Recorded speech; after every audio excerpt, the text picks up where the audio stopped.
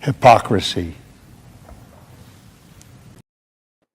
Hey, what's up, guys? Welcome to Law-Splaining the Interwebs. I am your host, Nick Rekieta of Rekieta Law, a small law firm in central Minnesota. How are you, chat? How are you doing today? Review Amber's NBC interview. Oh boy, is that out? Did that thing come out?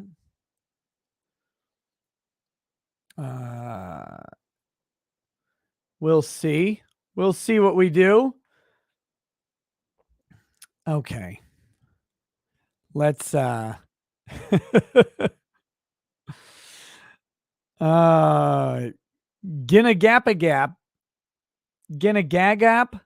Ginnagap. Lemon Escape says, not great. I hope you're well. Well, I'm okay. Some people are mad about, some people ask, how you doing? And then some people are like, how are you doing? I want to be mad at it. Well, tonight is for them, somewhat. So tonight is for them. Here's the deal. There are articles complaining about the grifting. There's one article, and I have my suspicions about this. But there's one article that is neutral about the success of live streaming the trial. Okay. It's an article I contributed to upon request, verifying some information, correcting some information and all that. It's written by a guy who seems to be on the up and up. He seems to be fine. However, that neutral article is predictably being used by other people to raise a stink. Okay. And so we're going to talk about that. And since the people who are raising a stink, there we go. Getting my chat set up. Since the people who are raising a stink don't like it, I figured tonight was as good a night as any to do a grift stream. Now, I don't ask for super chats.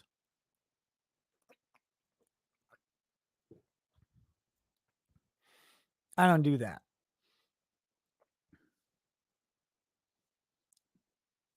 Oh, yeah. I was laying on my couch. Probably do have weird stuff in my hair.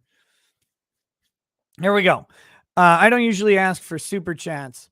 Tonight is a game, if you will, with a contract attached. And that game is the super chat game. You can choose to participate. You cannot. But I'm doing it because some people are mad that people give super chats in any other context. So what I'm going to do instead is every so often, at a particular marker, I will take a shot of liquor, of the lowest quality liquor. Listen, guys, I'm going to need you to support the show tonight. That's what I'm going to need you to do. Things are hard out there. And, frankly, I got bills. So every so often we hit a goal. I'm going to take a shot of liquor. I guess we're going to do it by poll as to what liquor it is. Let's see what I've got. I've got rum, military special rum. I've got military special gin.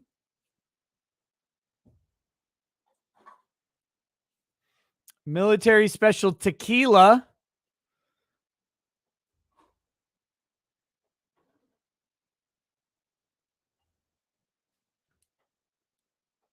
More rum. Let's see. Oh, here we go. Military special vodka.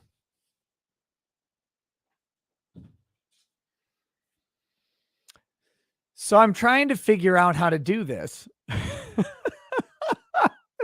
is going to be a disaster, I think. And then after a while, the stream will end. How's that? How's that? What we talk about will probably be dependent on super chats, I guess, and what people want to talk about. We'll have to figure that out, I guess. So I don't know. Does that sound like an okay stream? Does that sound fun? Is me rubbing this in the face of them? Like, is that is that a bad idea? I don't know. Oh God. The stream will end when I fall out of frame. We can only hope. We can only hope. So, this is me tapping into an internet psychology that is one of suffering and pain for the people that you watch. And well, I'm going to leave it in your capable hands. One thing I want to do right before we get started, and I'm counting everything that's already come in. I've got the tally going. Don't worry. And we'll explain the rules, and I'll explain where we are and give you periodic updates. But I got something a little bit wrong the other day, and I wanted to make that correction. I don't like getting things wrong, and I'm going to defend myself and say I didn't actually get something wrong because there was no way for me to get it right. I made an inference that was improper.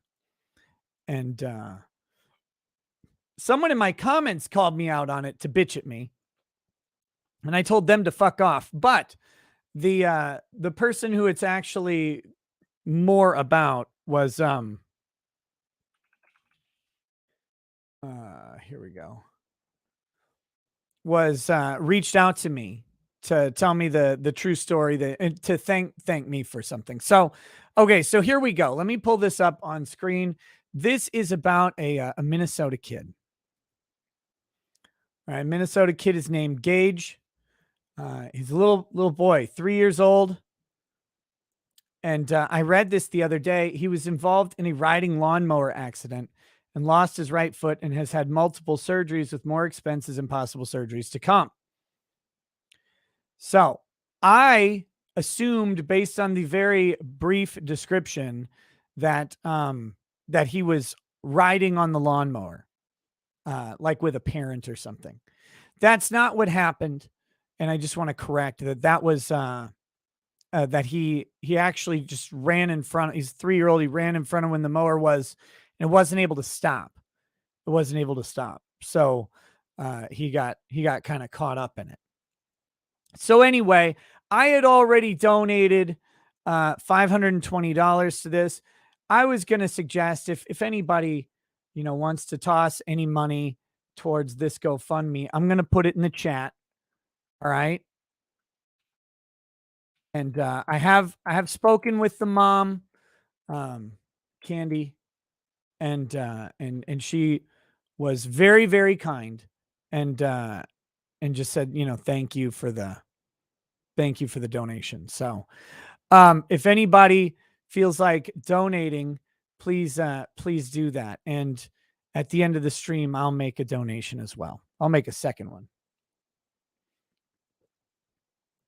So we'll maybe check up on that from time to time. All right. So the next thing we got to do is start this, and I'm already at a deficit. So this will be something. All right. So my proposal My proposal is every $300 that comes in, that's the gross amount that I'll take a nib. All right. So here we go. Let me make the poll. I'm going to have to stop at some point. No, do 500. Let's make it, okay, let's put it in the middle then. 400. Every 400. All right. And I'll tell you where we are in just a second. So first shot, vodka, gin, rum, and then what was the other one? Vodka, gin, rum, and tequila. All right, here we go. We'll see how it goes. There's the poll. These are going to be fast polls. You're going to be clicking polls. You're going to be touching more polls in this one than a stripper. Than a stripper on Sunday, baby.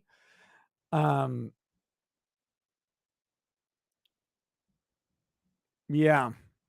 Yeah, we're going to check that out. To give you guys a reference, we are now at, oh, fucking hell. It's got to update. We're now at 9:12. So there's 2 shots already. Should I put like the analytics page up and just share it periodically? Would that help?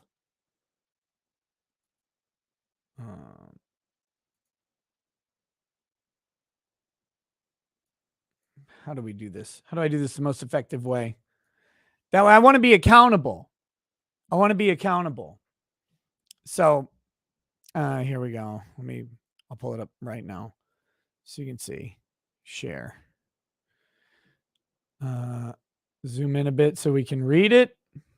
There you go. So you can see we've got the 917.92. The view count is up. And we're going to make a mistake today. So that'll be fun. I got to get to the first super chats, and the poll is going to end in about 20 seconds. So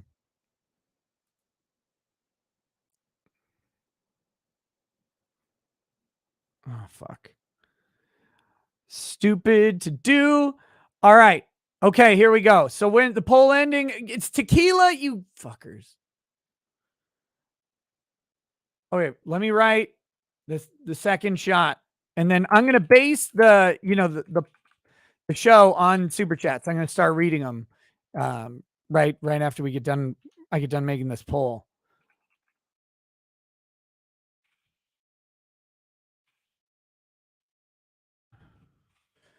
Tequila is too many letters.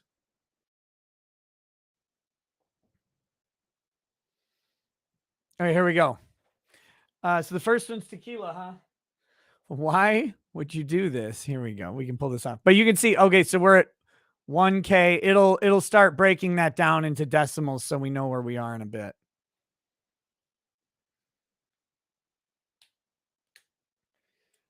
All right, so I've got this dusty bottle of real gold tequila.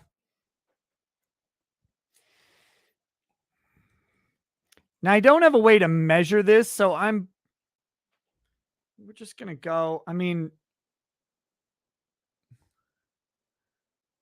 that looks like a single. Oh, God. Okay.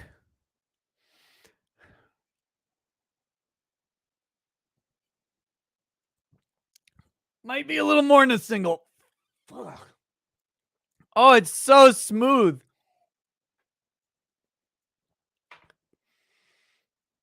I might take tequila off the menu. Oh, God. Oh, that is foul. That is foul. There's got to be a better way to do this. Oh, this is a stupid plan. Oh. Yuck. All right, I'm ending that one. The second one's tequila too. We'll see how quickly I die.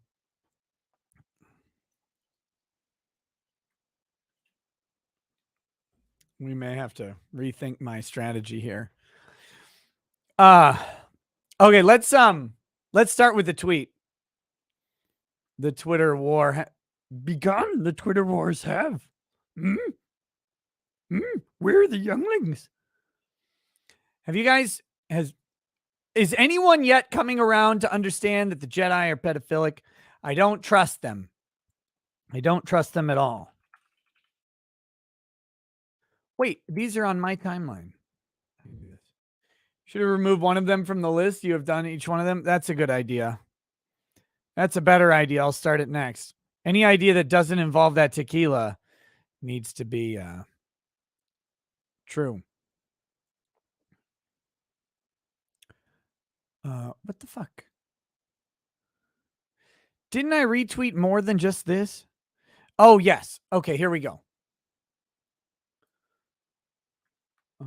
Just getting things set up. All right, so was this last night that I was tweeting this stuff? Yeah, here we go. Anyway. Where's my screen? There. So I think we talked about, no, we didn't talk about, it's Monday. It's Monday. Why do I feel like the tequila is already hitting me? That is terrible. Wait, what was that, Ryan? Thanks. Thanks, buddy.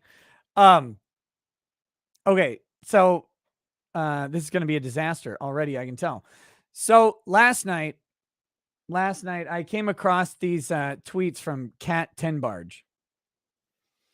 And so here's what happens. Let me tell you how the media works. The media God,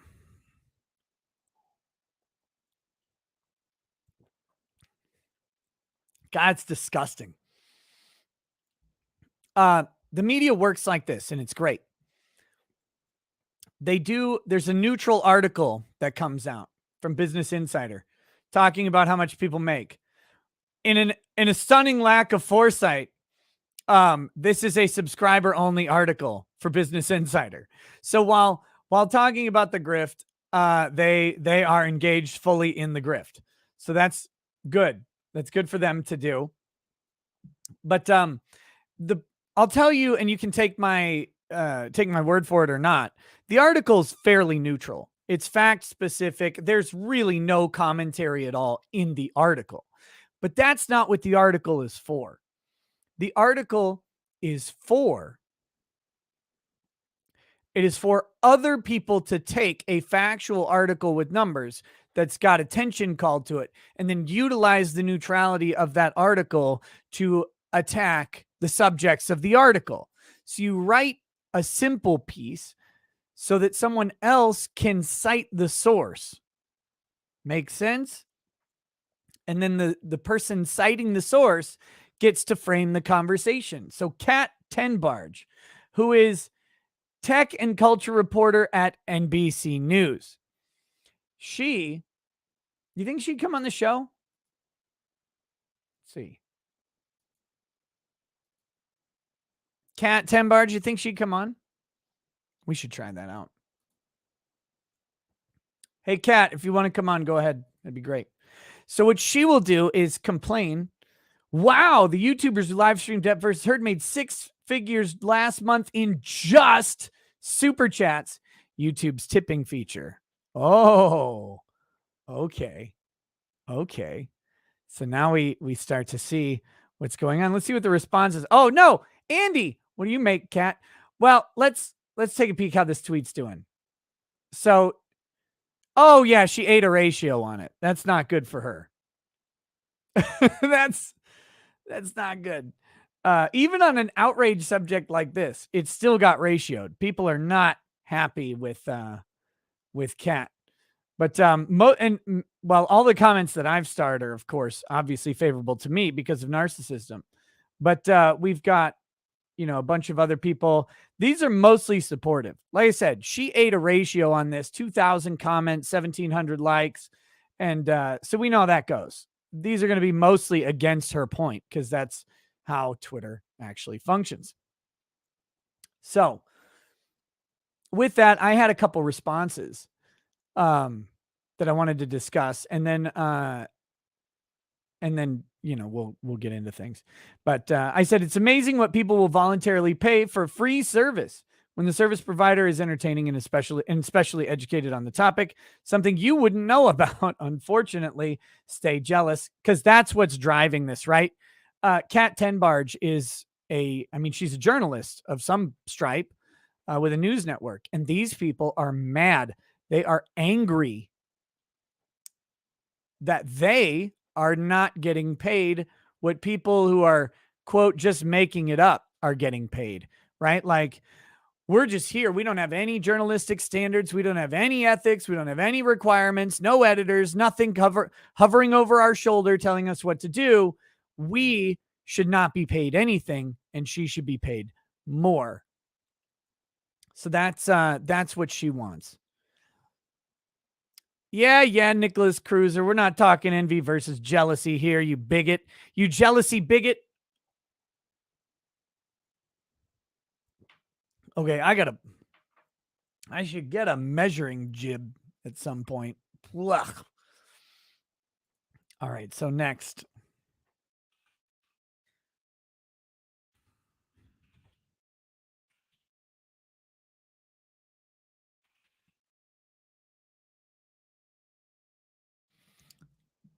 Oh, God, that fucking tequila. Tequila is gross. You do know they are all outlawed by the Articles of War? Yes. Yeah, all the military specials are terrible. Rum next? Okay, well, at least it's spice rum. Oh, I am doing another shot. I'm just trying to live. Because for you guys, this is a sprint to make me die. For me, this is a marathon to try and eke out an entire show. Okay.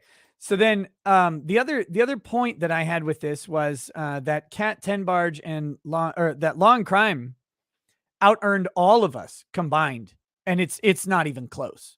Like what Law and Crime earned on this, it makes Emily, Legal Bites, and I look like rank amateurs. So then I also responded to to Jeff with my third point. This is the author of the article, and again, I think Jeff's article is fine. I think it's fine.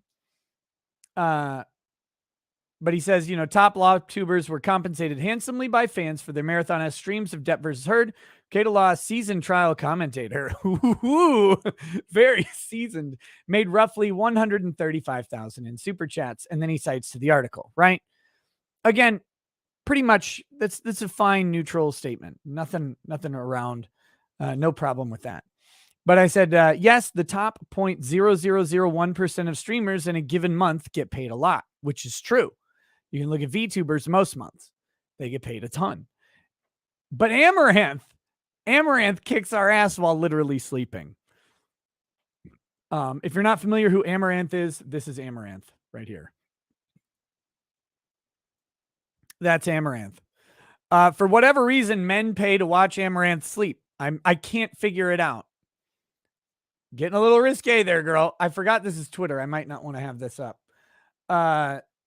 So anyway, let's pull that down. So anyway, Amaranth, I don't even know if she talks, but I do know that she streams. She puts us down like no tomorrow. It's crazy how much that chick makes, right? And so, but this is a special issue for someone like Kat Tenbarge because this is news. They really don't care about what people make in entertainment generally. They're not making a generalized income statement because, while Legal Bites, Emily and I made plenty of money, absolutely, which is why I'm doing a grift stream now. I think doesn't make sense, but we're working on it. We made plenty of money, but I mean, we're laughable in the face of CEOs of major companies. We're laughable in the face of actors and actresses.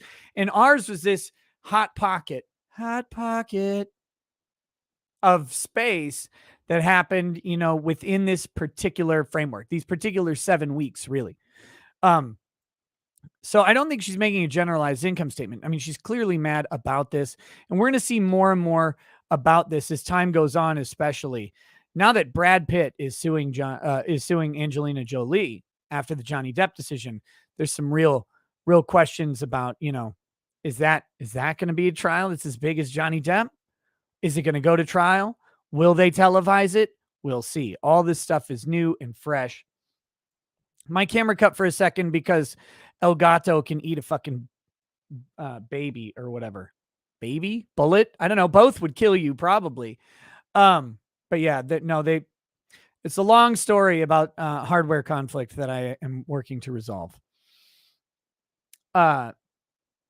So Brad Pitt is going to is suing Angelina Jolie. That has the recipe of being an even bigger shit show than Johnny Depp versus Amber Heard, and probably with a lot more neutrality involved because they're both mega celebrities, as opposed to just one, and one being a side character in some shit some people thought about watching once.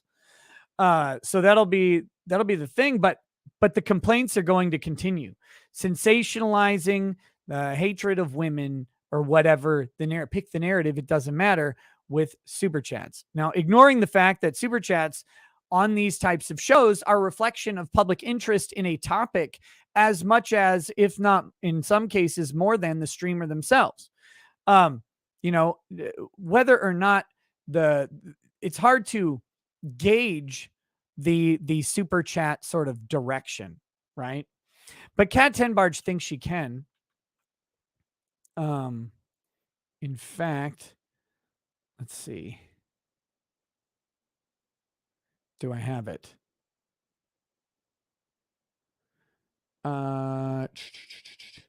She had a comment, and I don't know if I'm going to be able to find it. Oh, here we go. This will be funny. This is her bitching piece. My whole short career, I've been told I must hate content creators to report on them critically, which is the same backward logic people apply to politics. You must hate America to criticize it. And feminism, you must hate men. Well, to be fair, she's right, but I also have my suspicions about her not hating any of the 3 categories listed. She says, people who care enough to do the work tend to care deeply about the thing they're criticizing, but that's not the point. See, this is a neutral statement. It doesn't actually say that she cares deeply or why she would care deeply about content creators or why she should. None of this works. The point is that the narrative demonizes the journalist, the whistleblower, whoever is doing the criticism, even if that critique is just facts. Oh, Kat, the fact that you suggested that everybody's belief in Johnny Depp is solely based on the amount of money we were earning, and that it had nothing to do with our legal opinions or our opinions about trial strategy or any of that. Like, none of that had anything to do, because Kat, that's what you did. You accused us of only caring and being on the side of Amber Heard because of money, or on Johnny Depp because of money. But I don't think that's true at all. I think that's silly. Anyway, she says, people would rather other you and she's against us than accept the flaws in their institutions. Wait, what? Oh, people want to other her. Got it. Tale as old as time. Well, no. Like, again, legitimately, sweetheart,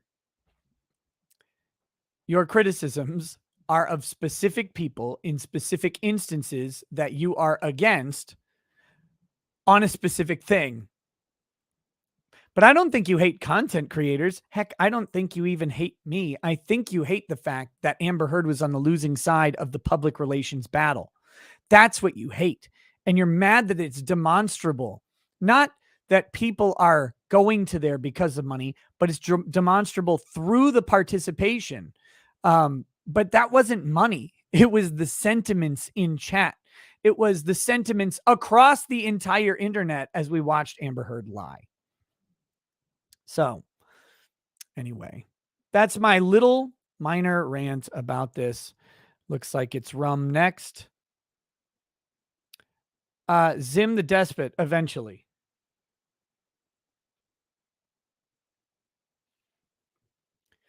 So this is only my third shot.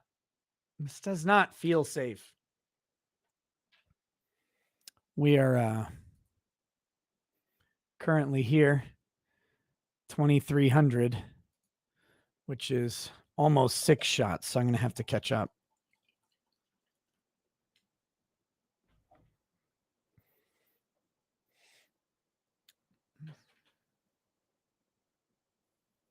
So Eric is apparently trying to outgrift you while also destroying his liver. Wait, who's Eric?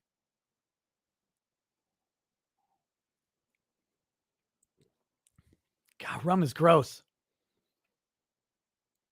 But it's better than the tequila. What do you think of Amber's interview? I haven't watched it. I thought about watching it, but I don't know. Nick looks defeated. You have no idea, buddy. You have no idea.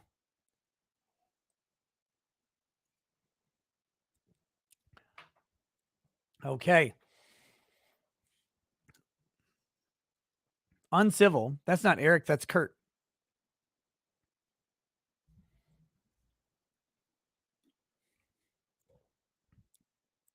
All right. Time to start reading chats.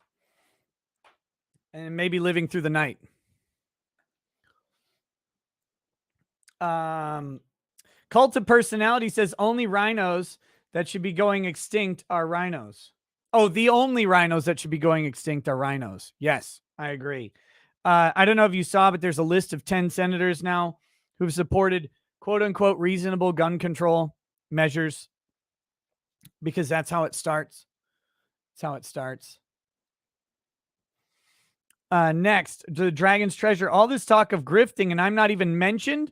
I made almost 20,000. Was probably one of the top super chatters too. Where's my hit piece on how I'm sponsoring hate so I can scream, help, my tea shop is under attack. That's right. You can check out the dragonstreasure.com for all your tea and anime needs. The tea even comes with anime tits. Isaac Kozic, turning 21 at the end of the month. Lagavulin 16, a good first whiskey? No, it's a terrible first whiskey, but you should definitely do it and realize that once you've done it, you're now a man. But you should definitely have some Lagavulin 16. But it's a terrible first whiskey. Just fair warning. I didn't see the January 6th hearing today. I actually slept through it. I was planning on streaming it and I just passed out. I might cover it tomorrow. I don't know. Tonight I wanted to just do the anti-grifting, or wait, no, the pro-grifting anti-complainer stream tonight. So that was hey, awesome. You guys have look at this. Look at that. We were well under 4,000. We've now broken 5,000. They're at their goal. Thank you, guys. That was great. That was really cool to see. Thank you for that. But I assume the January 6th thing is just a boring disaster. I mean, it's the same stuff they've been saying since January 6th, only it's never worked. It's never actually gotten them what they want to talk about this stuff. They just do because they don't know what else to do. They don't have anything else to hold on to. Okay, next. Cracklin. Hold on, I gotta figure out where we are. There. Cracklin says, just found out one of my 2 adopted sons will need lifelong care because of issues from his parents' drug habits. I don't drink, but I may need a recommendation. Well, yeah, man. I'm not sure what the issues are, but that can mess you up. You tell you what, go get yourself a bottle of Bullet Bourbon if you need a recommendation. Jay Lama, Nick, Steve, the birthday boy who hated you in his sleep, is watching tonight thanks to you roasting him. It's actually his birthday today. Could you toast him To Steve, I love you, Flamingo. Happy grifting tonight, Nick. Sure. Dealer's choice on shot number 4 anyway is this gin. This gin. Oh.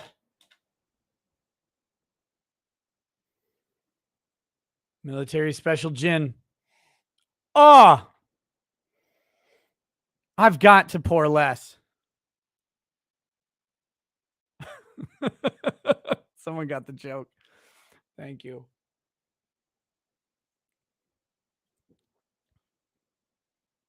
Oh, that's nice. It's got that warm aroma followed by paint thinner coming back up in your mouth. Oh.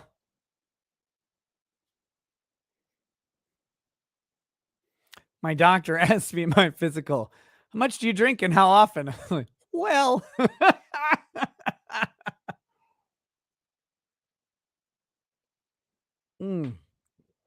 disgusting. Wah. Oh, I was supposed to toast Steve. I'll toast you with Gatorade, Steve. To Steve, the man, so manly. He listened to the entire show while passed out and understood and processed all of it and then explained it to his girlfriend later on. Or husband? No, I can't remember, husband or boyfriend. Anyway, in traditional man fashion, he said, no, baby, I was listening. Let me tell you what actually happened when Nick talked. And he explained it afterwards. To a true patrician's man, Steve, I hope you have a happy birthday. All right. So the next one's vodka, because it has to be. That's the last one on the list. Johnny Stoffel says, tipple tip. Andrew Wahoo, Deshaun Watson is now being sued by 66 women. Whoa, baby. That's a lot of estrogenic anger. You better watch out. Is Drexel right that ain't no one raping these hoes, or is he in trouble? See you on the replay. I'm not going to be able to watch live due to having to get to work earlier. I don't think the accusations against Deshaun Watson are all that credible, personally, but you don't know. I mean, the hard thing about all of this stuff is what is the actual allegation. Now he's being he's being sued. So they're going to be bringing the allegations. He's not suing for defamation. So he doesn't have to prove that they're lying. He has to prove that what they're suing, whatever they end up suing him over, didn't happen. So that'll be interesting. But yeah, I have a hard time with some of the stories like his. Like this guy, young athlete, football player, professional football player. So young, with money, in shape. It's not like he's a baseball player. And he's paying women to come give them massages, and then trying to coerce them into sex or whatever. I don't know. I don't really buy it personally, but that's it. Rivian Azure says, take my money, law, Dad. Brett Capusco says, Nick, your outro song is epic. It's a perfect way to end your adventure streams. Who is it? Also, have you been considering new trials to cover? Who is it is my friend, My Room Records. And the link to that outro song is down in the description. You can listen to the whole thing whenever you want. It's on SoundCloud. It's perfectly free.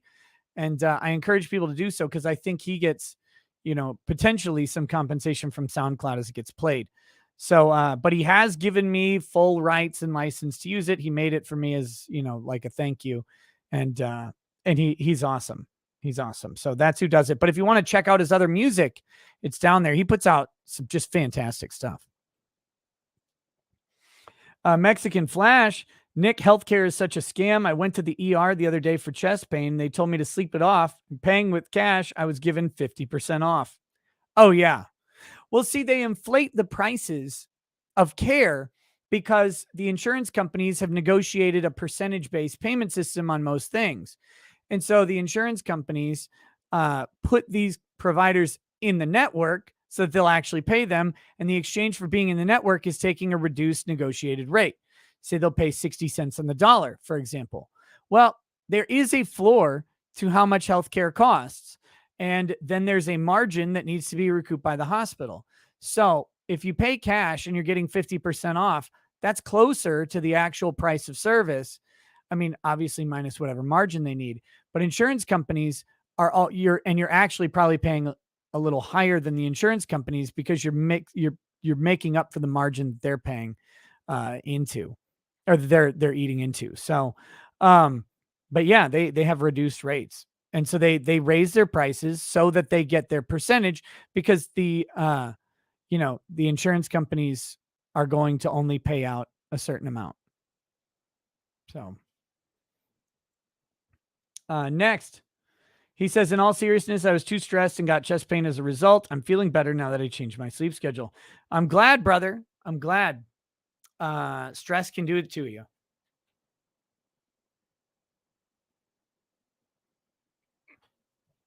That was a proper shot size. It just wasn't good because it's military special vodka. Oh, horrifying. Chibi Peach, the main media is just salty that you give the news, give your opinion like them, but you get paid to say what you want, not what someone else is telling you. You represent freedom of opinion.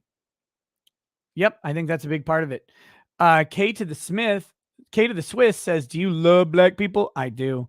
I love them. Mario Carter 13, only people mad about YouTubers making money streaming trials are bad at it. On an unrelated note, Law and Crime miraculously became #1 on Depp coverage. Yeah. I made a Law and Crime employee laugh on Twitter the other day. That was pretty fun. I wonder where that went.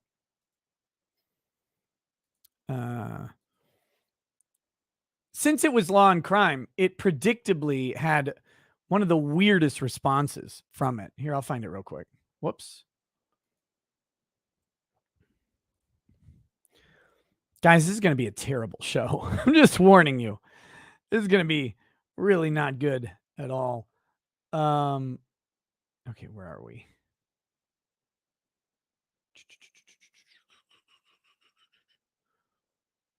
Where'd you go? Come on, lady.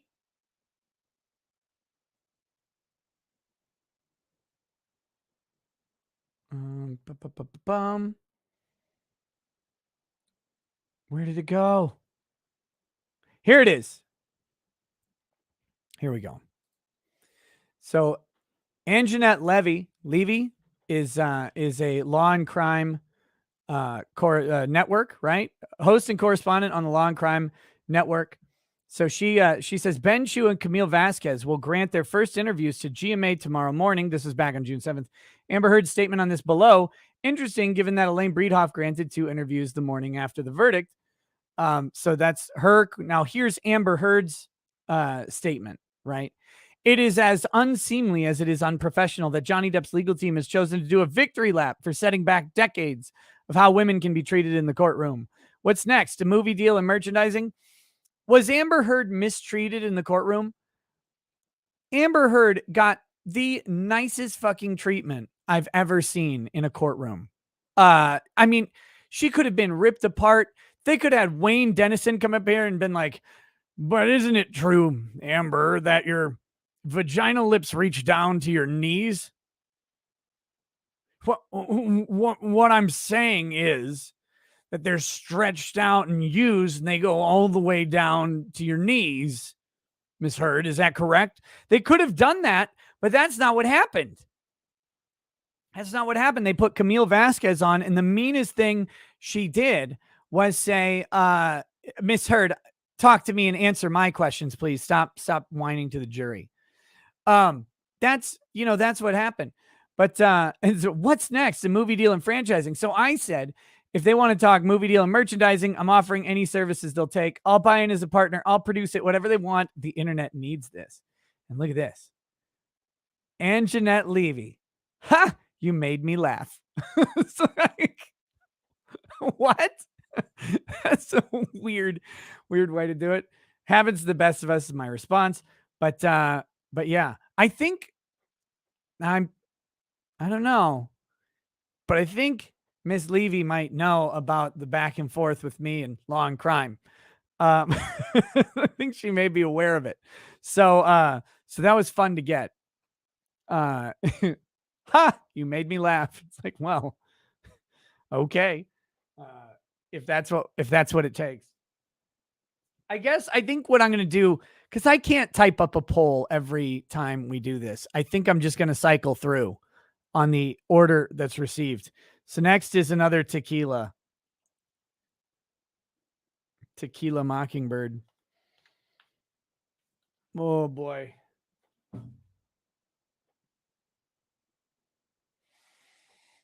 Gosh, this is so gross. Wait, Starzilla? You need a rant? What is Starzilla's asking for a rant? I missed it. Gotta invite who on? Says Joe Neerman stream sniping me?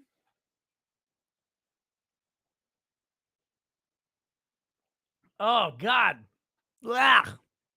Oh, this stuff is so gross. Joe is texting me right now. He is, I think. Let's see what he says. No, he didn't text me anything. This is so filthy. Go solo. Oh, I'm not bringing anybody on. This is a grift stream. This is grifting. This is how grifting is done. I will teach the media. I'll teach the media how to do it. We'll get Anjanette Levy popping down shots of military special tequila and see how long it takes, if you know what I'm saying. Oh, God, it's so gross. Okay, here we go. Let me get the next super chat here. Roger de Laborde says Amber Heard called Kate Moss a rando in the interview. Should we pull up? Should we have Amber Heard as a guest? We could talk through some of that thing. Oh, I got to bitch a little bit. CBS dropped their copyright claim on my day 16 Johnny Depp stream. They had copyright claimed it because the James Corden show, like 10 seconds or whatever that they played in court. So they copyright claimed it. And I wrote that they didn't, that was clearly fair use. It was educational, within the public interest, newsworthy, part of a public trial, streamed and watched by millions of people. So it's not me stealing the James Corden show, and fuck off. And, but see, when CBS, when they do that, they block the video. So that day 16 stream has been down until like yesterday, because they have the option to wait 31 days by just not replying to your appeal. It's just another one of the ways that YouTube's DMCA process and Content ID process fuck with creators. Because so one of the things that Content ID is, it allows revenue share, which is fine. Like if I'm stealing content, they get the revenue. That makes sense. But I'm not stealing content, so I appeal. And then all the revenue continues to accumulate. The ads continue to run. And in that instance, the funds are put in escrow, and whoever ultimately prevails on the claim, right? Like then they get whatever money is raised. So since I prevailed on the claim for the money, like I would get the ad revenue, which is almost nothing just in general on those trial stream days. Even on the absolute biggest ones, the $1 million ones, on ads, I only make like $300, which is not, that may sound like a lot for a video, but it's for a 10-hour video viewed by 1 million people. No, that's almost nothing. Typical 1 million view videos can make multiple thousands of dollars very, very easily. So I don't really care about the revenue, but the problem is there's even less of it because CBS also blocks the distribution. Like, no, that's ours. And then they don't respond. So for 30 days, it's down. So for 30 days, no one can do the day 16 watch with me, or well, in this case, I think it was 26 or 27 days. No one can watch my stream of it until they benevolently retracted their request stay. It's just bullshit. It's just bullshit. Okay, so next.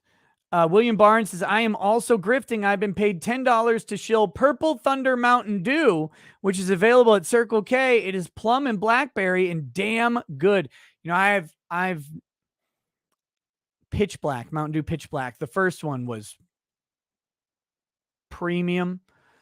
And then the other Mountain Dew that's really good is that the natural cane sugar old recipe or whatever. Fucking great.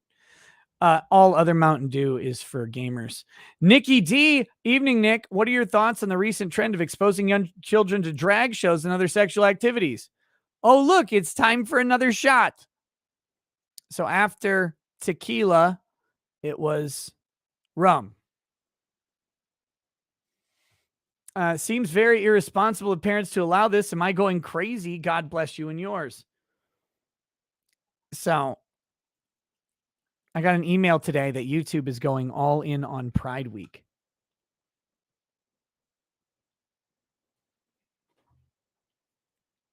And they have ways for you to show your pride by making a short video.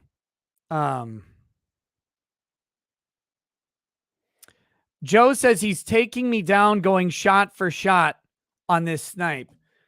All you, brother. All you.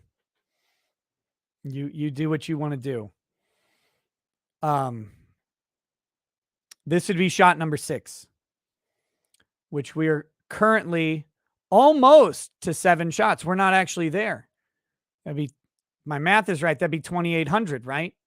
So that's going to kick over in just a minute, I'm sure, and we'll get to shot 7.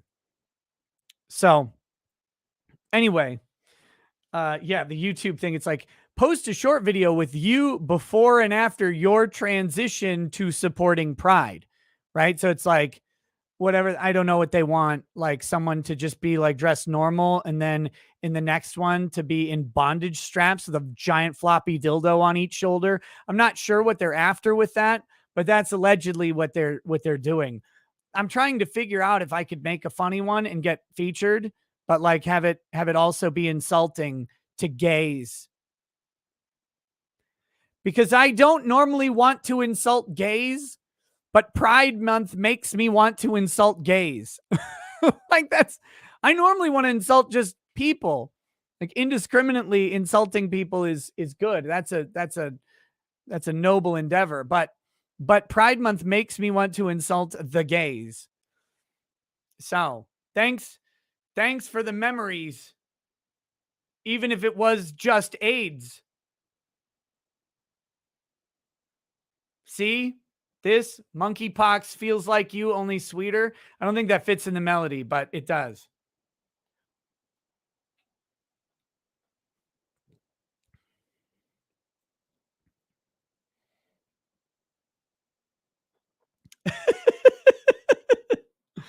Oh, no. Joe and Kurt taking from me. They can't take from me. You can't outgrift me, boys. Don't even try. Don't even try. You don't have the talent. You don't have the time. You don't have the tenacity. And you don't have the liquors.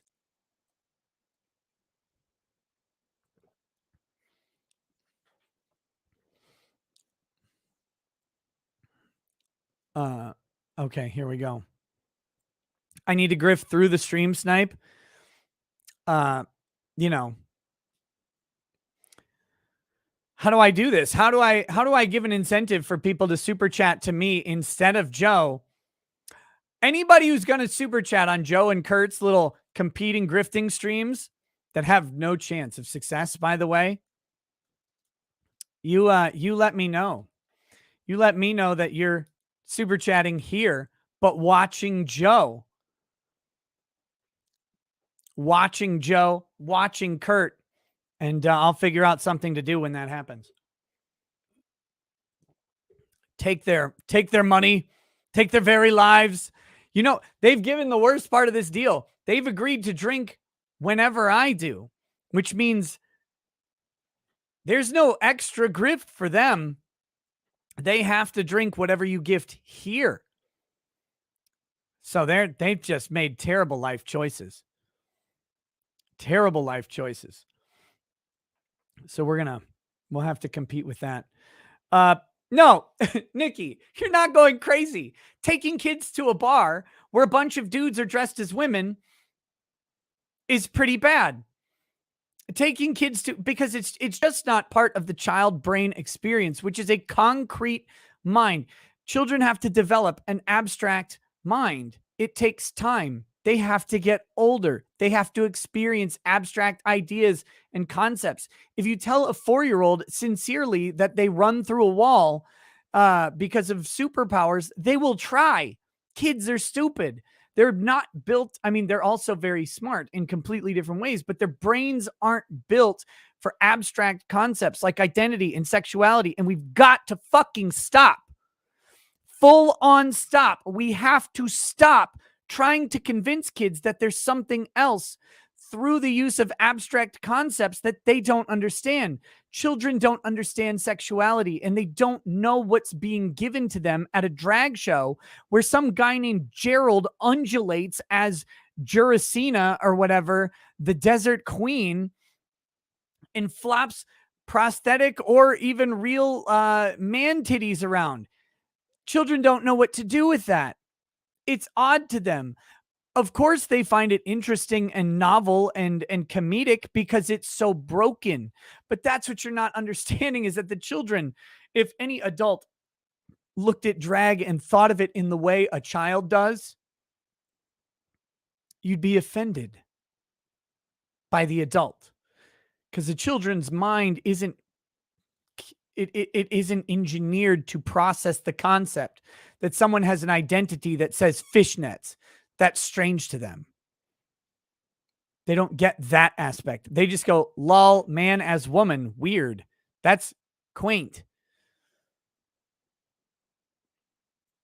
So anyway, it's not you going crazy. It's fucking broken. It's a broken system full of broken people, and they're trying to break children to match. Billy Witch Doctor 99, here's to keeping the grift going and keeping the journalists mad. Also, any updates on Melinda Scott or Greer on their various lawsuits? Not a bunch of updates. Melinda Scott says that Marshall died. I was going to get to this the other day. Do you guys remember Marshall? He was the guy who read the secret texts, and he knows that the Jews are going to be saved from America by the Persians and brought back to Israel to live in probably a slave state to Persia, but it'll be better than what's happening to them in America, and all other Americans will be murdered by the Persian Empire. Do you remember that guy? Melinda Scott has claimed that martial law is dead, that he died of something, and has an actual GoFundMe up for Marshall. Let's see. Show you. Wait.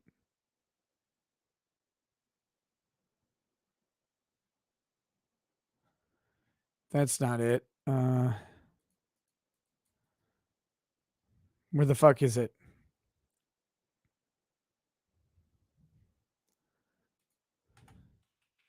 I found a completely different one that is not her. Here we go. Tamar Bhatia. That's right. Here it is. Here we go. So allegedly, this is what she's claiming right now. I was gonna actually talk about this on stream. That was the whole idea. Widow fund assistance for Tamar. So Elisha Marshall Scott passed away unexpectedly on January 19th, 2022. He left behind Tamar, Melinda, his wife. That's Melinda Scott. This is a crazy lady we've talked about several times. She calls herself Tamar because that's her lost tribe of Israel name, because she ain't no Jew. Don't get her wrong, but she is an Israelite.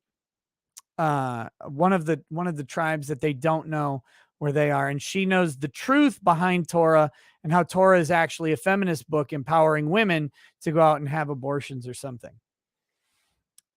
Speaking of which, Tamar, his wife, her name is Melinda Scott. She sues people all the time, and she uses Melinda Scott, not Tamar, as her name. 6 children and an unborn baby that Tamar is expecting. She doesn't say if this unborn baby is Marshall's or not. I think she wants the inference to be open. She says the family is saddened and devastated by this unexpected and sudden loss. Consider donating today to help the bereaved family carry on. Elisha and Tamar were both committed to following their belief to walk according to their conscience in the ways of the Creator and raising their children according to their beliefs as a team. Elisha is missed deeply. These kids aren't all his. Like, she's had a lot of husbands. She is the woman at the well or whatever.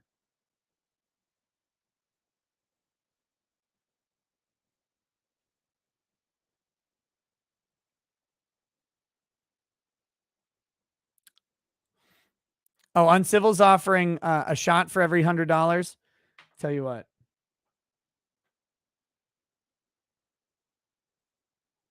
What's next? I haven't taken 7 yet. It's gin. Fuck me. Shot 7 is gin.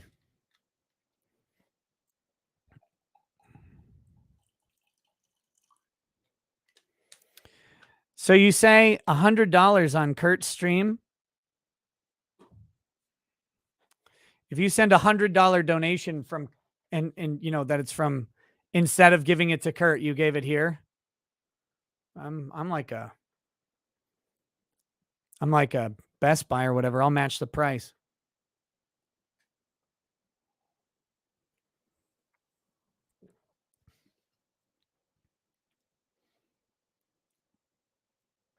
But that's got to be individual ones and ones that haven't come in yet because I just made the offer.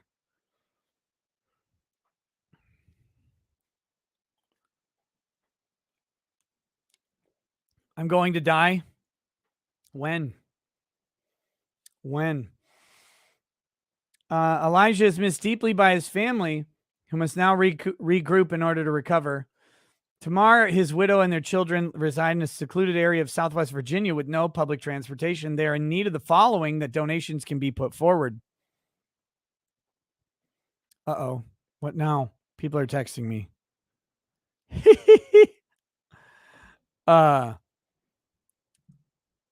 So here's what they need. They need a working vehicle that seats 7 children. Oh, well, those are easy to come by. Temporary transportation, car rental, toddler and baby items, household living expenses, burial and funeral expenses, household goods, homeschool, internet expense, and homeschooling supplies. Come on now, Tamar. What the fuck is that? So then there's this, which kind of looks like one of those ads, like you put it in to see what your tombstone will look like after you buy it on the website. You know? Color me skeptical, but Melinda has such an insane history of lying that I don't believe this for a second. I don't believe this for a fucking second. If you're able to be of assistance, please donate today. Thank you for respecting the privacy and confidentiality of Elisha's passing. Please don't look for an obituary. You probably won't find one. As they enter a period of grieving and adjustment, grieving and adjustment. The religious observance that Elohim the Father considers pure and faultless is this: to care for orphans and widows. She throws in, you have to pay for me. Come on now. No, Melinda, no. You can't do this. Well, God says you kind of have to. Oh no, Good Logic and their viewers just rated. Wait, Good Logic, you can't. How are you going to compete Grift Me? You can't keep up if you're gone.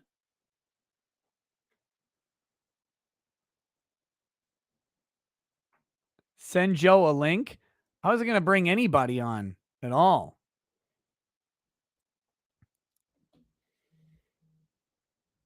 He says, send the link if you want. Up to you. I'll think about it. I'll think about it. I think this has got to be an individual grift stream, brother. I'm pretty sure we're going to just stick with this. There is no saving me. There's no good advice. There's no, I don't want the wise counsel. He says, what? What did he say? He says, bite me. Why would I bite? No, Joe, this is not about you. This is about me. This is about the grift. We've got to show these people that there's no redeeming quality to what's going on today. This is a disaster. What I am solely forcing people against their will to contribute money to the grift.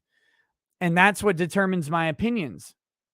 That's why I have a liquor list that was decided by the chat. So here we go. And then she's got these gloves that she bought at like a Goodwill or whatever. And then she threw Marshall in her ring. I don't know why her ring would be in there too in this case. Because I guess, well, I mean, she's not going to need it anymore is the idea. I don't know. If you care, you can find Widow Fund assistance for Tamar. But before you donate to Tamar, let me just encourage you. Let me just encourage you to go back and watch any of the Melinda Scott videos I did, especially the one where she called into the show. Yeah, Melinda Scott called into this show, and it was glorious. Kurt just authorized you to rate him. Oh, Kurt thinks I'm giving up. Kurt thinks I'm going down. Oh, you motherfucker. You're toast. You're toast.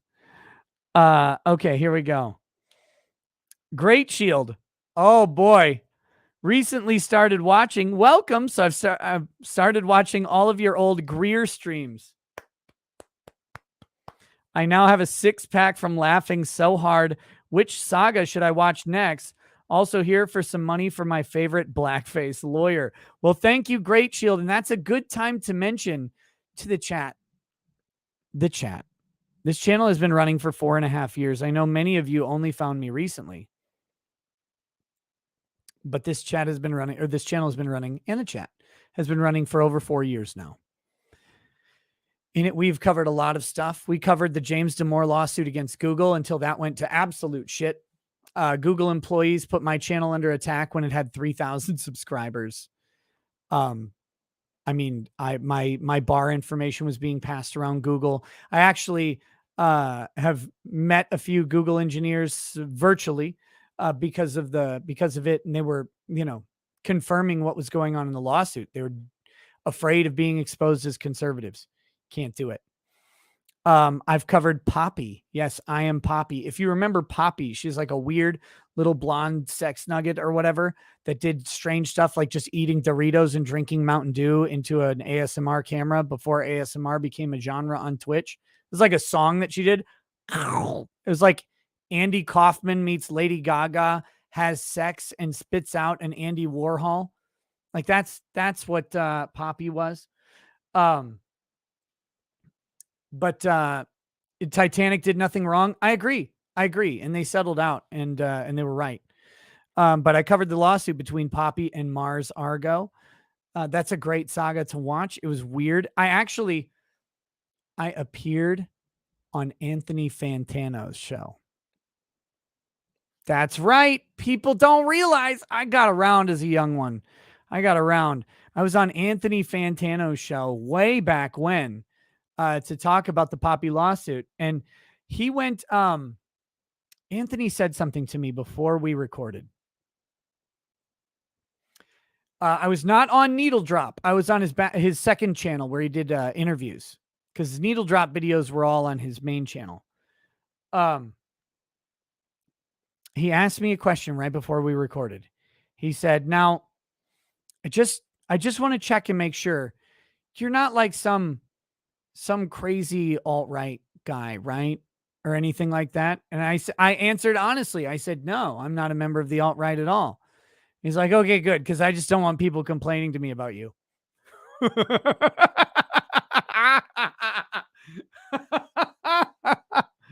Oh boy.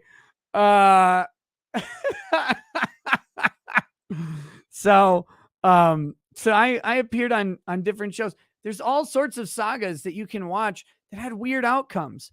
I covered the Dick Masterson versus Maddox lawsuit. And if you like Russell Greer, you got to go all the way back to the origin story. You've got to go to Anthony Fantano. You got to do it. Or not Anthony Fantano. Fuck him. Actually, he was super nice. I liked him. I'm sure he hates me now because he thinks I lied to him or whatever. But he was very cordial. We had a great conversation. It was a good interview. But go check out the Dick Masterson versus Maddox lawsuit. The first videos I ever did. It's a special lawsuit. These do not come around. They do not come around very often, and it was great. Resulted in my first ever ethics complaint as a lawyer, which, accounted for like 3 heart attacks when you get the first one. When you get the rest, it doesn't matter. But the first one was not good. Not good for me. But we did it. It was also, I think, one of my biggest streams I ever did at the time was live streaming my my ethics complaint. But yeah, you can check those out. There's a lot of great sagas. The Vic Mignogna saga is an iconic one. Kyle Rittenhouse is iconic. The 2020 election saga was really tumultuous and really weird, but it's there as well. So how can Kurt be getting schlammered? I've just got my 7th one here. Oh, the Comicsgate stuff too. And yeah, here's where that comes from. Dr. Sylvestra Matushka says, best rant when Nick told Mark Zaid to eat a hand grenade. Yes. Famous DC attorney Mark Zaid. I told him to eat a hand grenade because he tried bodying me on Twitter and got fucking worked over.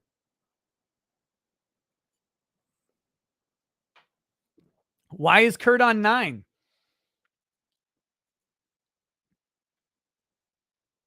I'm at 8th shot.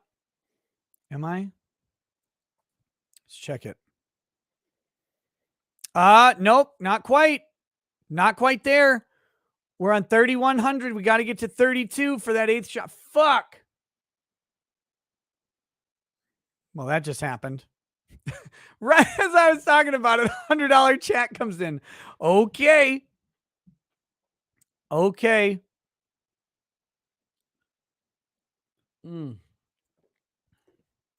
Once that updates. Oh, it did. We're not 3,300. Kurt is going every 100. Kurt,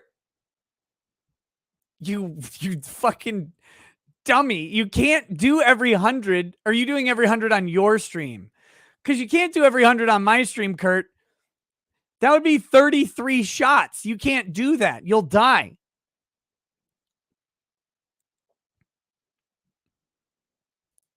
Baby needs his juice and I drink the Gatorade. Dude, that military drink is so fucking gross. It's so bad. He's doing every 100 on his. Okay. Well, good luck. Good luck, Kurt. Should we check in on Kurt? I got to put my headphones in.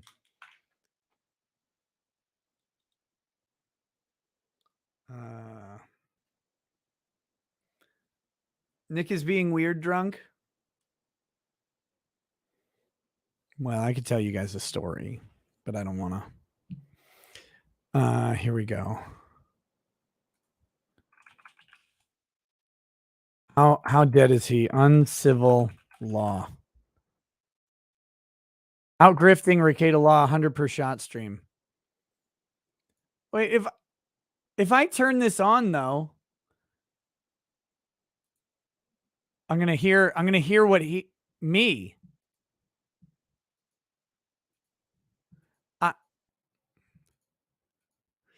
I'm get this way. That's fine. I'm good, buddy. And StreamYards. Yeah, it's better because I don't have to respond to texts this way. This is good. Yeah, no, that's fine. This is the greatest thing of my life because I fucking hate text messages and phones and everything. I'm good, buddy. And StreamYards. See? Yeah, it's better Here we because go. I don't have to respond to texts. This is perfect. No, it's fine. Yeah, no, This is- it's fine. This is the greatest thing of my life because I fucking hate text messages and phones and everything. This is stupid. I don't know what Nick to do with is this. the best. I just want to say for the record. Wait a minute. that No, Nick get off became- here, Kurt.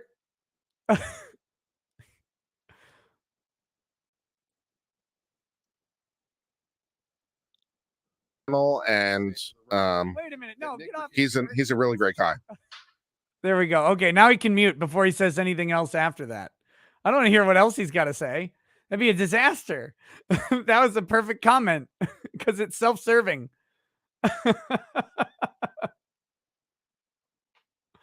Okay. Anyway, so apparently Kurt is trying to out liquor me. It's not going to happen. You can't out liquor me, boy. I already said don't even try. Okay. Where were we? Shit. Matt THX. Gonna go to bed soon, but good to see you. Good to see you, buddy. Hope to see you here in Houston at Anime Matsuri. Oh, yes, you will. You will. Anime Matsuri. So here's the deal, guys. I'm not 100% sure about who's coming to Anime Matsuri. I just don't have the list of confirms yet, but I've invited 10 YouTubers who are in fun spaces and who are not stupid to come to Anime Matsuri. And we will have tables. We'll have our own space at the convention that'll be like a mini YouTube content creator. We're talking Attorney Tom will be there. He gets a half-size table. Perfect. He's going to be there. We've got who else? Gary Nerdrotic is going to be there. That Star Wars girl, and lots of guys like to look at her, so come do it. But also be gentlemanly and cordial, of course. Yellow Flash, that umbrella guy. I think we've got Ethan Van Sciver. I think we've got Eric July. I think we've got Jeremy and Ryan Cannell from Geeks and Gamers. So we're going to have a loaded up thing. Plus, there's going to be some other YouTubers there, like Camelot 331 is going. I think Cecil is going. You can come see a lot of people at this convention, and you know, for many of us, there will be a table there. Now, my man Joe Ball, who's he's a comic artist, and he's doing a comic on Kickstarter or Indiegogo, I mean, called Death, Death, Death. You should check it out. It's fucking crazy. It's cool. And guys, if one of my mods will share this, I would appreciate it. Share the link. I'm not going to pull it up on stream, but Death, Death, Death is a graphic novel being created by a guy named Joe Ball. If you haven't heard of Joe Ball, neither had I. I'm not like deep in the comics world, but this dude has ridiculous art. And he's doing a comic that is a mix of the Bible, Berserk, and Gundam, I think is how he describes it. It's crazy what he's doing. And here's the best part. This is 300 plus pages of graphic novel. Nobody else is doing graphic novels this long. The man's a certified idiot for doing this in one part. He could have easily done 300-page campaigns. And in fact, 3 100-page books would be still higher than the average crowdfunded comic. You're talking 48 pages for most of them. Even Ethan Van Sciver, who just went long on Cyberfrog Wrecked Planet, it's 76 pages. So, I mean, we're talking a lot of content. And guess what? The manga version, which is all black and white, I believe, $18. It's $18 for this book. For the full color version, that's a little bit bigger. Like the manga version's like, you know, a small paperback. The full color version that's bigger, a big book, that's going to be, I think it's $25. You cannot get this. You cannot get that level of talent at that price anywhere else. If you're into comics at all, or manga, or just good storytelling and independent creators, check out Death, Death, Death by Joe Ball. But also super chat me, because ultimately at the end of the day, we are past 8 shots and we're about to be at 9 because we're about to be at 3,600. So, but check out Death, Death, Death. Really, please do it. If you support independent creators. And by the way, guys, I want to announce that I think I have finally got an artist for Color of Law, the Rekieta Law coloring book. So pretty soon, you too. I have an idea for a coloring book, and I have an idea that I'm going to work out as we get things rolling on the second one, which will be a kids version of the Color of Law. And I want these to be more than just coloring books. I want them to be like little basic education pieces on it. So I'll be heavily participating in generating, the panels or not the panels, but the pages, the coloring pages. And we're going to try and deliver you a good, solid adult coloring book, plus a kids coloring book option as well. So yes, the Color of Law thing is real. I've been trying to get artists, and I found one who I really like his art style. I really like his vision of like people and stuff like that. And I think it'll translate really well to a coloring book also.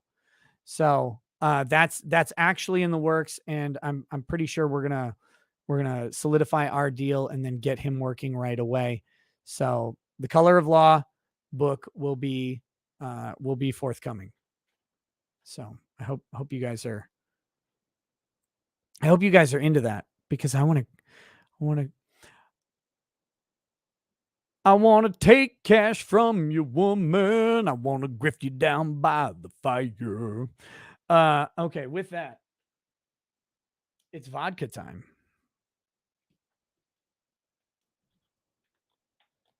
No hentai in the coloring book. No worries. No, the coloring book. So my idea for it is simple.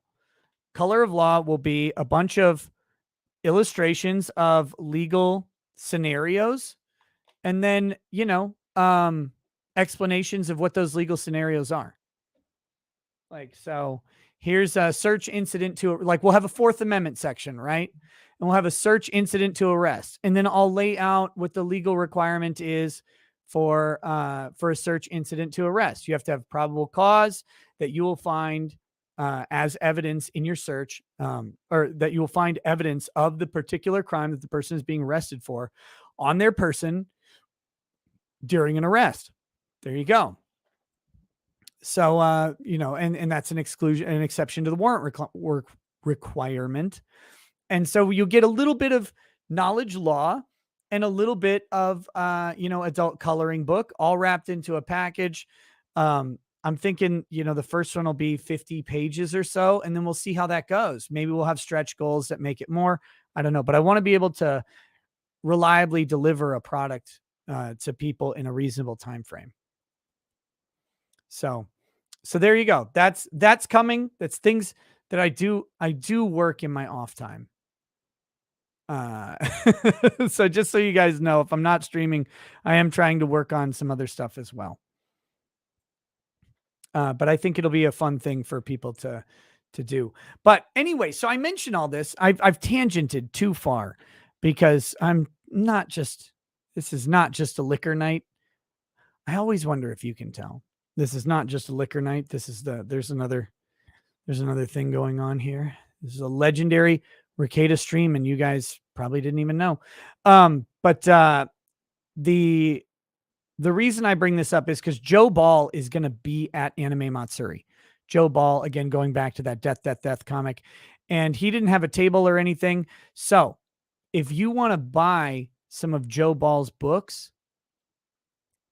I don't think you're going to get Death, Death, Death, but some of his other work or whatever, anything he wants to sell, it's going to be at my table, because I don't have stuff to buy for me normally, but it's going to be available at my table. So if you want to come check him out, and he's going to be there too. He's going to be at my table whenever he wants to be. I've opened up my space to hang out with him and for him to come up and if he wants to sling his wares, because I'm notoriously bad about bringing merch. Don't expect like me to give you anything to buy at Anime Matsuri. Come hang out with me and stuff like that. But I might have some buttons and stickers and stuff, but I don't usually bring a bunch of merch. I just really like to hang out with people. I don't do these. I don't do conventions to earn money. I go to conventions to meet people and to hang out and have fun. And so I'm really bad at the whole like monetize the convention thing. I don't do that. If you have creative ideas to give me money, believe me, I'll take it. But I mostly just go down to hang out and look at anime chicks or whatever.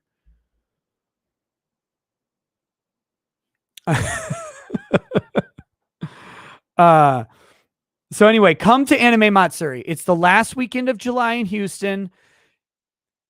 If you even think you like anime, come. If you don't like anime, but you just like convention life, come. If you just want to meet me and other law tubers, come. You're not gonna be disappointed. I'm telling you, I'm 99% gonna be staying at the Hilton Americas right by there, and I will most likely end up pretty much every night in the cigar area for the Hilton Americas right outside. It's in Houston. It'll be miserable out. It'll be perfect. Smoke cigars and sit and talk till 1, 2, 3 in the morning. Doesn't matter to me. Come do it. Lady Rackets will be there. It'll be fun. It'll be a lot of fun. Rick Nikita, have they seen you in blackface yet? Comedy is just beginning, everyone. The fun hasn't even started yet. That's right. People ask me if I'd ever be a judge, if I'd ever do X number of things. My career is long, long retired before it ever started because I have a blackface picture.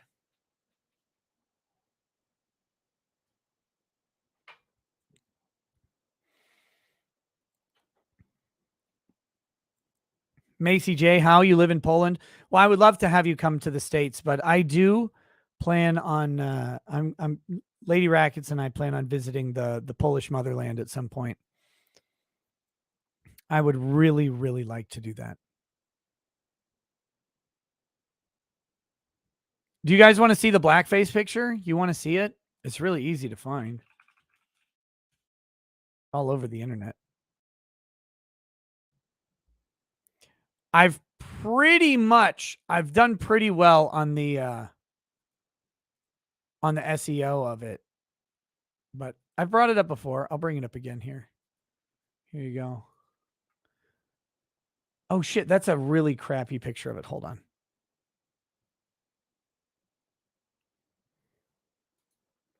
So I'm sure this will piss somebody off. And as you get pissed off, know this. I don't care, man. Get pissed off all you want.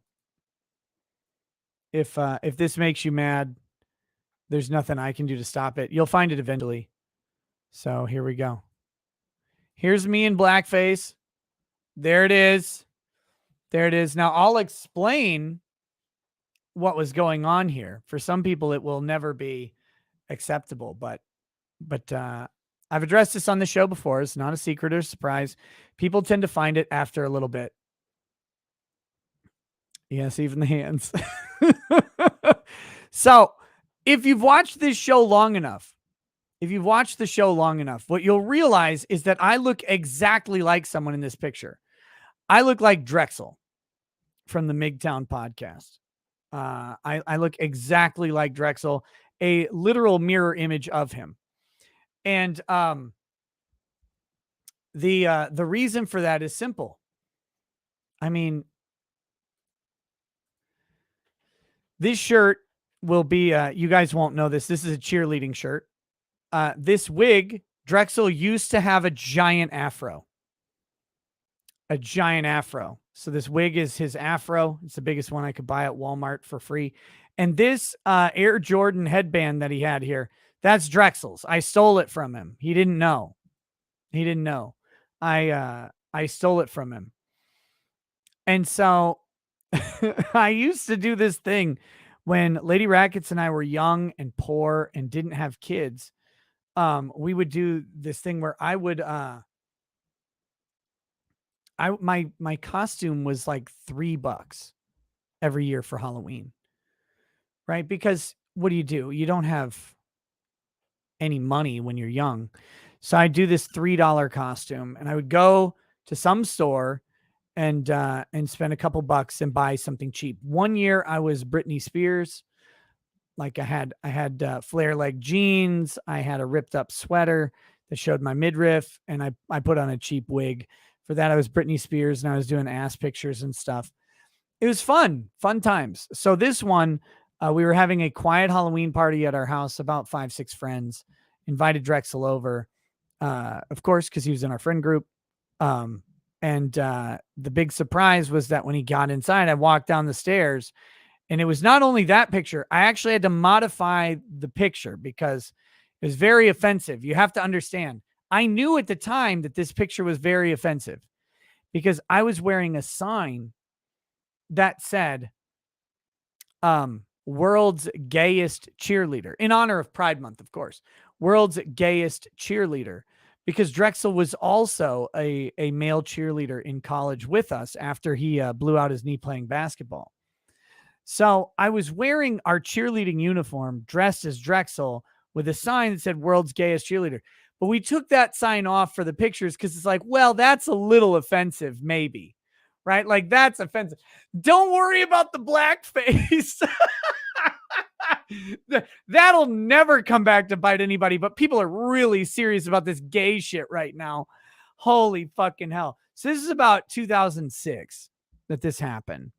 And people, like, at the time, really were offended by a bunch of gay shit.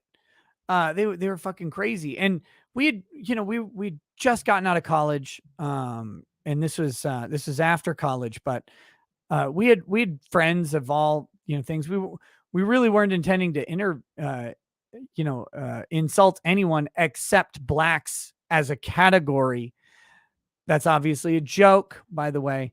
But we weren't intending to insult anyone. And so we took off the sign because, like, it's funny for the joke here, but we really didn't want to offend anybody. And I put the pictures up on MySpace because I had and still have, I still have it, I guess, on MySpace. Now those pictures were limited to friends only, but I guess in one of the many transitions that MySpace went through, the private pictures got locked. So I didn't even remember that this thing existed. But it was there. It was just sitting on MySpace through like 8 different new owners. And yeah, so that's what happened. That's the story of the blackface picture. It was never intended to convey harm. People will learn this about me eventually. I don't have malice to anyone based on a group, based on an identity. I don't fucking care about you. I have malice to you because you're a piece of shit. That's it. Like that's what it takes. I'll talk to anybody and everybody, but if you're a giant piece of shit, particularly to me, well, then I no longer, because that's what relationships are. But yeah, people like to bring that up. Unfortunately, you can't. This is way too long of a campaign speech.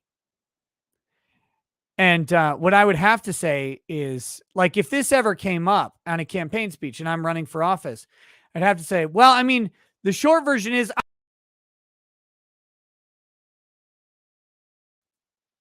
I'm just kidding.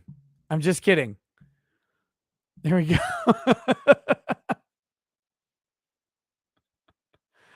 I don't know if that would work. Would that work? Would that be okay?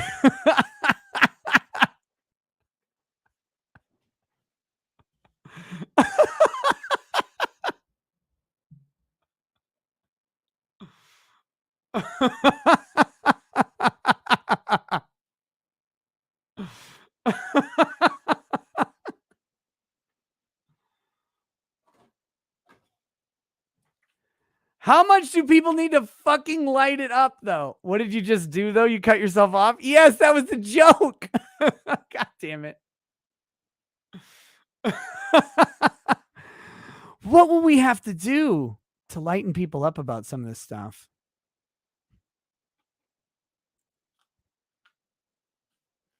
Bring out the Britney photos. I legitimately and honestly don't know where they are. It's a $3 costume. It didn't look good. I didn't have tits or anything. Please dress up like Ethan Ralph this year. I don't have that much paper mache.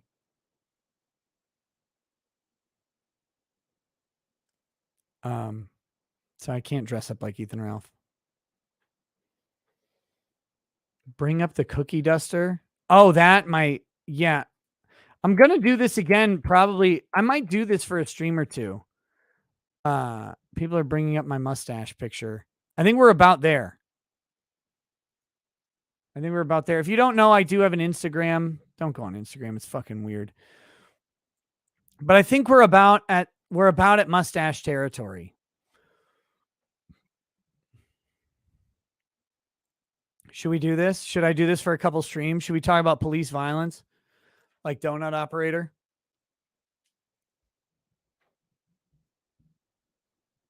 We can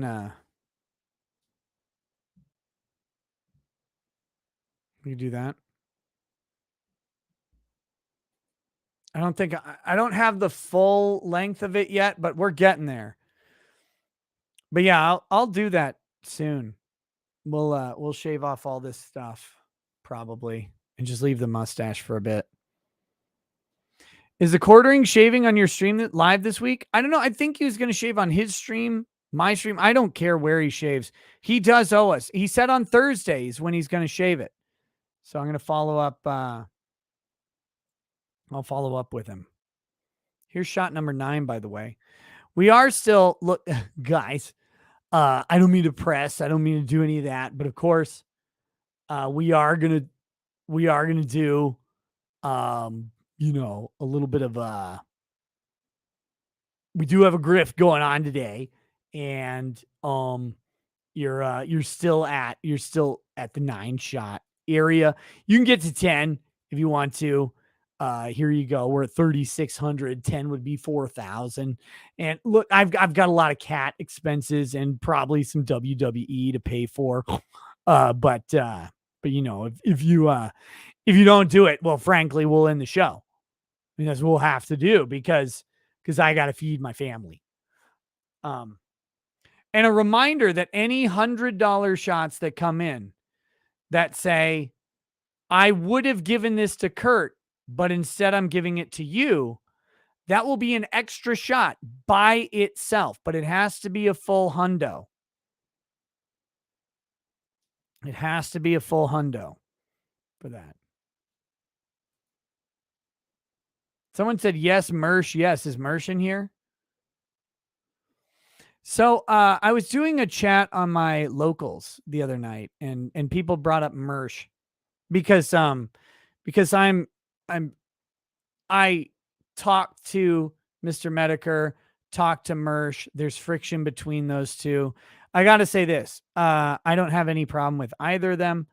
Mersh is, I have met Mersh. I've hung out with him. Lady Rackets and I had dinner with Mersh along with a couple friends of ours. And we also hung out, at some bars in Tampa, and genuinely had a very good time. It was good conversation, good company.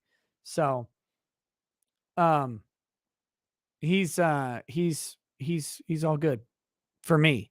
Other people have drama with other people. I don't get into that. I legitimately don't.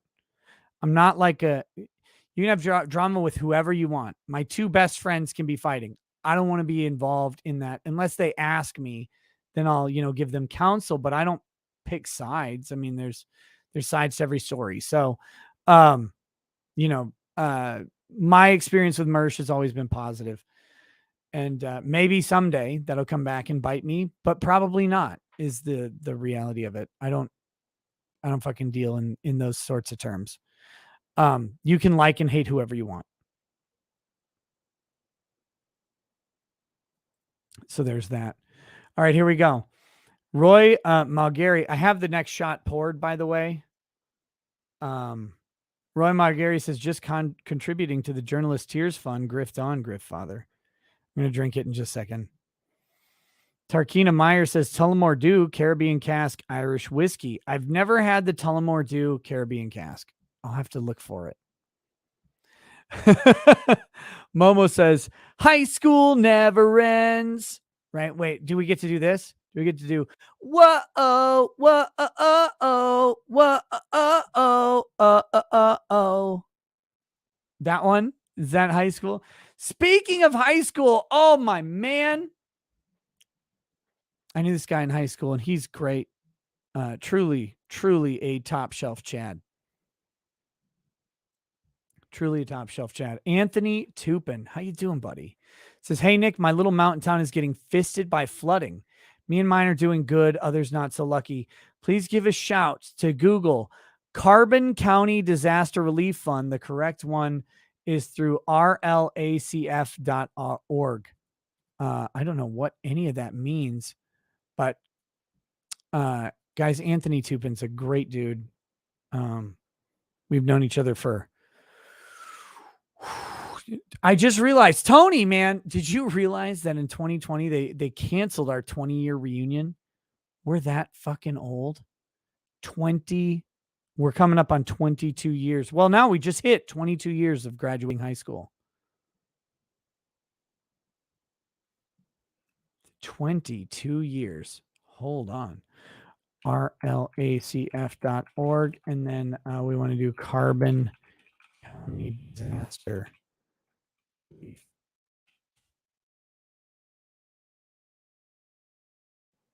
Red Lodge Area Community Foundation. So here's a fund to that. I'll share it in the chat. Guys, some people are getting hammered by flooding. John M., I was class of 2000 also. So this is in the Red Lodge, Montana area. They're getting crushed by flooding. Red Lodge is a beautiful area. I've been there before. I'd love to go back. But yeah, you can come and check. You can check them out if you want. Class of 2000 here too, guys. Class of 2000, we are one of the last. We are one of the last graduating classes of real people before they just started churning out fucking NPC weirdos all over the place. We remember tits in movies. We remember racist jokes being okay. We remember Lawrence of Arabia existing. We remember blackface being funny. We remember whiteface being funny. We remember the Wayans. We remember Eddie Murphy. Like the span of blacks that we have in comedy goes from Eddie Murphy or even back to Richard Pryor all the way to the Wayans.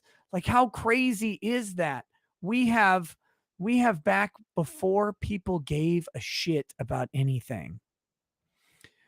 We remember token black guys. We remember token white guys in Drumline too. We're in that age range. Before Nick Cannon was a fucking weirdo.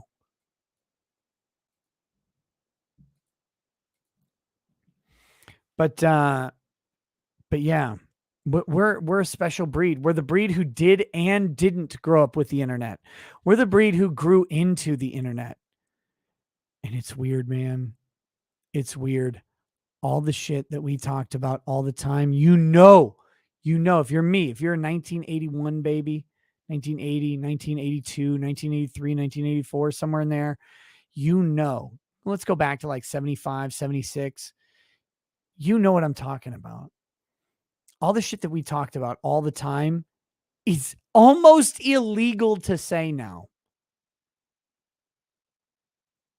It's almost illegal. And I'm not talking about race shit. I'm talking about everything. I'm talking about gay shit. I'm talking about, remember when, what was that show?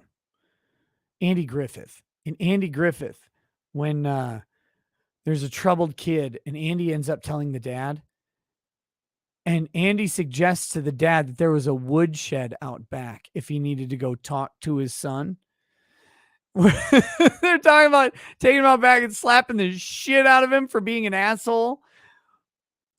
I mean, the shit that we have seen change is dramatic because I was I was talking about this with the Slovenian national television reporter. I gave her a 2-hour interview, by the way.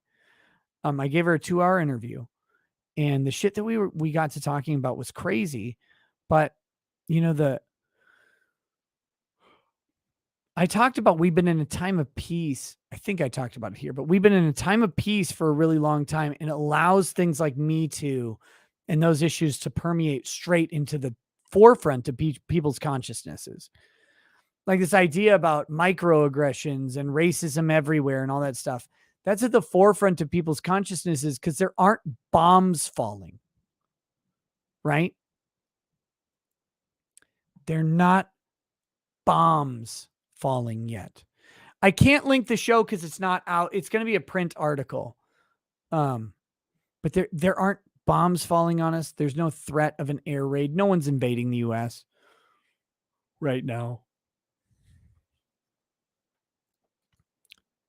So we have this time where all this other extraneous shit gets to rise up Maslow's hierarchy of needs, right? Because we're at self-actualization, self-fulfillment, self-exploration. What we aren't at,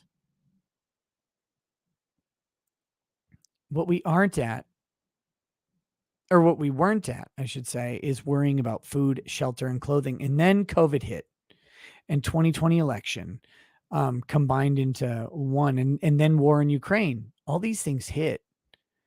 And we stopped caring about all that extra shit. When people are paying $5 a gallon at the gas tank right now, you just go up and what? Suddenly, fuel efficient cars are costing $70 to fill. People don't give a shit about how Rose McGowan fucked her way into $50 million. Right? People don't care that she had to get her ass hollowed out by a greasy fucking Italian or Jewish film producer to get a role. Like, normally we'd care, but Rose, I'm sorry, you've got $50 million and we've got fucking $70 fill-ups on gas. And I don't know how I'm going to buy my Taco Bell lunch that I already had to cut due to the existing recession.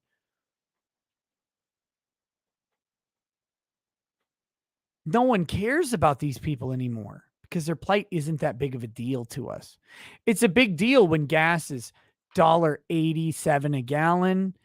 Employment is up. Unemployment is down. Wages are up. Times are good. Then COVID hits. Then the Ukraine war hits. Suddenly your kids are looking at potentially, oh, my kid's serving a non-combat role in Germany. I was really nervous when he joined the military. And oh my fucking God, what are you talking about? That base might be deployed into Ukraine to fight someone else's war. Holy shit. Suddenly when you do that to people, shit like Me Too, who fucking cares? My kid might be sent to war. You think I care about how some dumb slut who earns $70 million in her life is treated by a producer? Nobody cares. Nobody cares about that shit. When there's a war, when there's a pandemic, when their basic freedom is gone, and when their votes' authenticity is challenged. Nobody cares about any of that.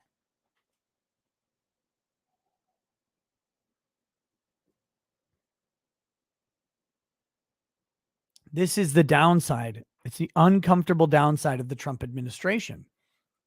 Left or right doesn't matter here. People don't know this about me. Let me state it. And you can make fun of me or whatever you want. I don't care. I did not vote for Trump in 2016. He won without me. I heard Trump talk and I thought he has authoritarian law enforcement tendencies, and I'm not into that. I am a libertarian. I am for freedom. I am for free speech. I'm for free journalism. Here's what happened. In 4 years, during that time, my concerns about Trump jailing journalists, going after political opponents, like he said, One of the things, I know people love it, but I hated it. He said to Hillary Clinton, you'd be in jail, right? Like you'd be in jail. Political vendettas, political blood feuds are what keep Africa, Africa. These cyclic violence, cyclic jailing of opponents, that's despotism over and over. And what Trump communicated to me, because I didn't understand him at the time, he communicated to me despotism, the jailing and attacking of political opponents. But you know what he did that was miraculous? He did not do that. He did not jail Hillary Clinton. Now I know what everybody's saying. I know based, red pilled, all that stuff, and it's great. And again, you can make fun of me for it. I'm fine. I'm happy to be wrong on the issue. Believe me, I'm very happy to be wrong on the issue. But I want to point this out. What he communicated to me was that he would pursue the jailing of his enemies. What we've seen happen is that Trump did not pursue the jailing of Hillary Clinton.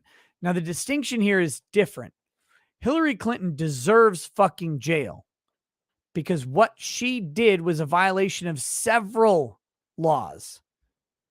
What she did was a violation of all sorts of political etiquette in addition to laws. Don't get me wrong. You can be a Democrat. You should still. What Hillary Clinton did was unacceptable. So I want to point that out.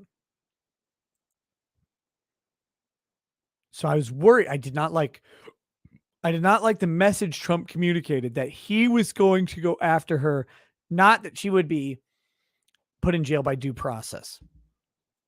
What Trump did in office was the opposite of the explosive remarks he made during the campaign.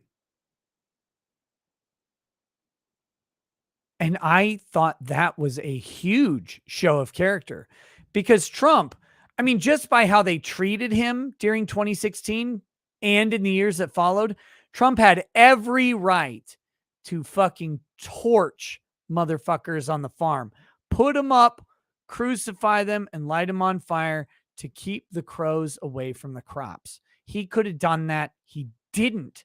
And I thought that was actually a massive display of character. I know people get mad about how Trump conducted himself on Twitter and other things. That's fine. I don't care. Go for that. But what he could have done versus what he did was not what he said on the campaign trail. That's why in 2020, I voted for him. 2016, I did not. So I get accused of all sorts of shit, but accusing me of being a forever Republican or an only Trumper or whatever is not accurate. He earned my vote 2016 to 2020. You know how he did it? Two major ways. No foreign war.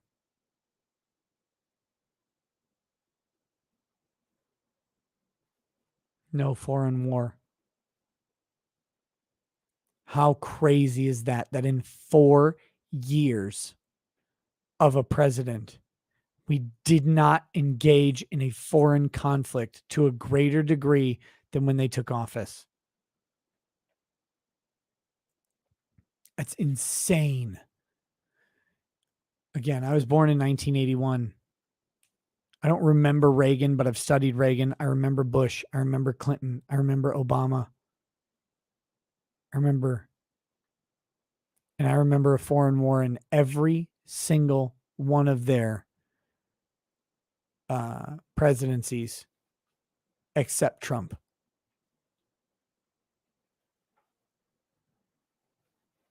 And believe me, I was critical when Trump fired missiles. I think on Syria, on that Syrian airbase. I was critical. I said, this is bullshit. Don't do this. I thought he was going to take us to war. He didn't. He knocked it out. It was done. We didn't go to war with North Korea. Thought we would. We didn't go to war with Russia. That's coming. And we didn't deploy troops. We removed troops. It's crazy. It's crazy. I did not think, like, because Trump's talk, let's be very clear. Trump's talk disagrees with so many of my talking points.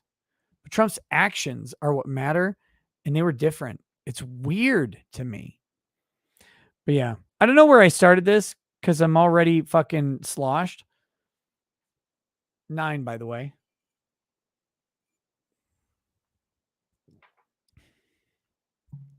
What was that? That tastes like tequila. Fuck.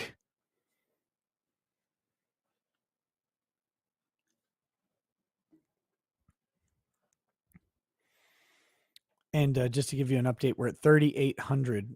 I think we have to get all the way to 4,000 for the next shot. Or again, I have said, if anybody would otherwise donate to Kurt Uncivil Law and they send me $100,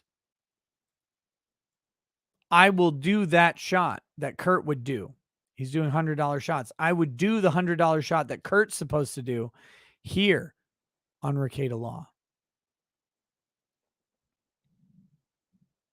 Random 11, I did not vote Hillary. No. Thank you for asking. I should probably not leave that out there. I literally wrote in me with Edward Snowden as vice president.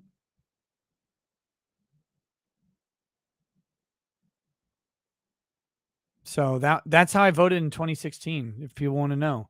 I was so frustrated with both parties. I didn't want to participate. So I voted for me with my clone, Edward Snowden, as president or as vice president.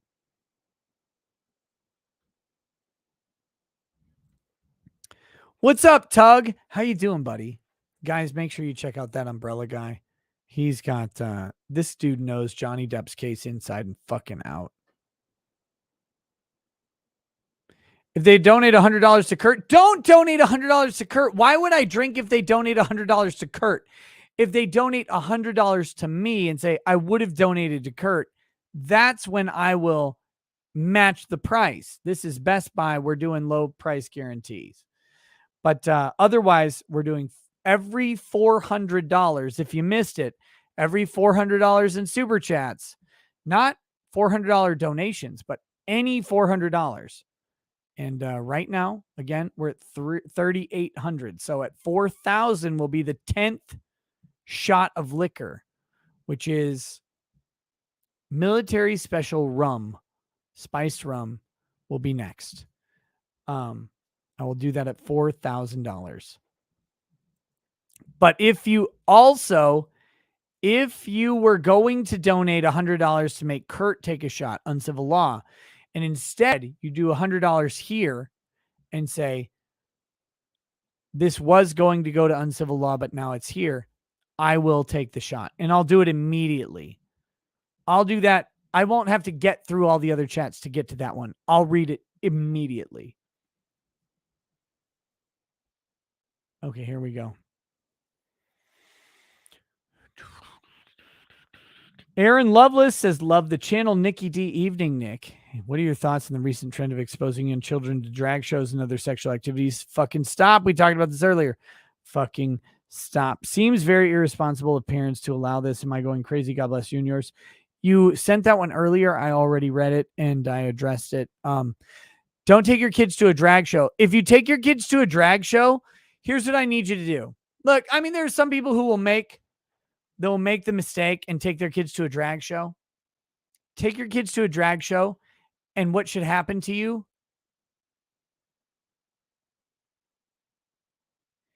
You should be flayed starting at the fucking penis.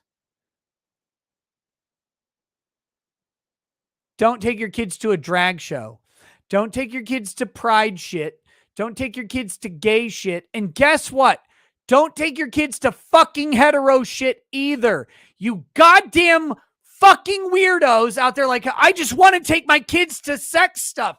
Stop. I know gays are more than who they fuck, but pride is about fucking. Pride is about shoving cocks in assholes that also have cocks. Fuck off with it. Fuck off with it. Try being gay without talking about shoving a dick in your cock-laden asshole, please. Because being gay is honestly about far more than fucking a man. It's weird that that's what it's reduced to by the gays. Like, stop that. Just honestly, for fucking Christ's sake. Like, you can talk about love and affection, all that, all you want. No one cares. What they care about is that at every parade, you've got some guy crawling on his hands and knees, getting ass fucked by another guy. And that's fucking weird to people. And why you don't, like, you know, it's weird. It's always been weird, and that's okay. I'm into all sorts of weird shit. I jerk off to the Sisters of Battle. Fuck off. Everybody on Warhammer knows those would be the hardest bodies on the planet, man. Those tight toned. Oh, and a living saint. If you could bang a living saint, she comes back from the dead only for you to put that shit in her ass and ream her into the morning. Hell yeah. That's what she deserves. That's what she gets. That's what she loves. And you know it. You know this to be true. Don't you dare fucking mess with me. And if you fuck up, if she does an orgasm pretty hard, she turns around with the heavy flamer and you're done. You're done. Don't talk to me about weird shit, okay? You fucking weirdo gays and trannies and bisexuals. You're only bisexual in college when you're drunk, Mandy. Like, we know. Oh, I get so crazy when I'm drunk. We know. Suddenly, there's no carpet in the room because you keep eating it. Okay, we fucking got it.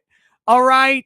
I know. Look, I love women. I think they're amazing. They've got beautiful curves, way better than any car I've ever seen. And men love cars.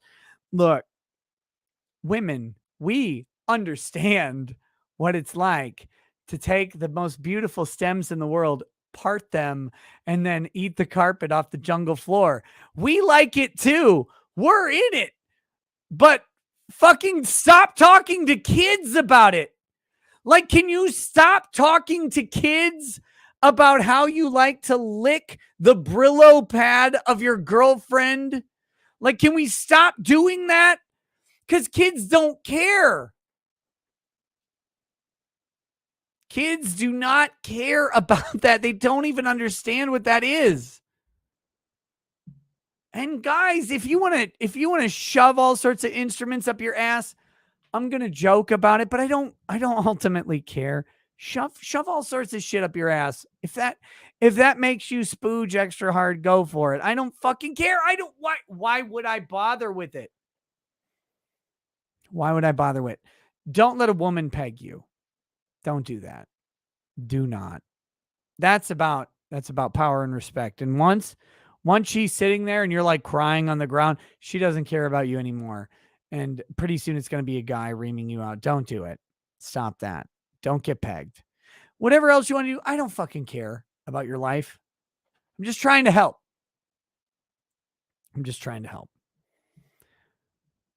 But can we fucking stop pretending that any of this is okay around children at all? That any of this is good around children. I don't want drag queens dancing around children. You know why? Because I don't want strippers dancing around children. And all the fucking weird faggots out there who are like, oh, well, this family took their kids to Hooters. Hooters is a family restaurant. I have not taken my kids there at all. I've never taken my kids to Hooters. Ew, that was gross. That's a different story. I've never taken my kids there. But taking your kids to Hooters, that's a girl that's more covered up than taking your kids to the beach.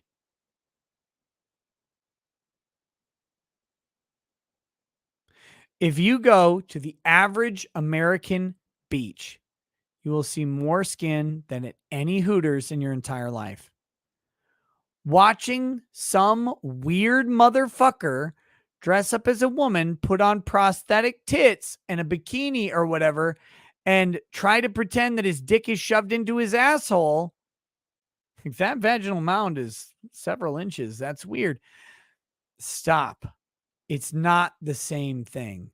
Stop pretending it's the same thing. It has never been the same thing. And I'm tired of fucking people like acting like this is at all equivalent. What are you doing? What are you doing? Oh, drag's just like blah, blah, blah. It's not like any of that.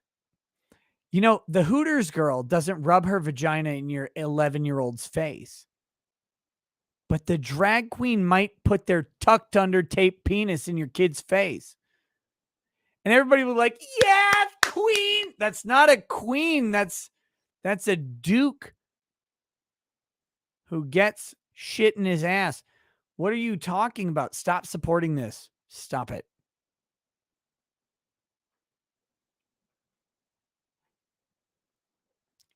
It's not the same. And again, I don't take my kids to Hooters. I don't take my wife to Hooters. I think I've been to Hooters twice in my entire life. It was weird both times. It was just a joke both times. Because I'm like, this girl's name is Candy with an I.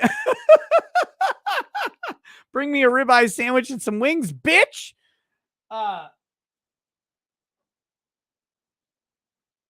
That's Hooters, man. It's a weird fucking place. Don't go there. If you're single, go there all day. Try and get those girls' numbers. They're pretty hot.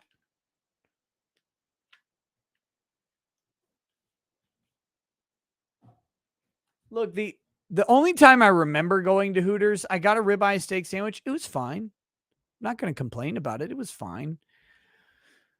I wouldn't write home about it either. Okay, fuck. Where are we? Great Shield. Welcome to lawyer status. Joe says lawyer is only on time when it comes to drinking games. I wasn't on time. I was a minute late.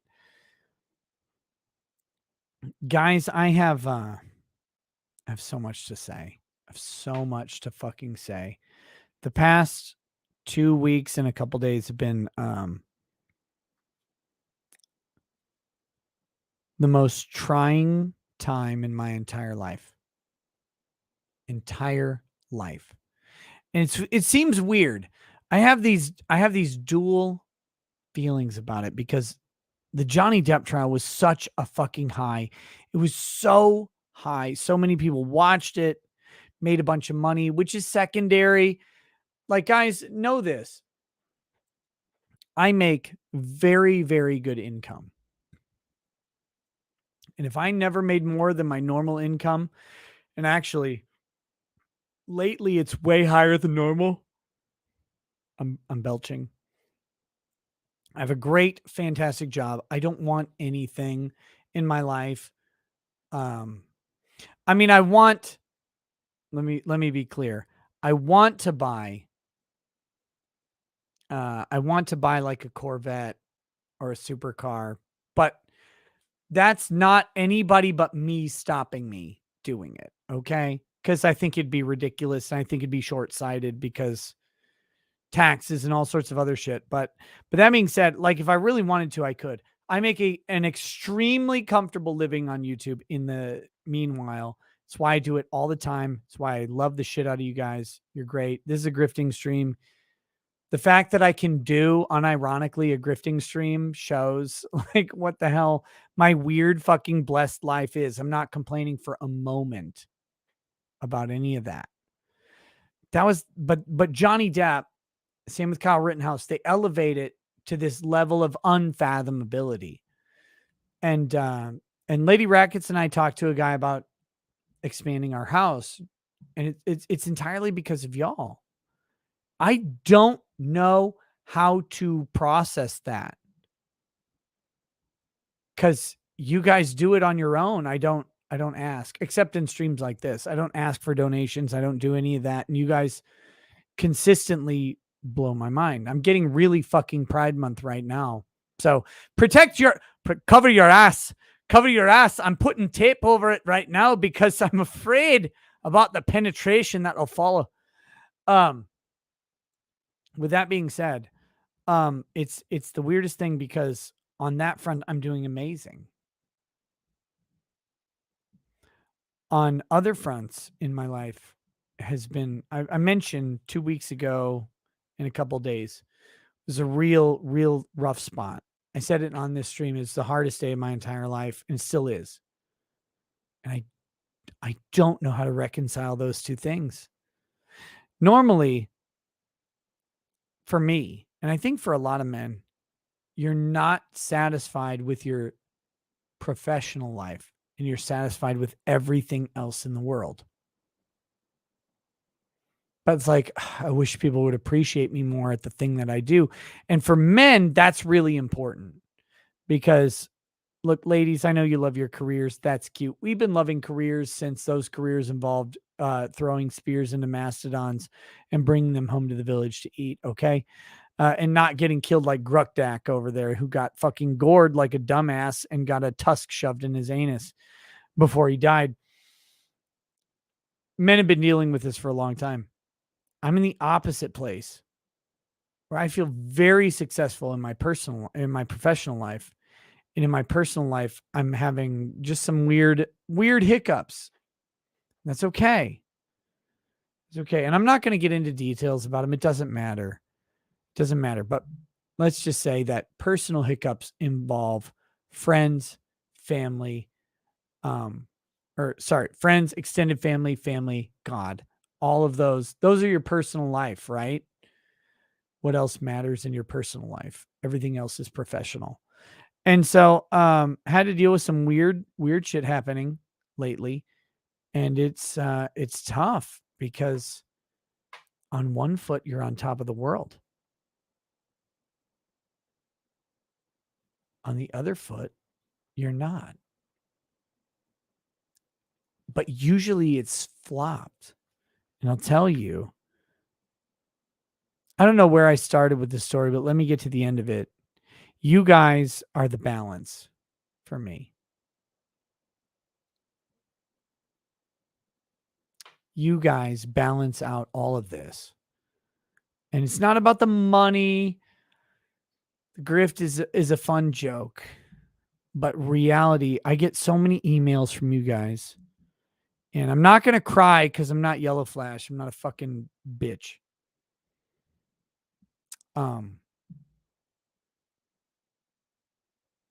You guys send me emails all the time about how I help you through whatever. I got a call today from a guy. He's great. So nice, so polite. And I won't get into details. But the guy starts off the story with his daughter was killed by a drunk driver. And I'm like, fuck. Right? Like, because what else do you say? Fuck. That's so heavy. I can't even fathom what they're dealing with. And I don't have that issue by any stretch. But so many people, like, that issue's one, but then there's of course, lesser issues. Hey, I was struggling finding a job. You just kept me entertained for a few nights. You guys tell me this and you say, you're someone on motherfucker on Locals. I gotta share this in a minute. But some of you people on Locals are like, hey, this happened. You're more valuable than you know. Right? And your advice to me really meant something. And it's humbling in that way. But you guys got to know, you guys do the same for me, because life isn't always peaches and roses or whatever, right? Like, who eats peaches and roses? That's weird. Life isn't always steak and onions and mushrooms. Oh, steak, onions, and mushrooms. Life isn't always that. And you guys do that for me. So from a very fucking Pride Month faggoty, I love you. I do. I love you. I come here and I do this weird thing. And you guys support it for some fucking stupid reason. I don't get it, but it helps me every day. But look at this. So on Locals, there's a moderation page. People can report posts. No one ever does. This motherfucker, Recon 19D, hey, fuck you, you piece of shit. He flagged my post as hate speech. This motherfucker flagged my own post as hate speech. Fuck this guy.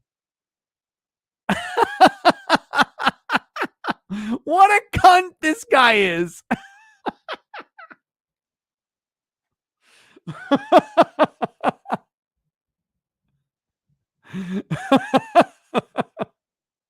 My post was, hey guys, something just came up and I have to be super early tomorrow morning. That said, I can't do the show tonight. I'll be rescheduling with Megan Fox till later this week. That's what happened. That's what it is. That was the post that they reported as fucking hate speech.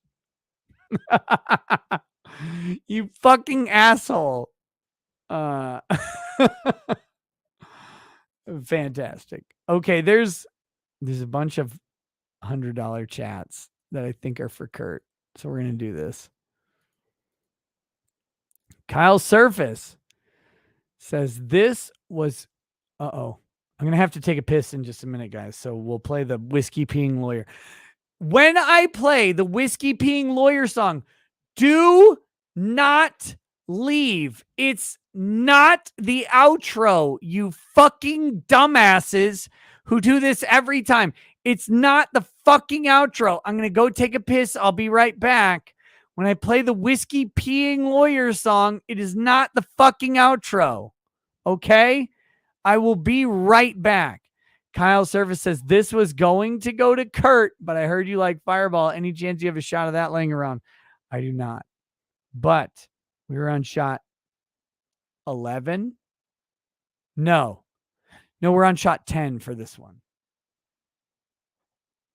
which is military special spiced rum. It's the finest West Indies rum that exists.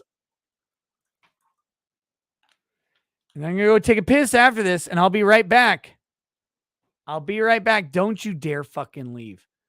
I poured too much. Fuck.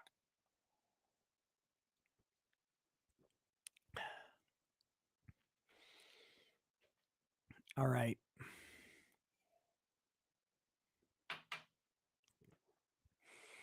Gross. God damn it. I'll be right back.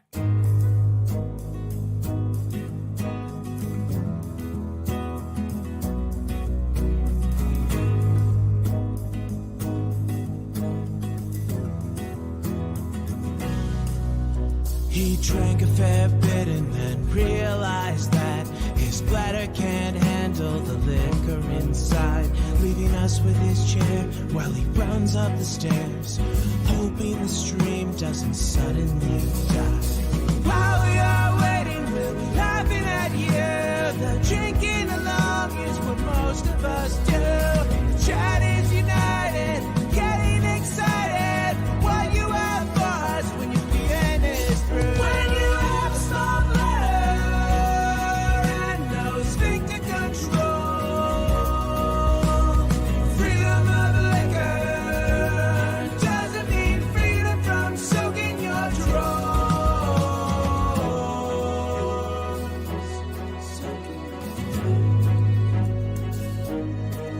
Now you're washing your hands and you realize that you've forgotten to scrub both the front and the back. Then you'll grab a quick bite, kiss your lady goodnight, and remember to thank her for all of the snacks.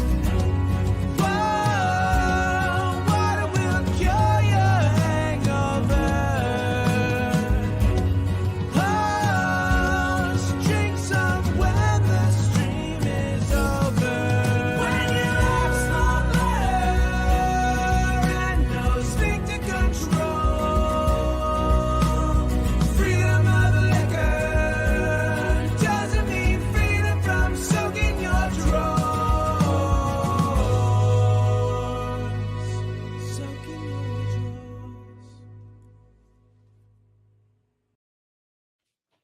And I'm back right on fucking time. Right on time. How did we lose 300 people? What the fuck is wrong with you? I said over and over.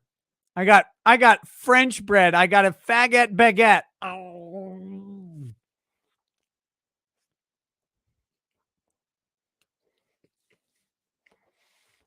I said over and over that I'm coming back.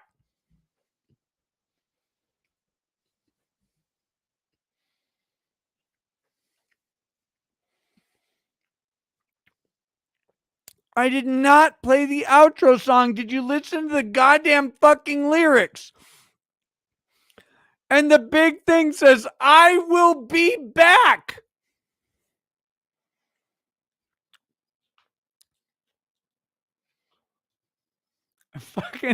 I hate so many people right now.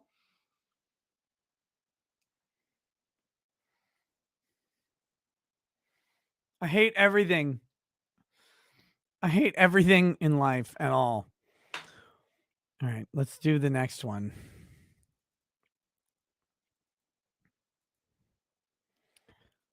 Eric Kirshner says, here's your $100 chat. That does not meet the requirements for an automatic shot. Black Hall Manor says this could have, would have, should have even gone to Kurt, but it is going to you, Nick. Also, you know, same as I do, Hillary, like Martha Stewart, is one hot slab of beef. Hillary Clinton is not a hot slab of beef. What are we talking about? What did I drink last? I drank gin. You know what that means? It's vodka time. We're about to cut off super chats. I'm about to turn them off forever. Because I'm going to die soon.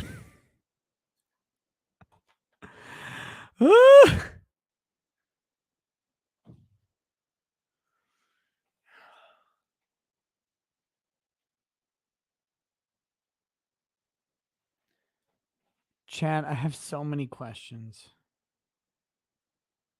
I have so many life questions, and I can't ask any of them. Just know, chat. I know so many of you say, you've got it figured out. And I have a lot figured out. Don't get me wrong. I have a lot figured out in my life. I don't have everything figured out. I have so many questions that don't have answers, just like you guys.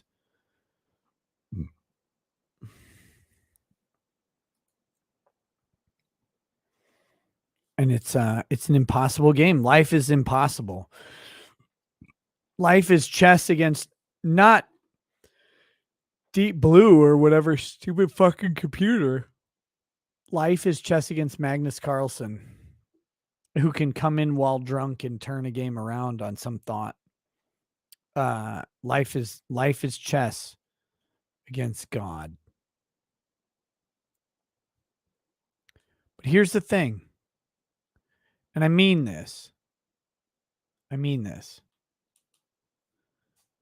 When life is chess against God, you have to know, one, God is daring you. God is challenging you, and God is burdening you in a weird way. But two, God, if he's challenging you, burdening you, demanding of you, he exists. If you acknowledge that, it's all he's ever asked in your life. So,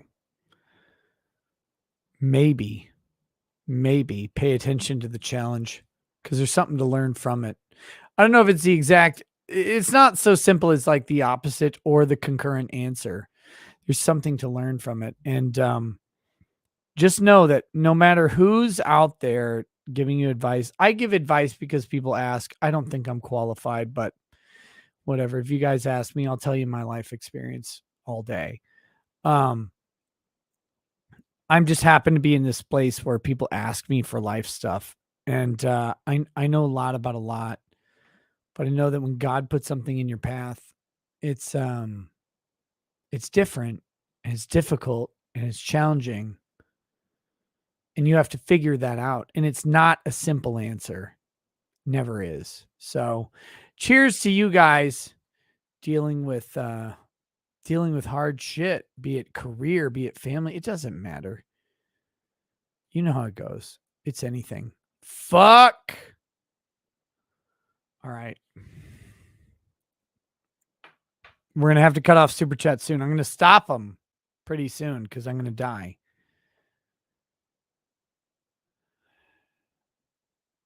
Hold on.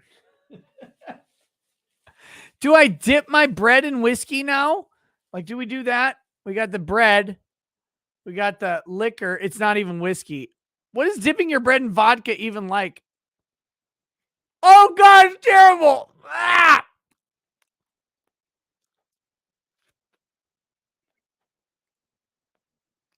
Oh! Mm. I didn't do that part before. Fuck.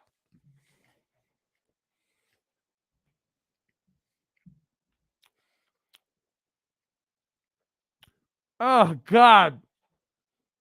Oh, it's vodka.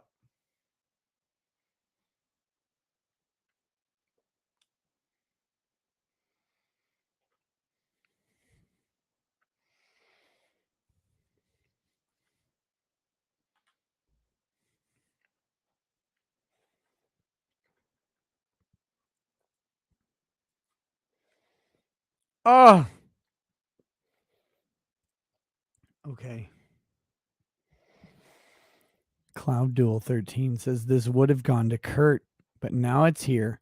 Where's my 24-hour stream? It's coming soon. It's coming soon. I'm going to try and get it in before my July trip.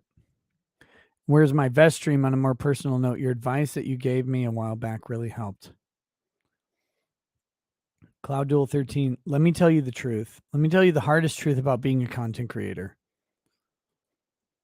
I love that my advice helped, and I legitimately do not know what it was, what situation you had. I don't know if you emailed me personally. I don't know if I gave you advice through a super chat. I don't know. And that's the one thing I hate about content creation. I know this will sound super faggy or whatever. I don't care. I'm so drunk. I don't care about anything. Let me tell you this.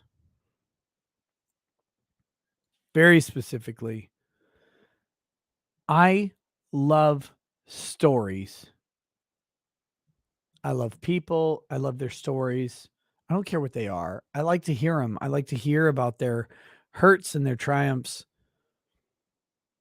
And if that makes me super gay, then well, whatever. Show me an asshole and I'll fuck it. I don't care. That being said, the hardest thing about YouTube is that you talk to people, you give advice people, you tell them something encouraging, and you after that it's impossible to track who they were. It's impossible to track who they were, who they are, how it goes. It's impossible to track anything with what you say because you're going to forget it. It's not, I speak for all content creators on this. We legitimately don't, we're not trying to harm or short you in any way. We just meet and deal with so many people, and so much of it is fucking bullshit that it drowns out all the real stuff. And I wish it didn't, but I don't know how to make it not.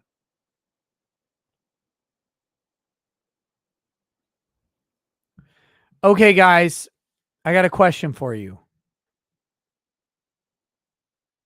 I'm taking Lady Rackets to Jamaica.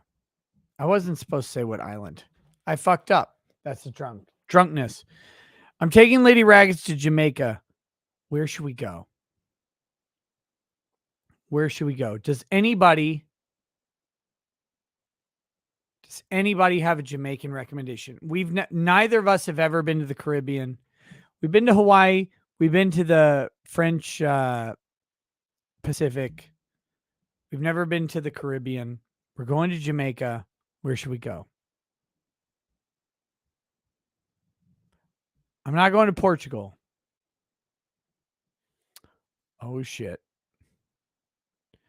Negril. Why are you saying Negril? Is that some sort of thing? Sandals, Club Med. Club Med still exist? Nick, stick to tourist spots. You'll have a good time. Applebee's. Hedonism. Negril has the best beach. Wait, hedonism, isn't that the swinger place? A shitload of people are saying hedonism. I thought that's where you like fucked other people. Is that true? Tell me about hedonism. I want to know. I want to know what love is. Montego Bay. Not with your wife. Club Med Aruba.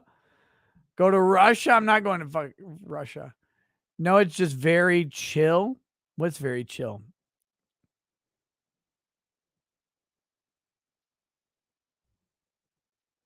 I'm trying to follow. You got the chat is going a million times. Montego Bay, Kokomo, Santa Lucia. Stay in the resorts. Crime is really, really bad. Well, I'm only going to go where white people are, please. Are you fucking kidding me? It's Jamaica. I'm not going to Trenchtown. I listen to Bob Marley, the Kokomo, Kingston. I'm not going to fucking Kingston. So tonight is today I'm taking Lady Rackets. Look, no kids, me and Lady Rackets. Where should we go? Where should we go? What should we do? I'm asking chat. Hedonism is a swingers club. Yes. Holy shit. Trial club, resort, rent a house with chef and butler.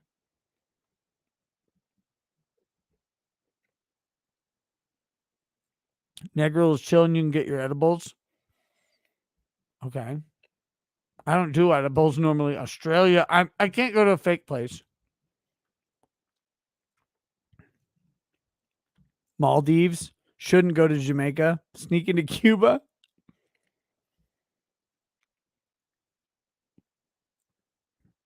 Look, it'll be Lady Rackets and I are going to be shortly after our 18th anniversary. It's our 18th anniversary trip. Our anniversary has turned into an adult. That's how long we've been together. It's unfathomable to me.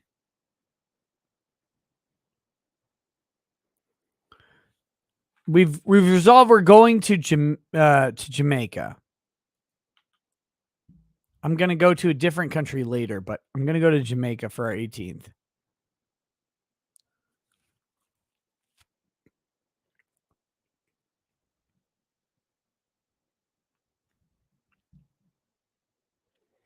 Hawaii, Australia, those are different trips. We're going to Jamaica. We're going to the Caribbean. Fuck, we're at $4,800. That's $1,200 without the extra shots. Fucking hell.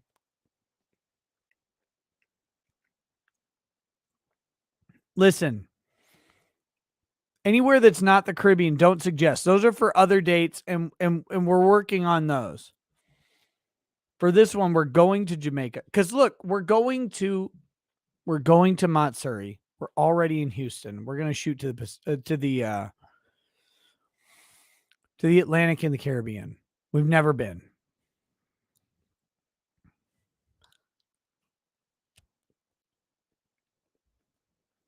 Sandals, the moon. I've heard a lot about Jamaica. What do we do? Do I walk down the beach with my dick out? Is that weird? I don't know what's weird. What's fucking weird to the chat?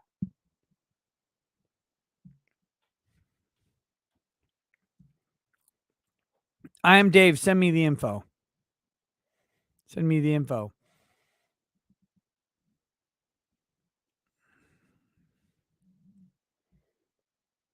I don't know what to do, guys. What do you do? What do you do with this stuff? I've been doing some research and I don't know. The resorts are fucking weird. Like some of them, they're like, yeah, get your cock out and walk around. And other ones are like, well, you can be naked in your hotel room. And I don't know. What do you do?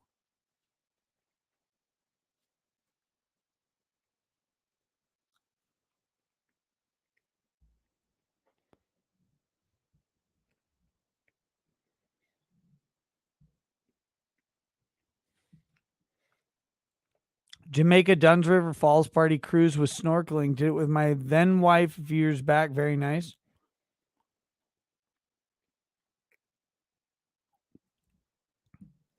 Jason McConnell, Jamaica, Golden Eye Resort, where Depp took Kate Moss. Oh, that's a good idea. Yoga on the beach and nothing but socks and sandals. Why would you wear socks?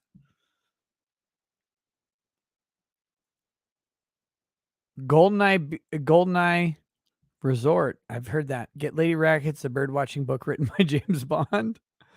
Just look up Sandals Resort, Caribbean Resort, and Sandals Negro Beach. Okay. I'm just curious what you guys know about and have done. I love it. Look on a live stream. I will never recommend. I will never reveal what resort we choose. Okay. I didn't mean to say Jamaica. Fucking stupid of me. But I will never reveal what resort we choose. I'm just curious what to do.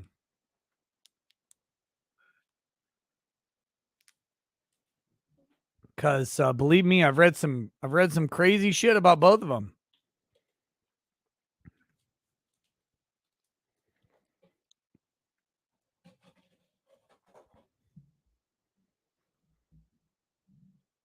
My friend got married at Zalera Rose in Montego Bay. It was lovely. You will if we get you another 1,000 in super chats. Wait, I will what? Just like you weren't supposed to say what island. I wasn't supposed to say. God damn it. The liquor has ruined me.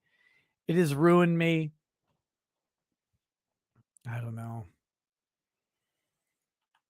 I'm not going to Portugal today, but I'm going to bring,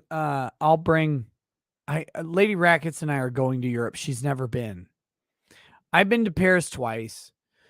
I like France, but I've never been anywhere else. We're going to go to Europe in the next couple years for sure.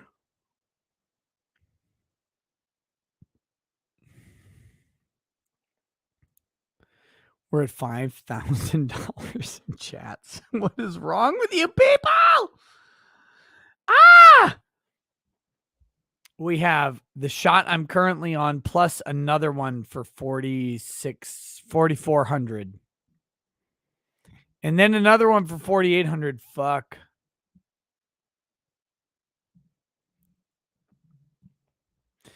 Look, I went to France in like 2014, 2015. I don't remember what year it was, but it was one of those two. No, fuck. 95, 96. That's what year it was. 2014. I graduated 2000. I went to France the last time with high school. I was in 9th grade. So I think it was 2015. No, 1996. Fuck me. Fuck me. All I wanted to do, let's just be honest. Since we're drunk, we can do it, right? We can be honest. There was a girl named Leah. I was in 9th grade. She was a senior in high school. There's a girl named Leah. She had the greenest eyes I've ever seen in my entire fucking life. She had basically no chest. She was fit. She would look great, but she did not have big tits or anything. But she had the greenest eyes. You couldn't look at her ass or her tits because her eyes were so fucking green. Her name was Leah. And I was riding a bus. So there were 3 guys on this entire trip. One was a senior, and this guy was a fucking weirdo. No, 2 guys. It was just 2 of us. There was one who was a senior in high school. This guy was a fucking weirdo. Like, if you picture a Dungeons and Dragons guy, that's what he looked like. He was very funny and personable, but I mean, this guy wasn't attractive or handsome at all. I was in 9th grade, so I wasn't attractive or handsome at all either, except that I wasn't fat. So a lot of girls paid a lot of attention to me in 9th grade. I didn't understand it at all. There was this girl, Leah, the greenest eyes. I remember David Lopan and in Big Trouble in Little China, a girl with green eyes, right? Like, holy shit. And she fell asleep on my shoulder on a bus. We went from Paris to like Nice, and we went a long way around. Went from Paris to Nice. She fell asleep on my shoulder. when I was 15, 14, 15 at the time, 15, I guess. Listen to me. Green eyes, falling asleep on your shoulder, you could ejaculate constantly from that. Women are wrong about this. Women think, oh, guys only care about tits, ass, waistline, or whatever. Those eyes, you would love to make them sting with a hot glob of semen, right? Like they were the hottest fucking thing. Leah she's a gorgeous girl. She's a gorgeous girl. She was 18. I was probably 15 at the time. Oh my God. But you know, like guys, like, look, tits and ass are easy. They're easy, but there's a lot more to men than tits and ass. And, you give us the right combination. And I mean, it doesn't matter what they are. Leah was smoking hot. I remember that trip very, very vividly, by the way. I can name too many girls from that trip. There are 2 guys at all. I would love to come back to Europe. It's been since then though that I've been there. And the last time I was there, I was single and 15. What's it like to go to Europe while married? What's it like to go to the Europe with the girl of your dreams? I don't know. That's what I want to do. Nick, remembering being groomed. I wish. Groom me, bitch. Please, please take me back to 15 and ride me into goddamn oblivion. I will take it. Here's the difference between 15 and 40. Ladies and gentlemen, if you're not 40 yet, you don't know. When you're 15, you could ejaculate 100,000 times a day. When you're 40, like you're 1 and you're good.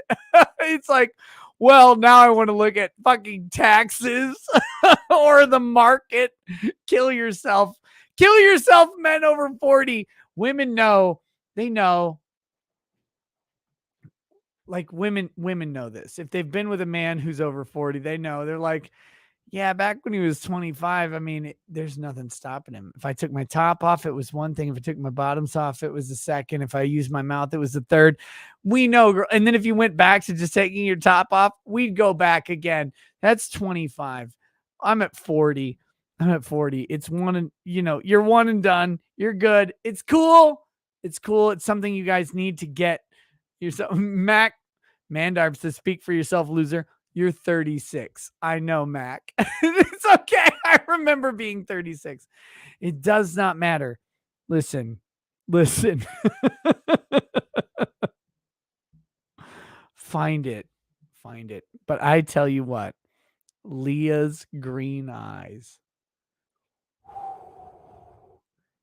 from 11 to 97.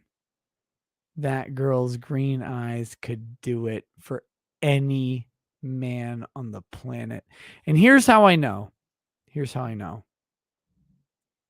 I know this is weird, but we're going to stick with this.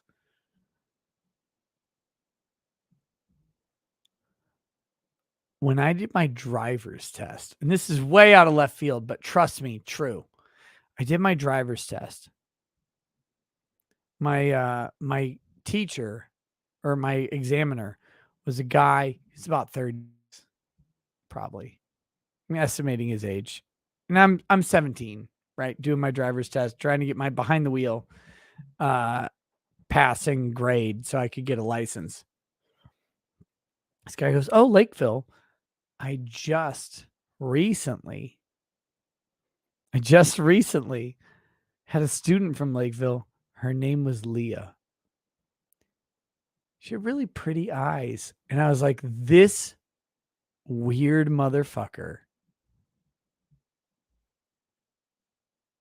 has jerked off to this girl at least 100 times. At least 100 times this guy is. And I'm like, Of all the people on earth, Lakeville had probably at the time 65, 70,000 population and a shitload of kids because we had one high school. We were about to have two high schools. A shitload of people in Lakeville.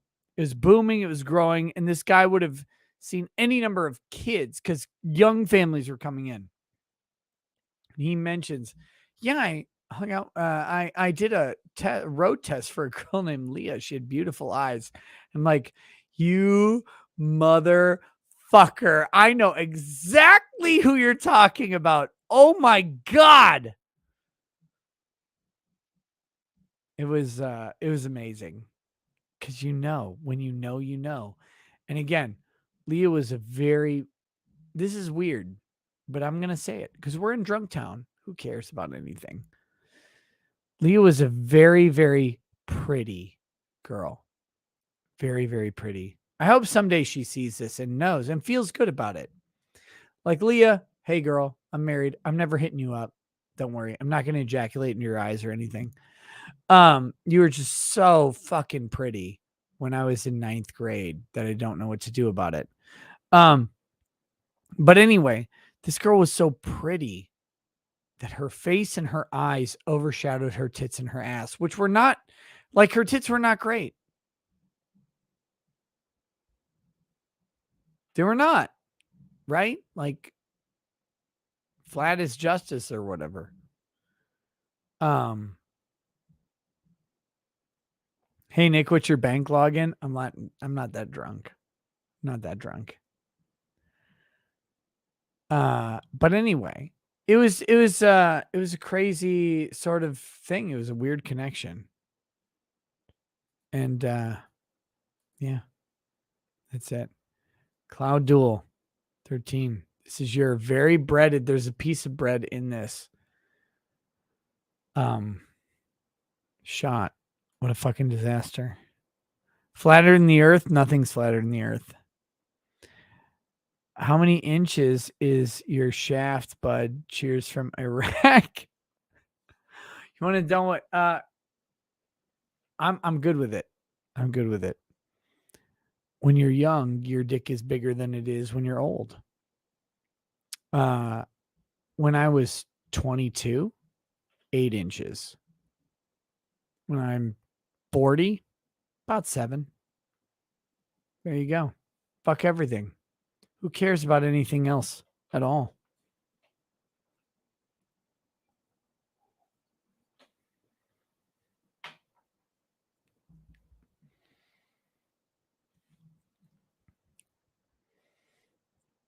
Damn, you got a hog, dude. I'm 6'3". It looks proportional. That's all.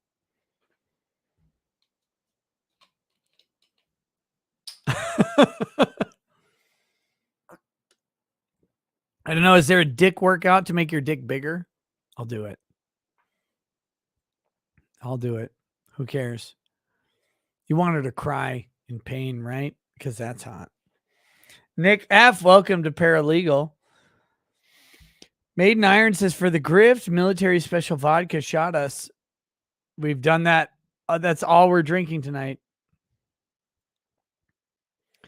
Loose Tooth says, Nick, how are those law CLEs coming along? I finished them all in January for my last year. I had to get an extension because I got kind of wrapped up in Kyle Rittenhouse, but I got them all done. I'm in good standing. I now have 3 years to complete the rest of them.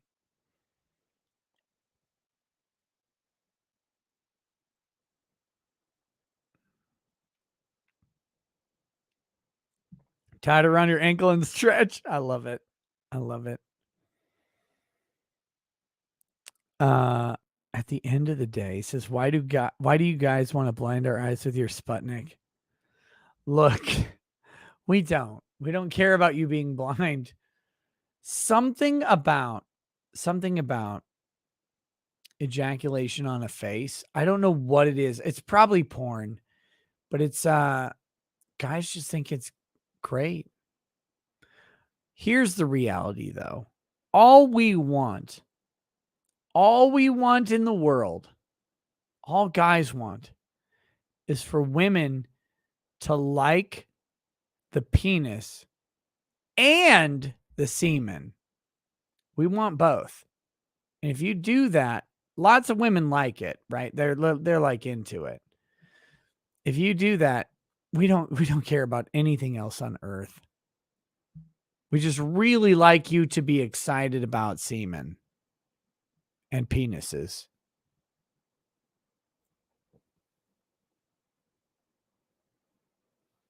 Not for wives, for hosts. No, also for wives. Come on now.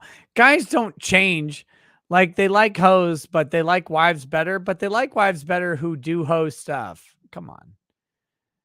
There's something a while ago where you tied one end to your upper thigh, one end to the bell end, and then go running. No, it even helps.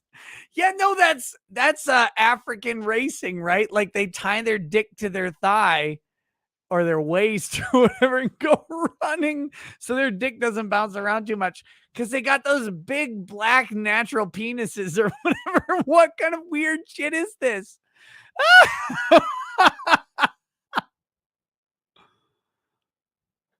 Oh no. Oh no. Miss Rackets is into some freaky stuff confirmed. Wait, what if I mention it's even close and freaky? I don't think so. Allie writes, says it's true. The whole jizz on the face thing is weird, but you gotta just go with it for your husband. Just say you like it, ladies. Trust me, he'll miss. Aim is never on point when you say it. Allie writes, listen, ladies out there, I love you. I love women. They're so fucking great.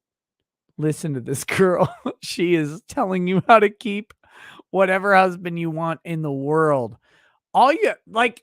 Women have it so fucking easy. You know what men have to do to keep a wife? It's like, oh, make 6 figures, be 6 feet tall, all this shit. You got a list of shit. You know what women have to do to be a wife? Like, once every 8 years, can you be fucking excited to take dick from me? Like, honestly, I'm not out here talking about anything other than the state of men and women in the world. All men want in the world, literally, they don't care what you look like. They don't care what you earn. You don't have to do shit in the house. Like, just please, on occasion, be excited that I have sex with you once. That's all men want. We're the simplest shit on the fucking planet. We're the simplest shit, guys. And I have to say, before anybody gets weird on this, the thing I love the most in this world is Lady Racket's eyes rolling back in her head. Okay. And she does it with some frequency. I'm trying to help out everybody else in the world. Everybody else, ladies, I don't care if you lie, roll those eyes back. Roll those eyes back. And the women know, you ladies know. You know what we like. You know what we're after. Just do it. Just do it. Fuck no! God, oh, damn it. The chat just overloaded. I'm sorry. It's going to be a pain in the fucking dick to find the rest of this stuff. Hold on.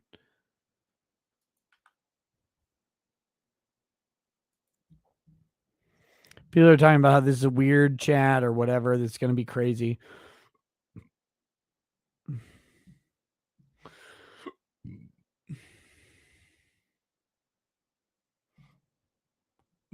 Belching from liquor.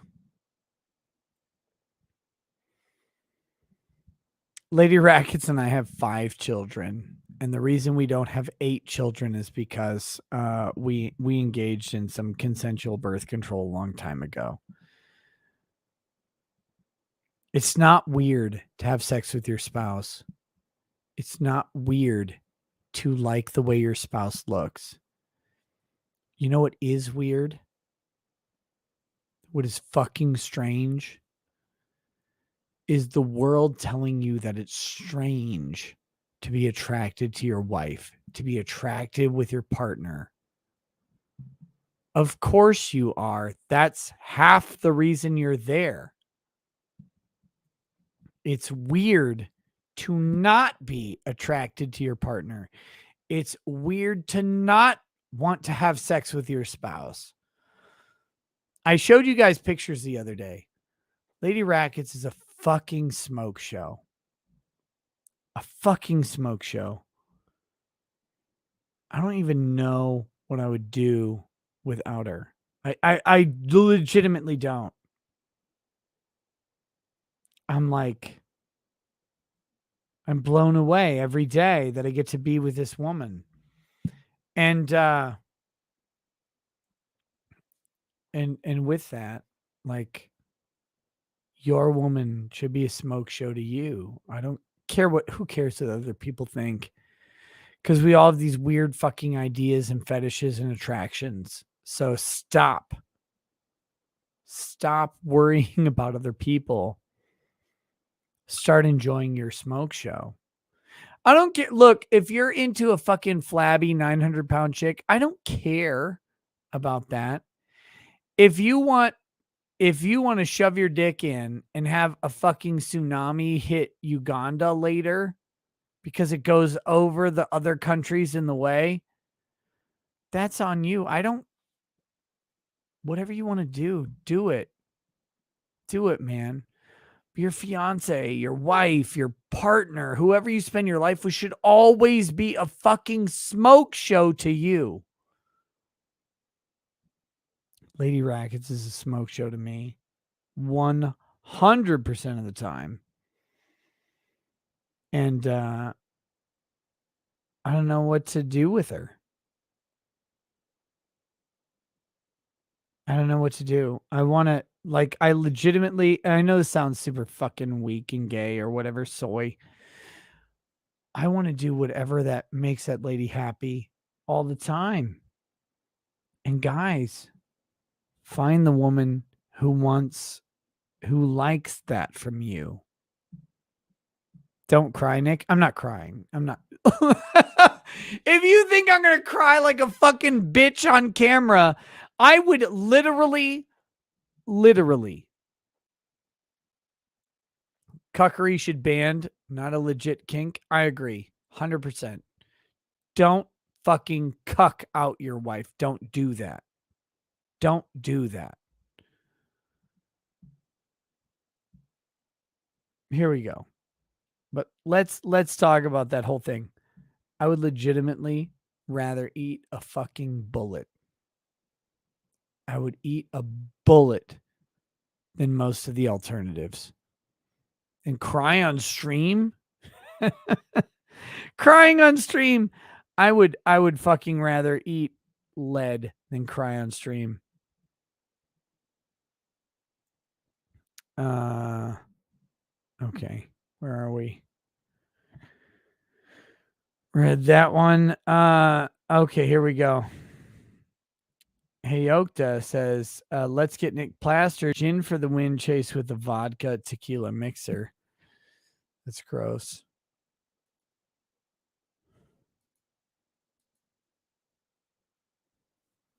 Take Lady Rackets to Florida Keys. I'm taking her to Jamaica.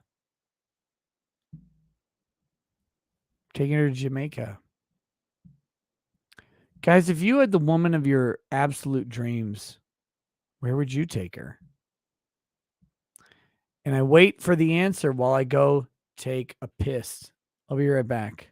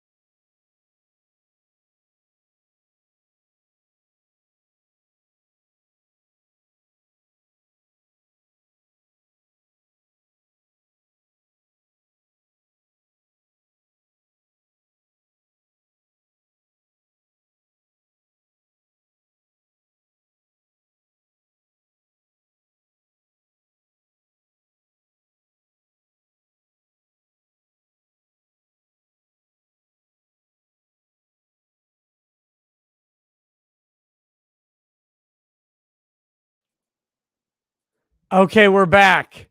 We're back. We lose people every time I go take a piss. I'm not puking. You will know when I puke. Uncivil law. God, this guy. You guys don't understand. Look, Kurt came out to my house for a couple days. We hung out. I know people have weird internet conceptions about Kurt, right? Because of, and it's always attached to someone else or some other thing. Oh, legal bites drama. Oh, this, oh, that, oh, whatever. Kurt is one of the most genuine dudes I know on the planet. And yeah, I love you drunk. Hey, everybody who says I love you drunk in the chat, fuck you in your asshole. I hope it hurts. I hope you end up crying, but also liking it, you fucking faggot. Kurt is one of the most genuine dudes on the planet. He really is. And he's a very good friend. And I like him. He says, you are an inspiration, serious life goals. Oh, Kurt. Let me tell you this. No one ever has it figured out, and they will always face weird times in their life. But Kurt's a great guy, and whoever finds Kurt will be a very lucky lady indeed.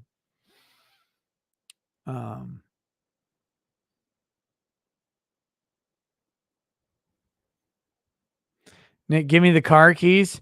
Mandy, you couldn't handle all this car. Mandy's out here sending tit pics to see Goody or whatever. What is this, Mandy? What is this?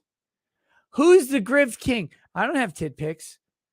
I can't even verify if I should tell C Goody to run away from you. Very, very breaded lady. Come on. What the fuck is this? Anyway, I'm joking. I'm literally joking. I don't want tit pics. I don't want dick pics in my inbox. Fuck off. It's a joke. That's a very much joke. I didn't see what people sent to me as to you have the woman of your absolute dreams. Where do you take her? Where do you take her in the world?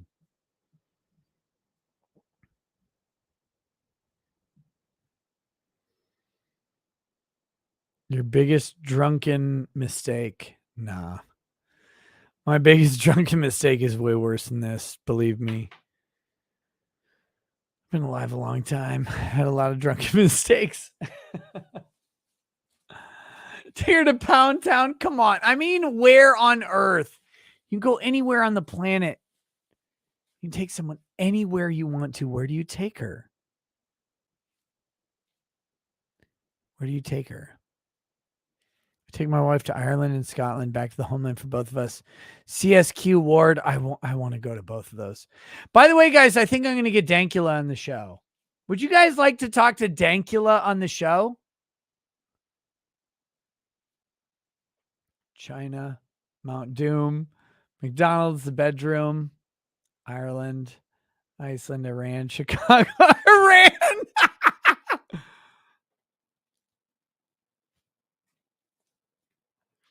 What should we talk to Dankula about? Free speech. I can't understand Scottish accents. I'm like, oh, you like fucking guys going on killing their spouses and killing everybody fucking around you, right? You like that? You like it? I'm like, what the fuck did you just say? I don't even know what that means.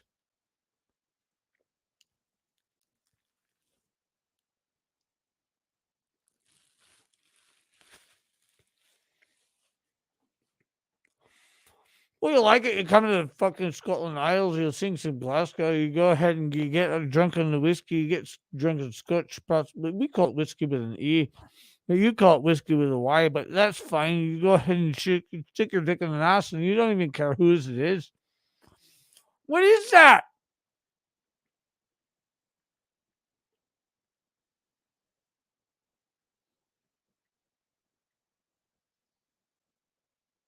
What even is that? Am I breaded now? I fucking wish. Here's a question, guys. So the Caribbean's weird. I'm looking at a bunch of different resorts. I haven't picked one. Okay.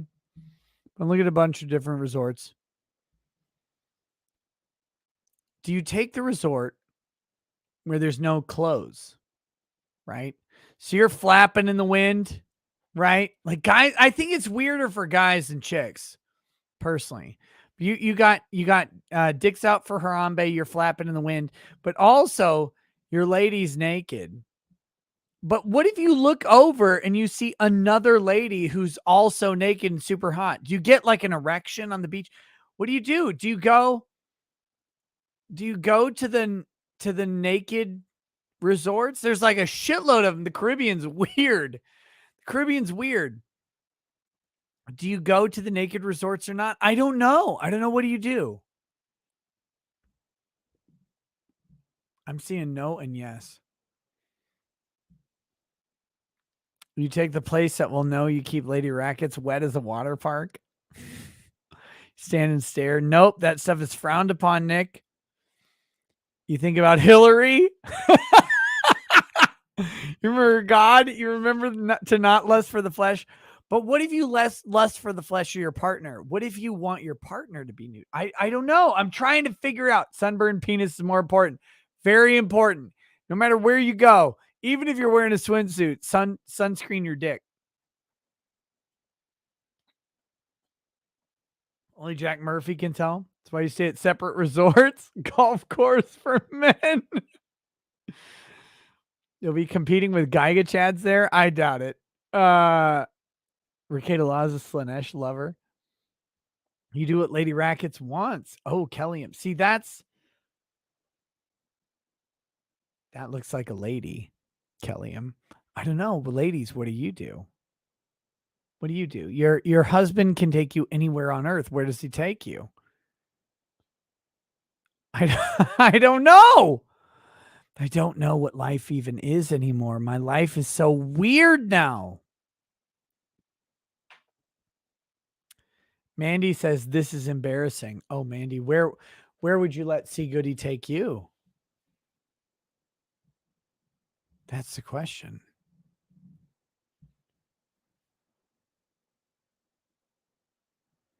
Johnny Boy says you're 40, you do one per day, then good. Well, look, a good day with a good steak and higher energy drinks is two.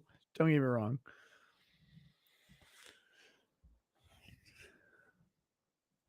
I don't want to hear from you weirdo guys out there. I want to hear from the ladies. Ladies, your man, husband or not, can take you anywhere on earth. Where does he take you?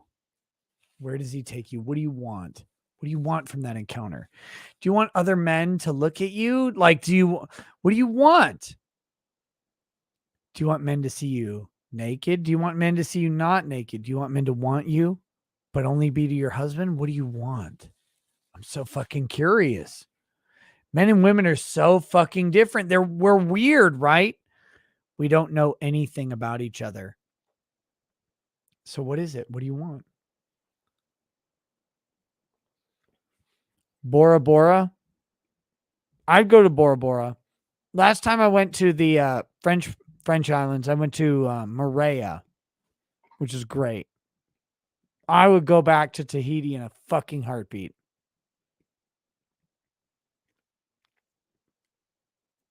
Don't drink this much wherever you decide. Oh, I'm going to drink way more than this. Lori says, I would not want a nude beach or resort. See, there you go. Lori is a, more conservative person who doesn't want to deal with that. Now, what I'm asking, it's easy to know what men want. What do women want?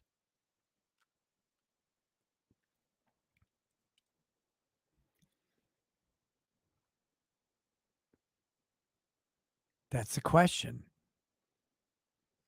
Missy Kim says, I do not want to go to a nudist resort. I want to dress hot and save the fun stuff for the hotel room. See, I like that. I like that very much. I love that. Dressing up. Men love wrapping paper, right?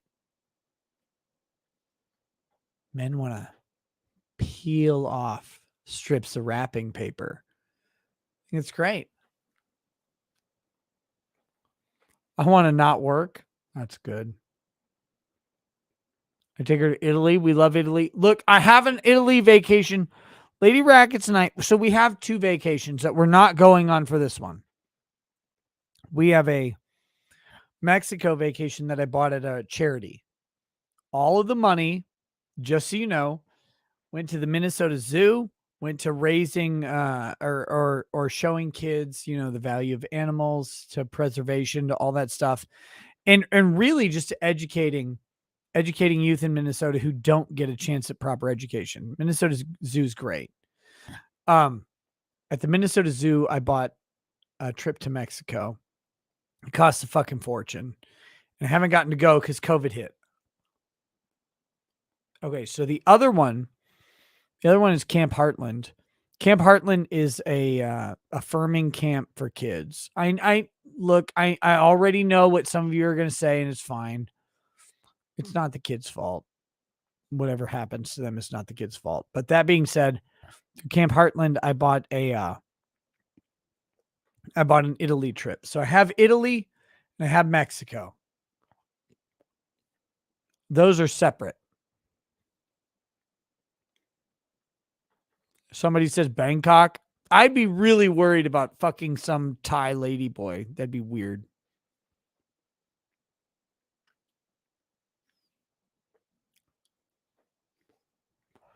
Cabo's nice. I'd go back. Puerto Rico is very nice. I live there. It's very safe and fun. Legit go to Rome, eat at a different restaurant every night. When we go to Italy, we're going to Rome for like a week first. Don't get me wrong. I'm in Bangkok right now. Mandy says, if he kicked down my door dressed at the Crow, I would probably get nude on the spot. Dressed at the Crow? Mandy, what the fuck do you even mean with that?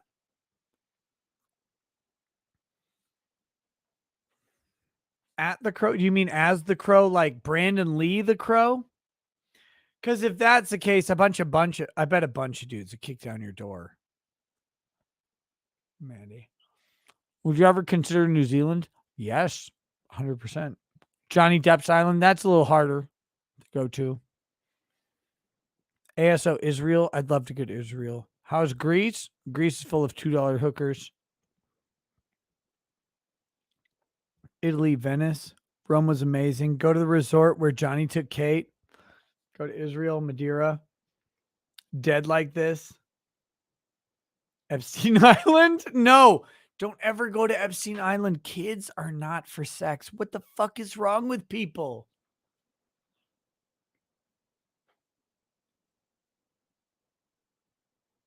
Here's the thing with Jamaica. Jamaica's got the weed, right? I'm not a big partaker in weed. I don't know if you guys know this.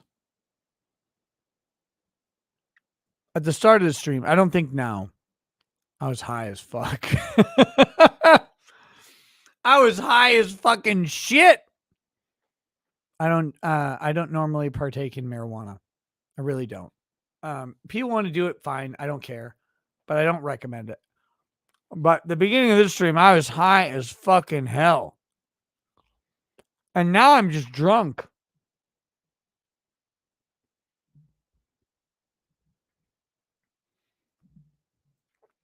Not gonna lie. I picked Jamaica. A half of Jamaica specifically to smoke a bunch of weed while I'm down there. I don't get into it too much, but if I'm gonna take a fucking vacation, I'm gonna go where it's legal and just fucking pound down. I got the munchies. No, I need to soak up the liquor. I didn't take edibles. No. Sheila Aliens. Listen, we're not going to talk specifics, but this is not edibles. It was inhalant and it was great. And I fully, people can do what they want. Hey, Oka, let's get Nick plastered. Gin for the win. Chase with a vodka tequila mixer. That's disgusting. Maybe we'll do that on the next one. Sheila says, did you say you donated to a summer camp that affirms LGBTQ stuff for kids? Yes. Yeah. Sheila, I did. I don't care about the LGBTQ stuff. I care about kids. I care about kids in general. I know some people may not like it, and that's okay. Look, if you don't know me, I literally don't fucking care if you're gay, if you're a faggot who loves shoving cocks in asses, or who if you're a faggot chick who loves eating the shit out of vagina. Like, I'm with you, girl. I love it too. Don't get me wrong. I don't care about what you do in life. What I care about is kids killing themselves. And if there's a camp that keeps kids from killing themselves, that's what I care about. I know the people who run it. I know people are saying groomer camp and stuff like that. It's not a groomer camp. It's really not. It's really not. I know the people who run it. And I know those people, if they could recommend kids to not be gay or whatever, they would. And it's not gay exclusive, and it's not gay affirming specifically. Let me be clear on that. It's not like, oh, you need to be gay, you need to be trans. It's not that. I know people are gonna whatever. It's okay. It's just a safe place for kids. Gay, hetero, not, whatever it is. And that's what it actually is. So yeah.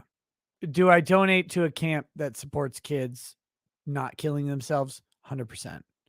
100% is okay. And if you don't like that, that's okay with me. I've never asked you to like it anyway. I know the people who run it, and I know they're good people. So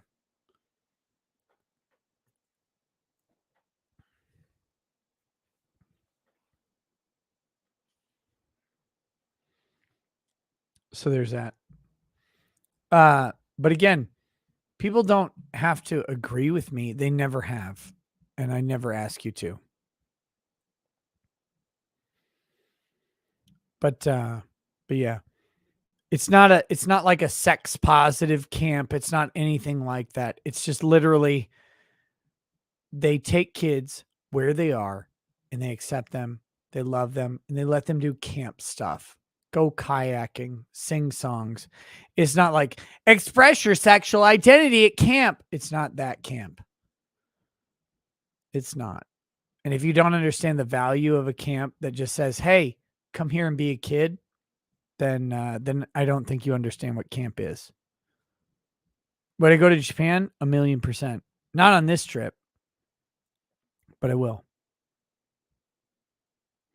Nick, are you going to live asking for your liver? Yep.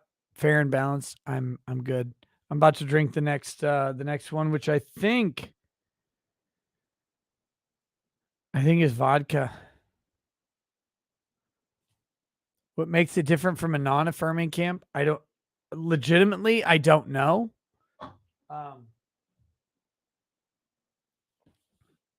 Because again, it's weird because you can be like an affirming camp or a non-affirming camp, and you can do the same thing. Like, we literally just take kids and make them feel good as kids. And that's what they do. So I don't know what the difference is other than that. Go to South Africa and fight some tigers. You don't know what drink you're on. Don't lie. I think it's vodka. That's what I just poured. You need a liquor wheel to spin. Nigger's never been to the camp. Says camp just takes a neutral position. Again, most camps, by the way, take a neutral position. They just take kids and they love them. And they give them a place to be kids. They don't pressure them. They don't teach them to do one thing or another.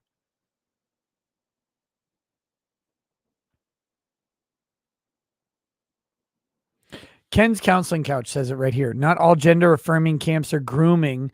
Gender affirming by itself isn't a bad thing. And again, this is not a camp that's gender affirming with quotes where it's like, oh, we're gender affirming if you're the opposite gender. It's like, no, we literally, they just want kids to come and be kids. They want kids to come and be kids. They don't want to talk like sexuality. They don't want to be sex positive or negative. They just want kids to come and be kids and have a safe space. Now, some of those kids, and they're open about this, some of those kids happen to be gay or happen to be whatever identity that they are. They're fucking kids. They're literally too stupid to know. But they happen to be this or that. And they just say, we don't care what you are. Come here and be kids. Come here and do camp. Sing songs. Have fun. Have campfires. Go kayaking. That's what I'm talking about. And like I said, they're good people. If you don't like it, I don't care. I'm not asking you to give them any money. Don't need a special camp for kids? Really, you do, I think. I think kids in general need a special camp, personally.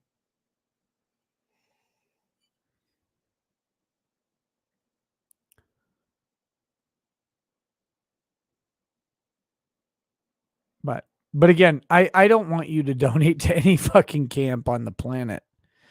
If I do, I'll tell you very outright. So just talking about what I do. People think I hate all sorts of people. And I don't care what people do. I'm a libertarian. If it's in general, it's not special. Good. It's not special. It's not special other than I know the people who run it and they're good people. How's that? How's that? Is that okay? I know the people who run it and they're good people. It's not a special camp at all.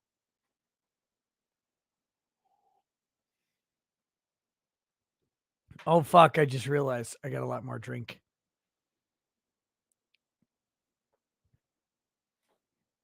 Oh, fuck.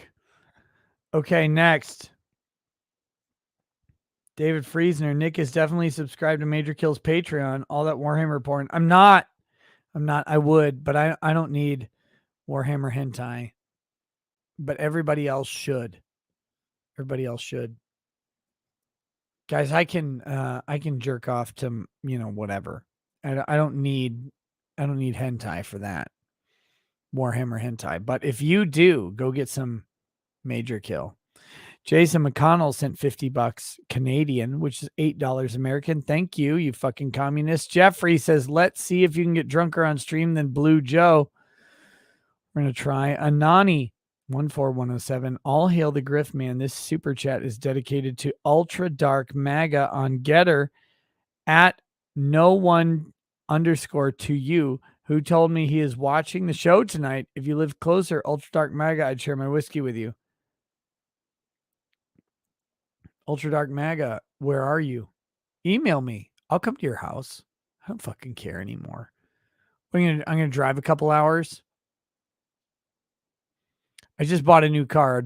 I drive infinity hours in that car. It's fucking base and red pilled. My car, when I get in it, I don't know if you know this. My car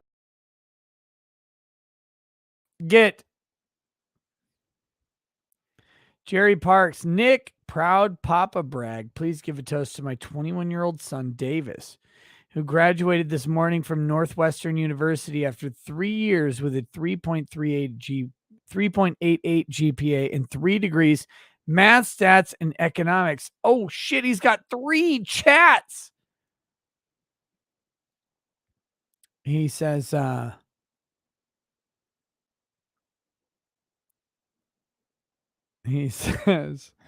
Jerry Parks, he says, but instead of going to the ceremony, he put on his suit, got on the train, and headed to downtown Chicago, where he started his first day as an analyst for a financial firm.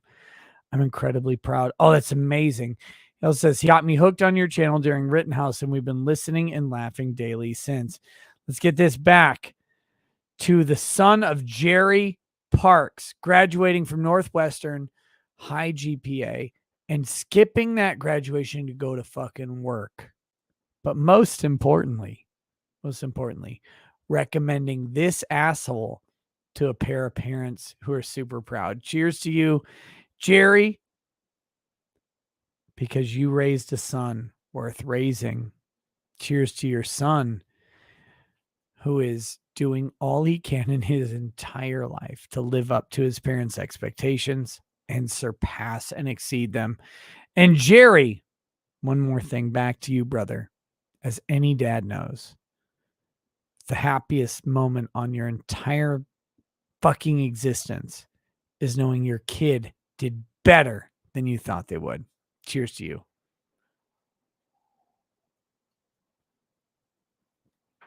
Oh, fuck. Oh, that was gross.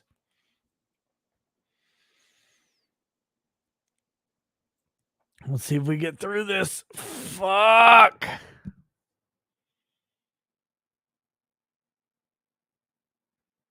Jerry Parks. By the way, guys, I just want to share. We're at 5,200, I think. 5,300. Fuck. 4,000, 4,400, 4,800, 5,200. I got another shot coming. It's not good. It's not good at all. I'm going to probably die on the stream.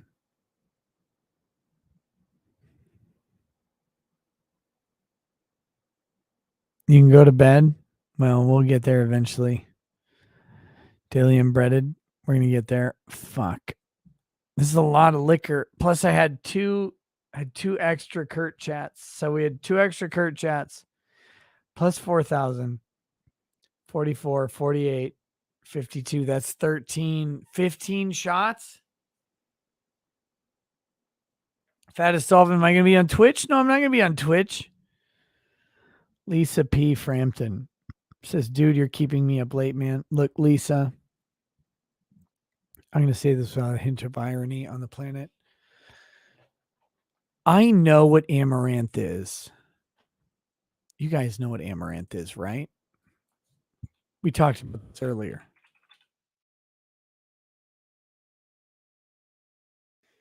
Let's see if I can get an example of an amaranth.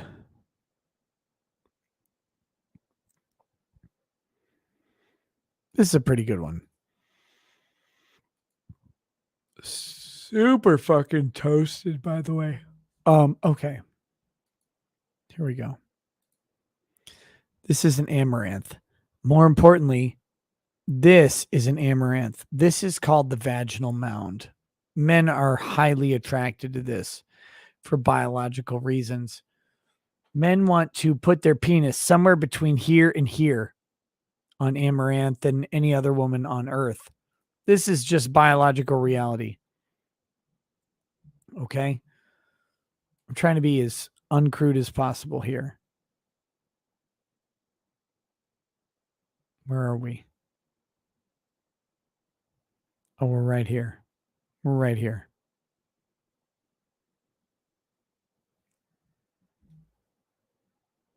Ladies, what I am trying to be to you, because look, I'm to men what I'm to men, and that's okay. Ladies, what I'm trying to be to you, I am trying to be the male vaginal mound for you. I'm the guy who speaks the truth you want to hear. I'm the guy who says the Chadley things you want to hear. I'm the guy who tells you, look, I love your opinion. I respect it, but I'd really listen more if you put on bread some crunchy peanut butter and some fucking grape jelly. That's what I want. And I want you to like it. So I don't know. I don't even remember what lady's text this was from. The lady's message. But let's be fucking honest about it. Women, I'm here to be amaranth for you. I want you to imagine me saying, look, bitch, you don't get the ATM card if you don't make me a sandwich right now. And you dumping vaginal fluid into the fucking street. Why on earth am I here if not to be a male thought? That's it. I'm I'm here to remind you. I'm here to remind you what a man is. And a man is saying this. This is to the women out there. I go to work for hours and hours a day. Sometimes it's 4 hours, sometimes it's 8 hours, sometimes it's 12. So that you can stay at home. So that you can stay at home and not do that, not worry about that. And all I expect in return is that when I open the door, you're happy that it's me. That's what I want. That's what a man wants. That in the world, I'll tell you, ladies, the secret to every man on the planet, women who can't find a man, trust me. All we want on earth is that when we go to work for 8, 10, 12, 15 hours, when we come home and we open the door, you look us in the eyes and you're happy that it's us. And maybe, just maybe, we get asked that night. It doesn't matter. At the end of the day, we're just excited that you're happy that we walk through the door and not anybody else on the planet. And I've just given you all the dating advice you ever need for a man as a woman. I've solved your problem. We're going to take that ass, though. Don't get me wrong. We're going to take that ass. You are going to have your eyes rolling back. You're going to be closing your eyes. You're going to be saying, oh God, my parents will hear. All of that shit. You're going to say all of it. All of it. Every single word we want you to say. You are going to say it. We're going to give you a fucking script. And you're going to beg to read it because we're the one who walked in the door. Make no mistake. That's what we're going to do to you. But listen, all we ask in return is that you're excited when we come home. Because no man on earth wants anything else than a woman excited when he shows up.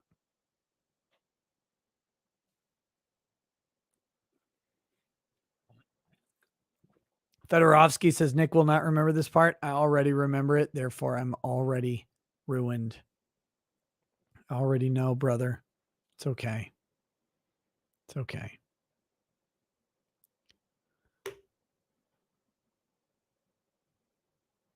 Sheila Alien says, but you don't want to be talked to when you get home. No. Sheila, listen. If you guys haven't seen Sheila, she's a pretty lady. She's okay. She says, you don't want to be talked to when you get home. Wrong. We want to be talked to about us when we get home.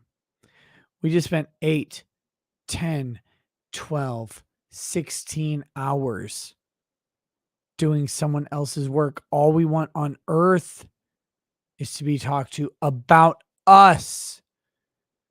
We want you to ask what we did. We want you to ask about the shit we hammered into the ground. We want you to ask about the shit we chopped down to get out of the fucking way. We want you to ask about the shit we built to hold something else up. Sheila, we want to be talked to. We just want to be appreciated about us. We want to be talked to about us. All day we've been working for someone else. All we want is to be talked to about us. Ladies, I can keep any man on earth for you in these simple steps. When he walks through the door, ask him about him.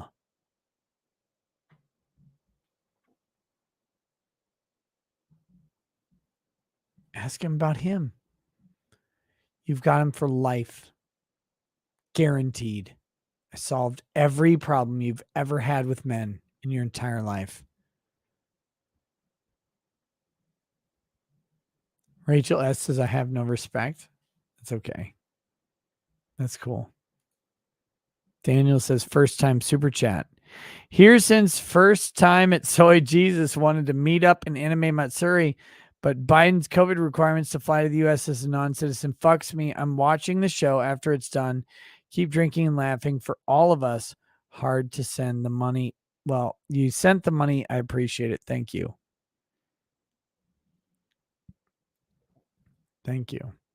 Just Jenny says, nah, some men want to be left alone. No man wants to talk about anything more than what he did that day and sacrifice for you. Trust me.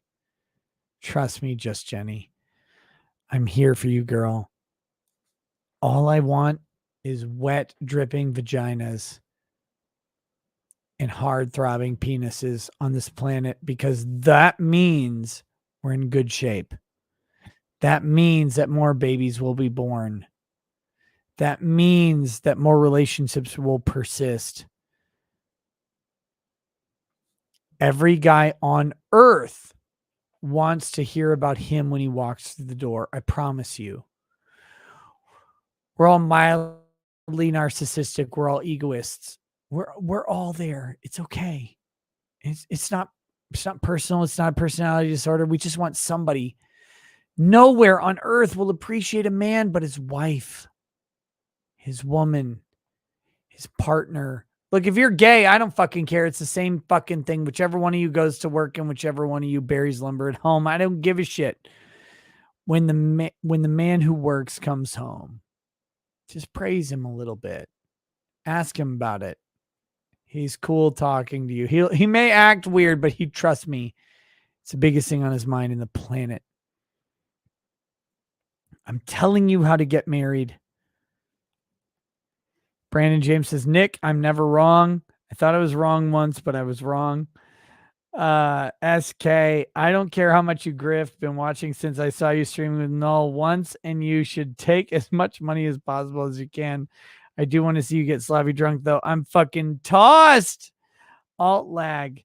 YouTube won't let me send phrases like fuck you, so could you please give the cry bullies who complain about how I spend my money that full phrase in my stead? Keep up the good work and grift ahoy, Nick. Yeah, fuck you to Cat Den Barge. No one else will.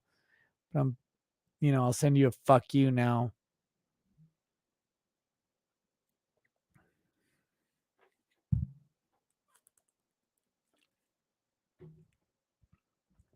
Oh shit, we're about at bathroom break number 2. Super tossed. Casual Fox, this is a big chat I missed earlier. It says, let us start the grift off right and get those MSM insert word that rhymes with bows. Mad. They have destroyed real journalism. Romo Drummer, are we not watching the January 6th committing hogwash anymore? Your yelling / rants are really entertaining. I'll probably do it tomorrow. I did not wake up for it today, and I was like, well, I'm not going to do it tonight. Edgar Allan Poe. No, wait. Aaron Lovelace says, love the channel. Thank you, Aaron. David Helm. Hey, Nick, do you think $50 can get me 50 subscriptions for the Michigan Law Show? I don't know. I know it's a fucking toss. We've got another shot coming in a minute. I'm going to have to pee first. Darcy says, cheers. Blaine 20, I'm dismayed that you've decided to Minecraft yourself with military specials. You have so much potential to do good in this world. See you in the next. So, guys, here's the question. If you had a special lady that you liked, what time tonight, based on tonight, would you tell her to wake you up for some special time with her in the morning? What'd you do? What time? Would you do 10? It's 2:40 a.m. now. It's going to be 3, 4, 5 when we get done. Would you do 10? Would you do 11? What do you do?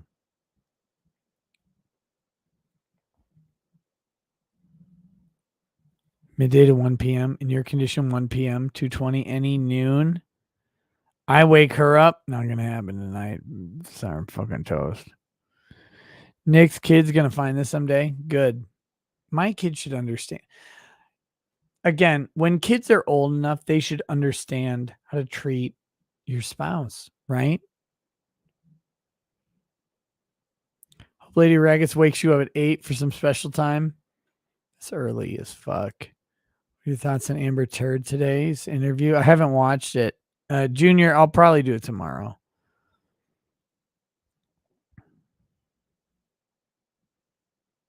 Hearings start at 8 a.m. Eastern to 7:50. What hearings? I need way more than 7:50. What hearings are you talking about? Are you talking about January 6th? I'm not doing January 6th live tomorrow. ED2276 says first shot must be rum, irrespective of poll. Pirate. It's not happening. Dear Grubs, your late night shows have helped me many a night get through my general surgery residency. Room full of surgeons listening to you rant while drunk will always be a highlight for us. Good times. Cheers to Derek Grubbs. Go to it, brother. You have the worst fucking post schooling ever. I'll be right back. I got to piss. I'm not puking. Fuck off. What am I, Kurt or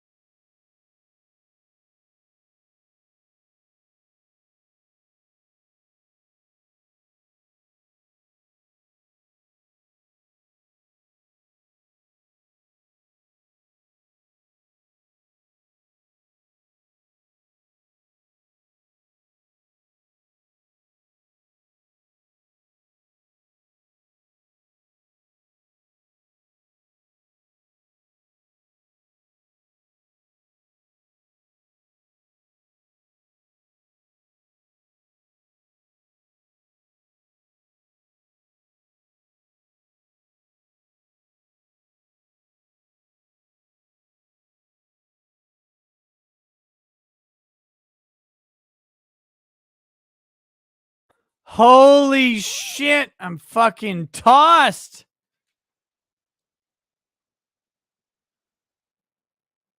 Oh boy.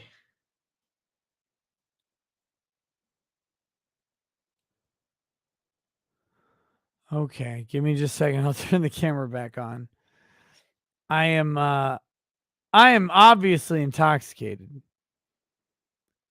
but I'm not dead yet. I did not puke and I will not puke.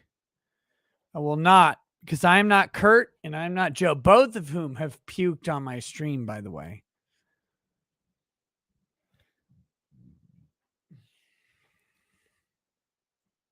Let's do this. What am I, a bitch like Law Tube? I'm not gonna fucking puke on a stream like a beta piece of garbage.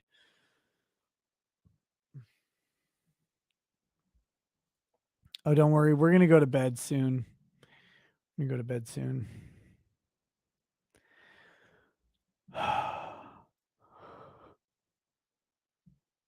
Flying all night says it's tequila all night, boys. Get 'em. Arc 509 says here's to voting for tequila every time. This tequila is so gross. It's the next chat, and I think I got to take one. Brian Driscoll, good luck, Nick, and your shyster liver. If you ever need another mod, I mod for Runkle too. Brian Driscoll.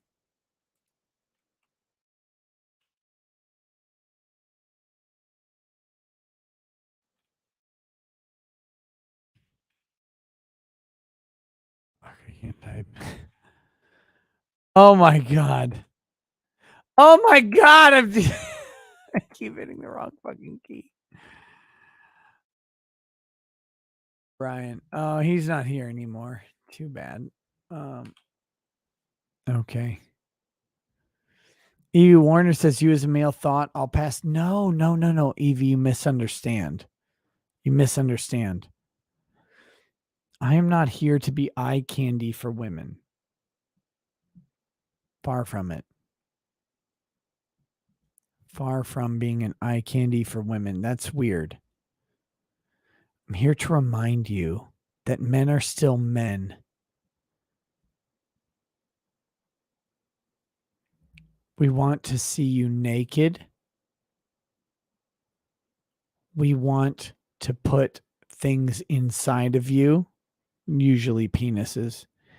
And most importantly, we want your eyes to roll back and your hands to grab stuff because you can't control it. That's what we want. It's what we ask for. It's what we've demanded. It's what we try to do.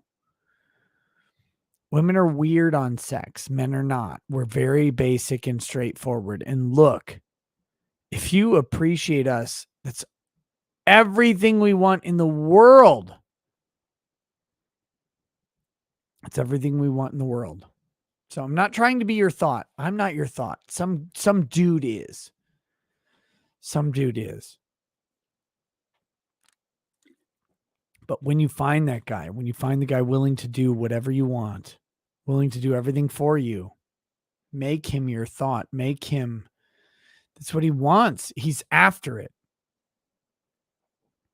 He's after it. Women, trust me, we like the way you look. We like the way you smell. We like everything about you.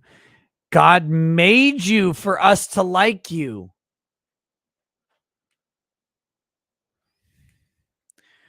Full Metal. No, wait. Matthew Self says, tonight the chat finally kills Nick. I'm close. I'm dying. Scott Baines, you need lime with the tequila. Why is whiskey not an option?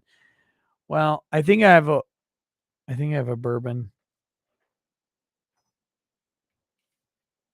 Military special bourbon. I'll drink that next. Fuck.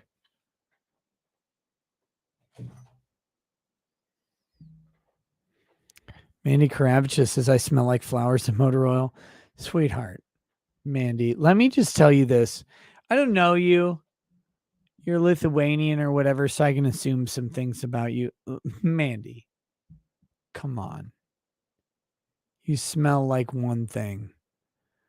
A fresh open can of white albacore. Sweetheart, we don't care what you smell like. For the most part. I don't know what to tell you. Like, God, like you can stink. It doesn't matter. We don't fucking care. What you want is when you open that can, you grab that pull tab and you go, you just let us eat the fucking fish. Yes, we do. Fuck off. Stop it. Look, you know what I mean. We just want to eat at the seafood restaurant, girl. Stop it. These weirdos in the chat are like, oh, we care about what you smell. Yeah, they do. They just, trust me. Trust me. No, not pickled herring. I didn't say pickled herring. This is fresh. This is fresh. Okay, we're gonna move on. Scott Baines, you need lime with that tequila. Why is whiskey not an option? I read that. Fuck. This Mirage, thank you for the donation. The sticker, I don't know what it says. Brad Powers, beta. Jesse Lee Peterson voice. JJ, thank you for the donation. Frostbeard 2. Been a while since my last super chat. I'll be matching you shot for shot tonight on at least 7 shots. Whiskey's only. Cheers. Wish I was doing whiskey only. Wish I was only at 7. Joe says, first time you've grifted me. Been watching since Rittenhouse. I've watched almost every stream since. I thank you for deepening my hatred for the government and lawyers, except you with almost every stream. Hate me too, buddy. AWM Fishing. Grift for me, God Emperor, Pope King Grift. I do fishing video stuff. Also, better way to take the tequila is to put it in your butt. But Drexel might not talk to you anymore. AJ Arguello, get wrecked. More tequila. Jackson Kai. One for when you're drunk. Search Richard Henry Patterson Daily Mail. Motion arguments about dong. Prosecution fought by going all in, saying he had to get it erect for the jury and that the pictures they were sent were soft and not hard evidence. Oh my God.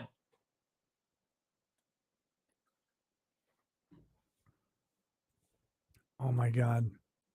We're down to 6,500. We had 10,000 plus 1,100, 10,000, 200 at some point. I've scared most of them off. Outlaw Josiah, gonna try to go shot for shot with you. Down to half a bottle though, so might not be enough. Tequila is awesome. Tequila is disgusting. I fucking hate it. Nicholas Black, yeah, Nick is season whiskey season. Hey Oka, proper journalism is no longer a thing. Op-ed OnlyFans is where it's at. Fuck, I wish I could just put my tits on camera and make $1 million a month. Don't you guys wish? All it took, imagine this, all it took in the world, guys especially, you take your shirt off and show your nipples. Your nipples are worth 10 grand a month. A month? If my nipples were worth 10 grand a month, I would be doing it in a heartbeat. Nipples? Fuck nipples. Jesus Christ, if my fucking dick were worth 25 grand a month, it'd be out there. I don't know what the controversy is. Won't even sign my tits. I hate you. Mandy, look, Mandy, I'm telling you this right now, Mandy. Show up to Anime Matsuri. I will 100%. I've changed my mind on this. Mandy, I will sign your tits.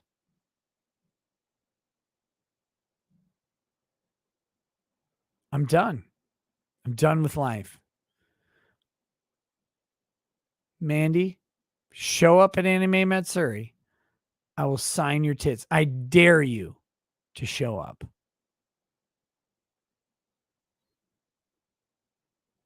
I dare you to show up.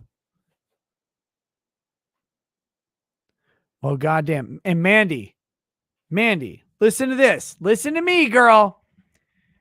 Wherever on your tits you like, I will sign them. Take that. Take that. I'm done with everybody. I'm done with propriety. I'm done with everything on this fucking planet. You pick the spot. I'll sign the tits.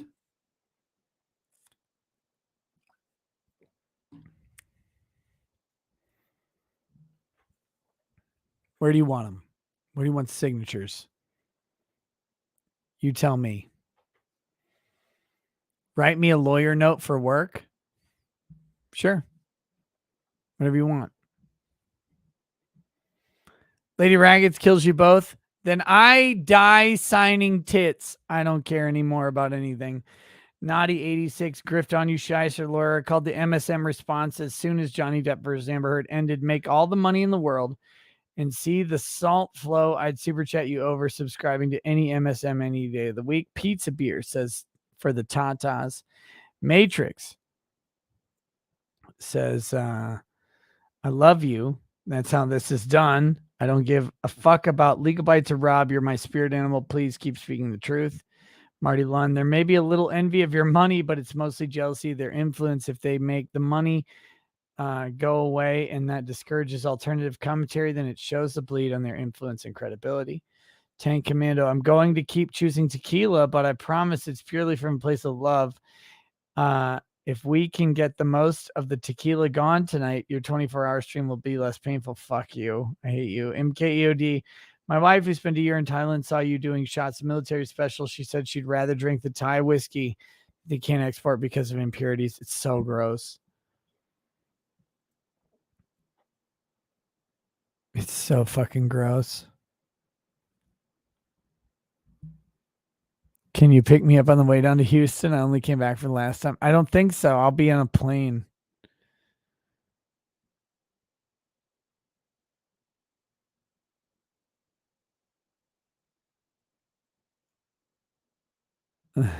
It's a plane. Look, I'm just here's the deal, guys. If people are gonna call me out, I'm gonna call them back out. I'm gonna say, okay, live up to your call out. I'm just here. I'm just a guy. I'm just whatever. But if you're gonna be like, oh, will you sign this? Will you sign that? Yeah. Yes, I will. You want me to sign your fucking labia? I'll sign your labia. You want me to sign your tits? I'll sign your tits. You want me to sign your hand? I'll sign your hand. Whatever you want. I don't care about anything at all. Show up and dare me to do it. I'm done with fucking everything other than honesty and truth. Curly Kaylee says, love your stuff for Kato Law. Found you covering Rittenhouse trial and the rest is history. Any thoughts on ever getting Salty Cracker? Salt must flow. Look, I reached out to Salty. His wife, Lady Salty, told me he wasn't doing appearances right now. That's it. So I don't know what to say about that. Lady Salty said, Salty's not doing appearances right now. And I'm like, okay. I don't know. There's nothing else I can say to him. If he's not doing shows, he's not doing shows. But I'd love to have Salty on. I'd go on Salty's show any day of the week, either one. Happy to do so. Just look me up. I know how it goes. You get fucking busy, you get backed up, you get tired. It's great. Justin Chively says this is your best script since the Seminole Order. It's fantastic. Blackleaf, I love you, Nick. Cornelius Buttknuckle, mix all liquors together, kind of like a suicide slushy. I don't want to. Skyrim 96. Women in the chat, which would you rather be a part of? A harem where you share your boyfriend with the same 5 girls, or you as a lady have a harem of 5 guys, and which option is more wholesome? It's a good question. Ladies, women in the chat, would you rather be one of multiple wives or a wife with multiple husbands? Which one do you want? Mandy, now I need to know. Mandy, are you showing up? I got to prep Lady Rackets for this. I got to tell her. Mandy says, sign your own hands, then slap me with it if you want. I mean, I'll do whatever. I got to prep Lady Rackets. Mandy, are you going to show up at Anime Matsuri? Don't you fucking toy with me. If you show up, I got to tell her. You're the first person who says, sign my tits. I'm going to say, Lady Rackets, Mandy's going to show up. She's Lithuanian. She apparently has tits. See, Goody says they're pretty good. I'm going to sign them. I got to tell her before she's there. Which one? What is it? Are you going to show up or are you going to not? You better fucking buy a ticket.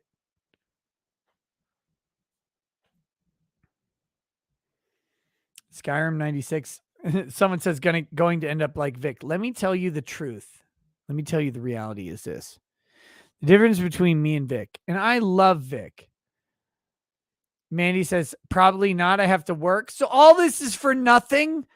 I'm not going to rest my forearm on some succulent soft titties while I sign them with my pen. Well, what the fuck is this? Here we go. Here's the difference between me and Vic.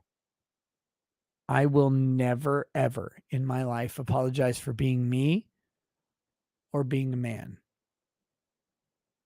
Ever. Ever.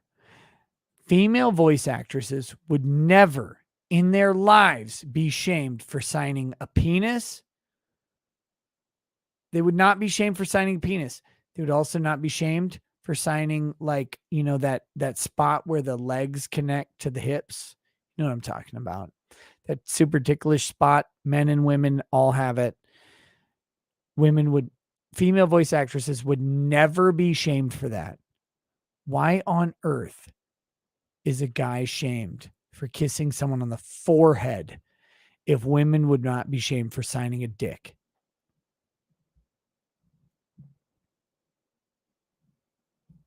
That's fucking crazy. It's crazy. Brandon Carter says, thanks for the entertainment. I don't think I'm going to read all the super chats tonight, guys. I'm going to do the 20 plus ones and then die in my bed. It's also late. We're gonna do unbreaded in a minute, but I'm gonna die in my bed in a minute. Also, Brandon Carter says thanks for the entertainment. Kara Pappas, to the person who went to the ER with stress-related problems, I went to the ER 3 times since February, 2 due to completely psychosomatic heart conditions, once due to a very sad moment, all 3 with no insurance. Fuck. J Red K, my dad was just diagnosed with liver, pancreatic, and prostate cancer. Throwing back Bowmore Black single malt scotch to numb the shock. Cheers and raise a glass to his fight. J Red K. I know someone else who today called us up, me and Lady Rackets, and said their dad has prostate cancer and waited too long. And so the treatment is bleak, right? Comfort and care until they're dead.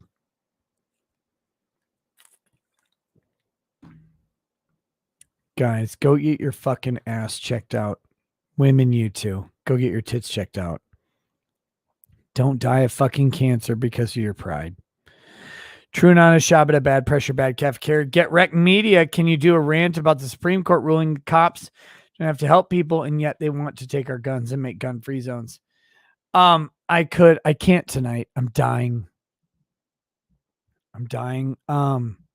We'll do that very soon. We cover the Supreme Court decisions about this stuff. How's that? I'm sorry, true and honest Shabbat, bad pressure, bad cafeteria. Bronson, Fillier, Kermit voice. I remember I put my hands up very slowly to her and said, stop, just stop, Miss Piggy. You have to stop eating. You're too fat. She knocked me down to the dirty carpet, and all I could think of was, how did I get here? Very good. Kermit, a male victim of domestic violence. Leslie Kohler. Nick, I hope Johnny goes after the money he won, then maybe she will shut the fuck off. No, he's not going to go after it. He's going to let it go. He's going to let it go. Be with the promise that she'll let go the $2 million that he owes her and they just walk away. That's going to be the deal. It's the smartest deal. Oh, and also don't appeal, you fucking cunt. Pizza beer. Nick is the alcohol. Also, are you keeping track of how many shots you were at? Maybe a dumb question. I was. I don't remember what the number is now. It's too many. Pizza the Hut. Have you ever covered Dave Portnoy's Business Insider lawsuit? Nope. Kelladran transitioned to blackface for the YouTube short. Nope. Basilisk. Around last month, my niece, 6, was killed by a school bus.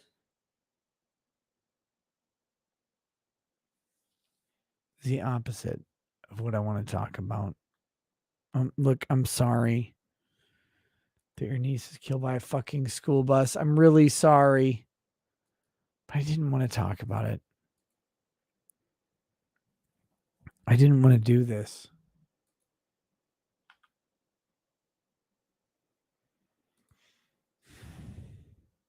Apparently, there's a lot of things in Texas that cap payout from the state. What would you do legally against the school for damages? Don't toast, you'll die.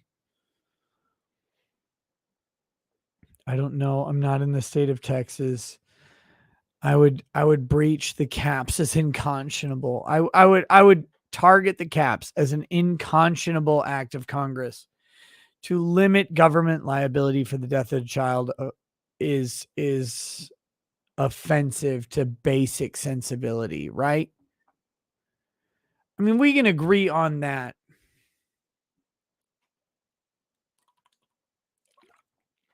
Basic sensibility says if you kill a child, there's no cap on damages.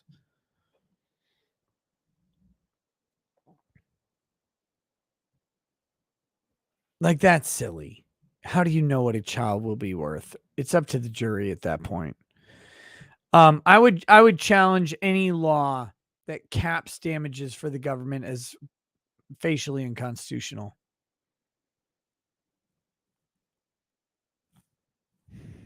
Matthew Self. Every time someone super chats you instead of Joe or Kurt, you must insult them.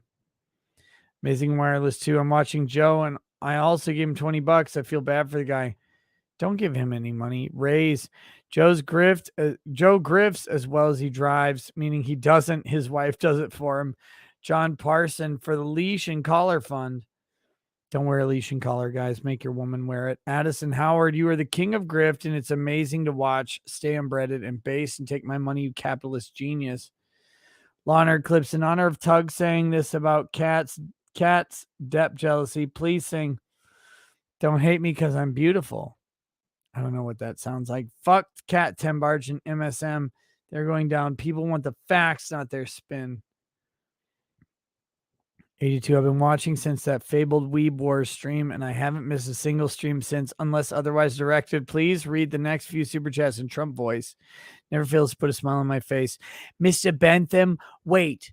Kurt? I've heard of a Kurt before. Trying to challenge you again in drinking? Does he even know who I am? I don't think he knows. Look, we're going to show him tonight, though. He doesn't know. We're going to show him tonight. It's not his fault. He says, didn't learn the first time he lost. He couldn't outdrink the king. Also, grift me harder, law daddy. The only way I can grift you harder is if you grift yourselves. If you grift yourselves, if you shove that fist right into your vagina, asshole, prostate, whatever it is, pull out your prison wallets and donate to the stream. That's what this stream is about. The stream isn't about entertainment. The stream is about money for me. Do you guys understand that? I hope I made it fucking clear. Debbie, oh, how do you feel about Branca guessing on Joe's grift stream? Inquiring minds want to know. I love Branca. Guy's great. But my show is just too late for him most of the time. Most of the time. Mandy, I'm so mad at you right now. You have no idea. I'm tempted to unmod at you because you're like, oh, if I come to Matsuri, will you sign my tits? And now I'm like, yeah, I'll sign your fucking tits. And you're like, well, I got to work. I'm sorry. Now I'm mad. Now I'm mad. I wasn't mad before. Blaine20 says hashtag griftception. Flying All Night says watching Joe since that time he blew himself. Here's to the grift and hopes Joe's wife crayons him again. Bobblehead Homestead.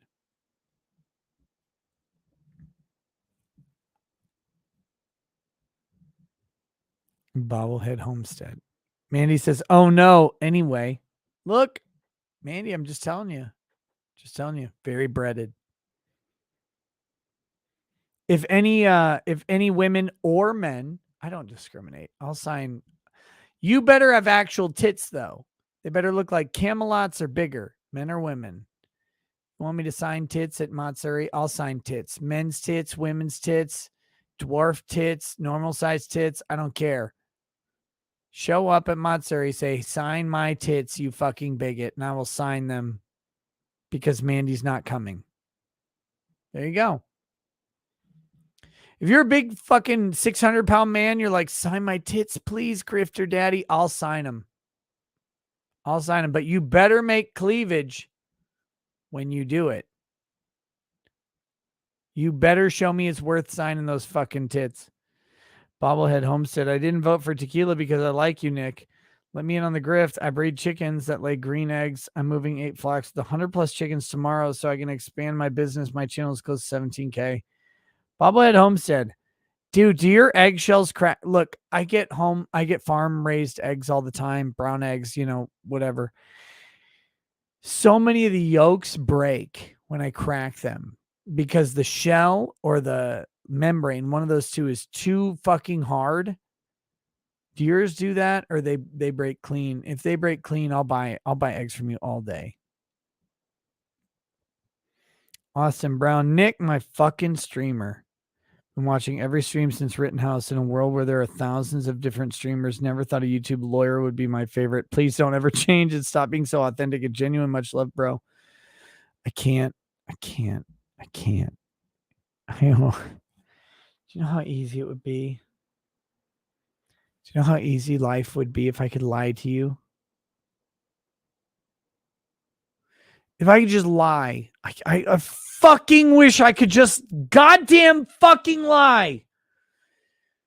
Life is easier when you lie. It is. But life is manlier when you tell the truth.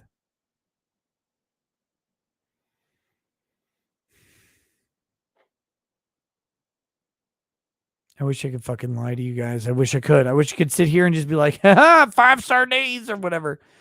That's always a lie. It's always a fucking lie.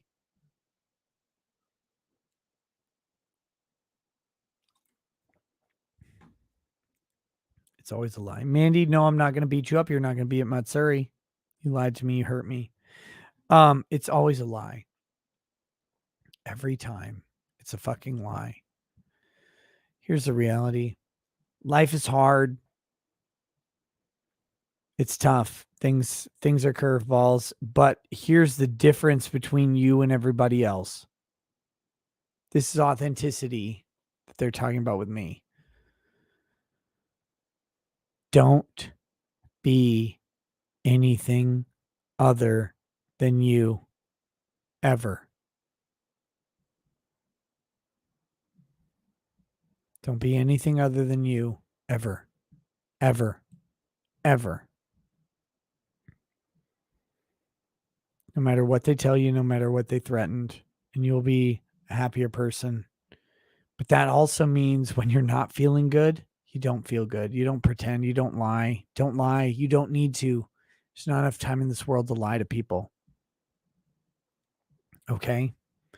I've told you guys, past couple weeks, been really hard. Really fucking tough. Really fucking tough. God has thrown shit my way that I did not expect in my life. And that's okay. You grow, you move past it. It's fine. But it's hard to do. And you will face hard shit too. I'm not going to talk to you about what it is, and I'm not going to talk to you about what yours is. You will face that. And that's fine. Deal with it. Take an axe to it. Take a sword. Take a machine gun. I don't fucking care. Kill it and move on like you've done with the rest of your life. Vexner 3. But I'm here with you guys when I'm in a shitty mood, when I'm in a good mood. It doesn't matter. I'm here. I'm here. You can find me, and you can find me authentic. I'm not going to lie about it. If you talk about it, the Gunt will mock you over it. The Gunt can't mock me over anything. It doesn't matter about what it is. The reality is this. Top of the world, bottom of the world. Be honest with yourself. And don't lie to people. Don't say you're good when you're bad. Don't do that. Don't say you're bad when you're good. Don't do that. Be who you are when you are. You'll find freedom. And I'm telling you guys, lately, I've not been as good. I'm not going to lie about it. It's okay. You can be on top of the fucking world in one part of your life and not on the top in the rest. And that's fine. It's fine. That's how life works. So, but it doesn't matter. I'm here with you because you're not on the top of your life all the time either. Right? I've seen you guys. I know you. I know you because you're me. And sometimes life is harder than others. It's good. Vexner says, I want you to know that I'm only giving you this much especially because Cat 10 Barge doesn't want me to. If you could, please, Nick, or the chat, let her know that her commentary inspired me to give more than I would have tonight. Thanks for everything, man. Hey, you're welcome. Frostbeard 2, more grift. Take my money.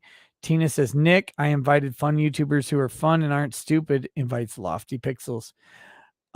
Look, let me say two things about that. I like Lofty a ton. I think he's great. I think he is actually fun. I did not invite Lofty to be part of the YouTuber convention because all the YouTubers there have more than 100,000 subscribers and Lofty doesn't. So I didn't actually invite Lofty, but he is coming and he should. It'll be a lot of fun. I can't wait to meet him, but I didn't invite him. Frostbeard 2, you have product. Show me what can I buy? Where is it? Does the coloring book come with crayons? Let's go. It's coming. We'll figure it out. Jay Parker, hey Nick, I'm doing well enough in the moment, but I worry for the future. I'm a little bit scared where things economy-wise are going to be in a year. How bad do you think things are going to get in the near future? I don't think they're going to get that bad. It's literally like any other recession. If you keep your job, you're fine. If you don't keep your job, you're fucked.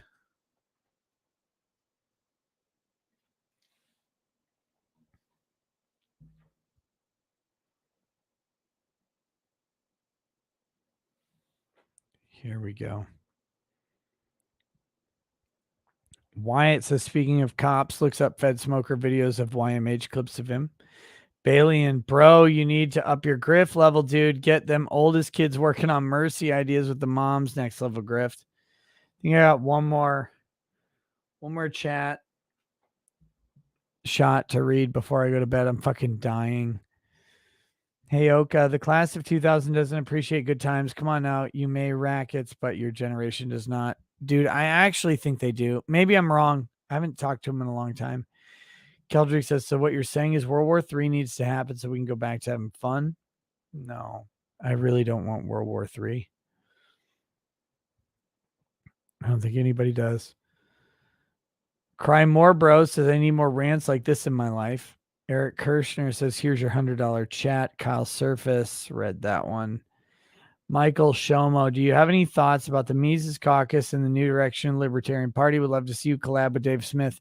I talk to Dave Smith any day of the week. I don't know if I'll become a Libertarian Party member specifically, but I'm happy to talk to them whenever they want. How's that? Rita Esther.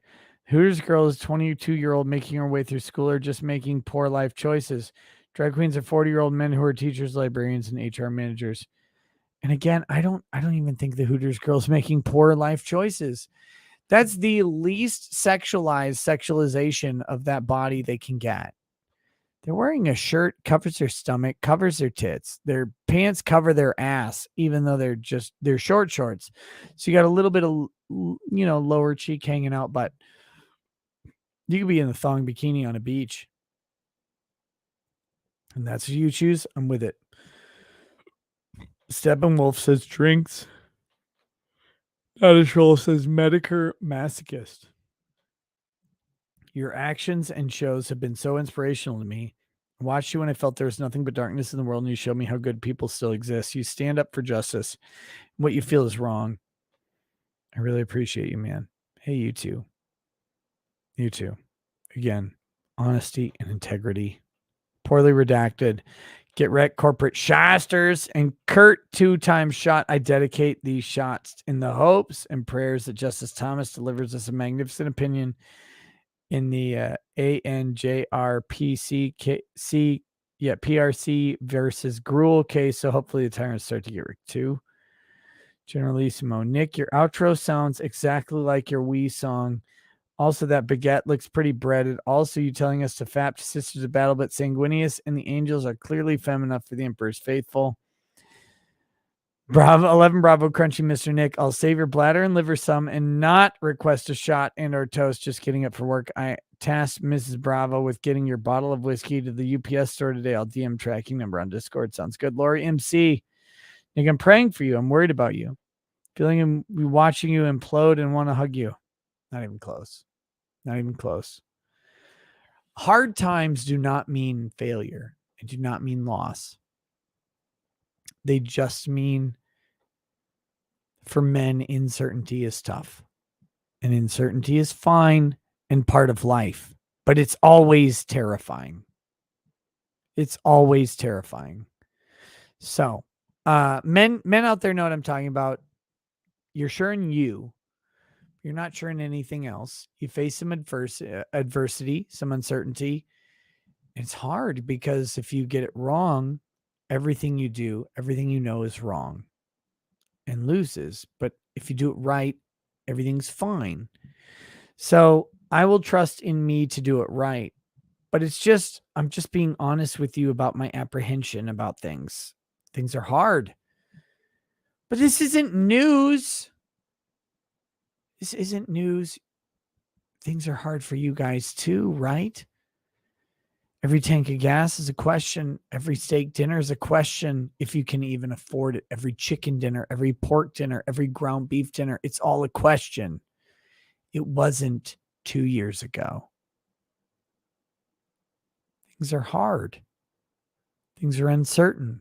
You don't know what you're going to do, but you adapt, you mold, you work, you buy, you budget, you endure. That's men's life. So I want to be very clear on that. That's where I am. I'm right with you guys. Times are uncertain and it's okay. Kyle Surface, a wise man once said, when you think you have it bad, at least you're not Jack Murphy. Correct. Praying for you and your family tonight, Rackets. Oh, don't worry about me and my family. Guys, let me calm questions real quick. Me, my family, Lady Rackets, we are good. We are good. Nothing is ever certain in life. Nothing is ever easy. But me, Lady Rackets, and the kids, we are good. We're blessed beyond measure, to quote the fucking Bible. We're blessed beyond measure. You guys do it. You guys do it. Don't worry about us. We'll be okay. Everything's fine. Just because there's uncertainty in the world does not mean that the things we value, the things we hold, are any less. And that is true. That is true. So please don't worry about me. I'll be fine. I'll be wonderful. Not a Troll says, go to Sandals in Jamaica. Gorgeous, safe area, beautiful beach. Butler service. My wife and I honeymoon there. I missed it. I'll keep that in mind. I will. Mark Sermon, may I raise a glass of whiskey lawyer himself. All of my very base friends here under his papacy. Through both good times and the bad, we're all scattered in some gray area in between. No matter what, I'm confident we're all going to make it. Cheers. Dude, that is a cheers that doesn't need embellishing. Amazing. Jason McConnell, Jamaica, Golden Eye Resort, where Depp took Kate Moss. Squizgar, when you're in Jamaica, you have to grab some overproof rum. I'll probably stream from Jamaica, guys. I'll probably do it. Look, if Lady Rackets and I are having a time that says no stream, then I'm not going to stream. But if Lady Rackets and I are maybe calmed down for a night, well, then I'll stream. That's how it goes. I'm bringing my stuff. So I want to make sure that we'll have some good stuff. But don't worry about that. If I can stream, I will. And I'm going to stream from Matsuri for sure.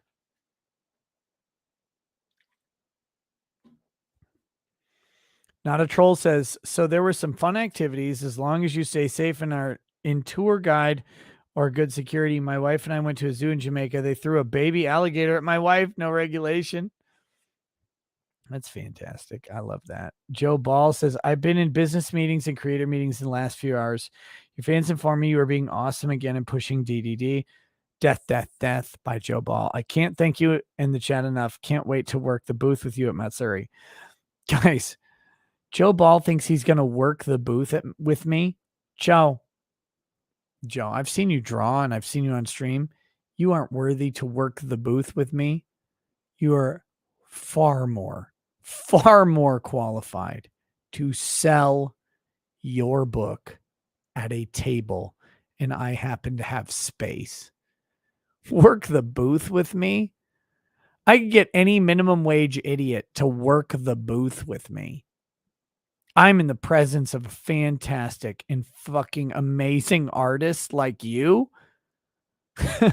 You think you being at my booth is a burden in any way? Buddy, it's a boost. It's a boost. And with that, I welcome you to it. And I would love nothing more than for you to sell 1 trillion books at my booth.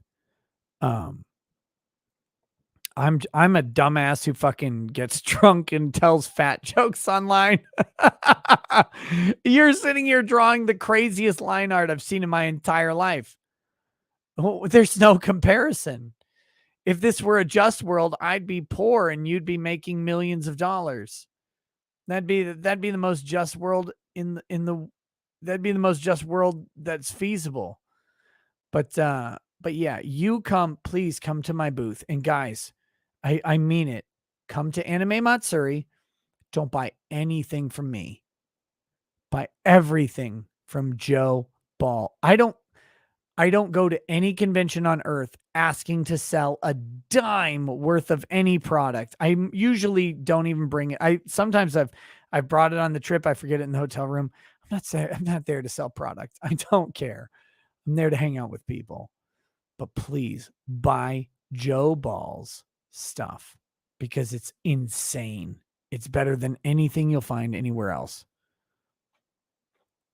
Anywhere on the planet. And by the way, to a couple conventions out there who may hear this, invite me to your show. Invite me to your show. And I will talk about it. I'll promote it. I'll bring people there. And I won't charge a dime. I'll encourage them to support your vendors, to support your people. Please invite me to your show. I love to come to your shows. I love to hang out. I love anime conventions. I love any conventions. Invite me and I'll be there. I'll be there. Most of the time I'll pay my own way because it's a tax write-off. Fuck off. Mandy Karavichus. Good Logic had a call-in show. Nick, I called him and told him a Dallas Cowboys joke. He was flabbergasted and said nothing. Also, any update on the swatting bullshit? Yeah, I talked to the cops today. They said, hey, what do you expect from this? And I was like, don't worry about it. Just give me the info that you got. That's all I need. Mandy calls into Joe's show, but not mine. Racist. She's like, oh, I only love Jews.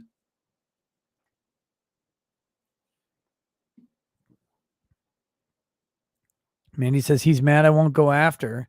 He's declined hit signs for the whole month. Mandy, I told you I changed my mind. I'll sign some soft jigglies. What do you want? You want it in Sharpie? You want it in fine line? You want it in felt tip? What do you want? You want that Magnum 44 marker on those girls? Come do it. Come do it. I'm calling you out now. I'll write you a doctor's note. I'll write you a lawyer's note. I'll say you have a very important hearing to go to. Whatever you need. Show up. I dare you. I dare you to put the girls on display, and the hand of rackets will sign them. Do it. Ain't no stopping me. Copywritten, so don't copy me. Blackleaf says, I love you, Nick. David Friesner. Nick is definitely subscribed to Major Kill's Patreon. All that Warhammer porn, I'm not. Uncivil Law. Seriously, I'm so happy for you and Lady Rackets, looking for my own year and inspiration, serious life goals. Kurt, you'll get there, buddy. Asia Frazier says, I'd want to step in a waterfall. They're pretty. Yeah. Hey, that's fun. Do it. Do it. Step in a waterfall.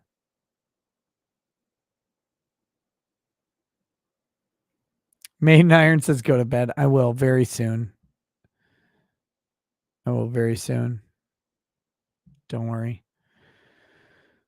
Poorly redacted. You better start reading chats and tilting glasses. I don't want to be up for another 4 more hours. I'm going to do another glass in a second. We're back to tequila. Art the Clown, you did the right thing here to prove Tim Barge was a dummy, but know this, I'm also a happily married man. Both my wife and I see the light in you. Your voice for marriage, love, kindness. We see past the sarcasm. I don't know. Thank you. Thank you. I'm going to say that first, but legitimately, there's so much darkness about relationships and marriage in the world. Find the one you care about the most and hold on to him, her, like a fucking tornado is coming. Do it. Abex scene. Nick, it's time for an intervention. Cut the stream. You are at Joe levels. Not even close. I'm not going to vomit tonight. Axline, bring out the lips. They need to be washed. Brian Nielsen. Hey, Nick, have you tried the whiskey made by Red Bull? If not, I can pick you up a bottle here in Thailand. That sounds horrible. No, I've not. Bit Mammoth. You cost me $25 for now for this now. Lol, just want to say thanks for being unbreaded. Zadok Attic. Morning Raggets, just want to say hello before I restart the stream for my 2-hour drive to my job today. Here's to hoping I get power back soon and avoid a heat stroke since the heat index is 110. Fuck. Static attack to everybody out there who drives over an hour for your job. That is a manly, even if you're a chick, that is a manly fucking thing to do. And then finally, Tom Grawl just adding to the grift because I am better than I deserve. Tom Grawl, you're great, buddy. Joe Schmo, 1 of 3 over on Rumble says, hey, Nick, cheers to your dedication, your livers. Please get a bucket and a mop while you can still walk around. Thanks for all you do.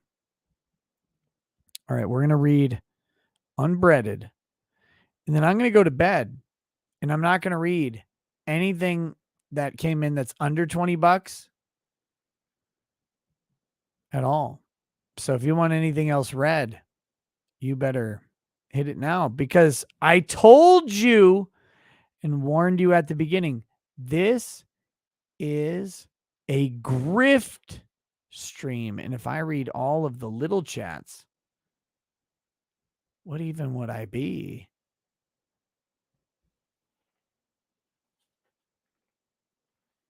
How can you be a grifter if you read the little chat? Unbreaded! Fucking hell. I keep putting this on the wrong way. All right. We're at Unbreaded. GoFundMe for Gage. Where are we? The GoFundMe for Gage is up to $5,210. Thank you to everybody who contributed. We're at like 4,200 before the stream. You guys have been amazing. If you want to contribute more to that, you can. Here's the link. I'm going to share it in the chat.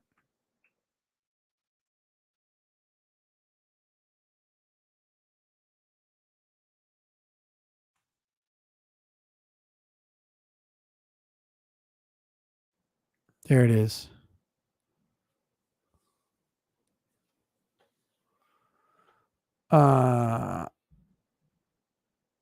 Here we go. Let's do this. Oh shit. I'm fucking tossed. Forgot what we were doing here. Got to get that random number generator.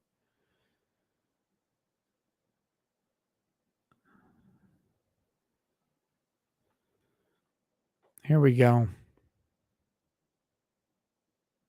566. I think that's new.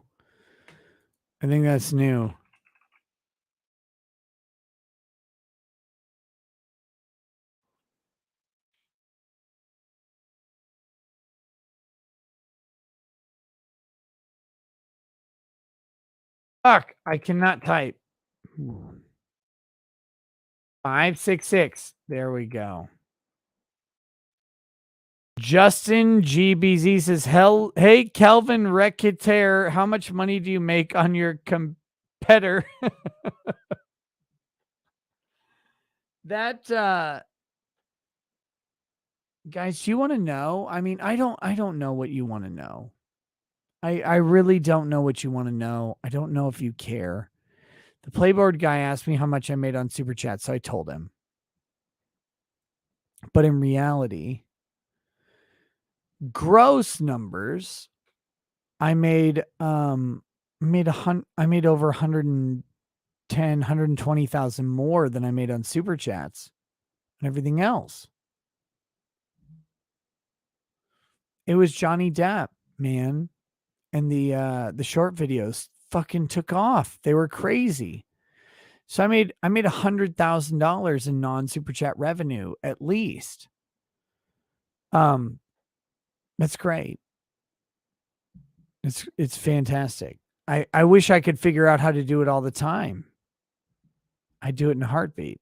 Take YouTube's money? Yeah. But the Johnny Depp, like the total Johnny Depp coverage, made me well over $200,000. I think over $250,000. That's how it goes. After that, it'll be different, and that's fine. But I will get I will take what I can get. That's capitalism, baby. I've never demanded or required a single person to pay a single dollar.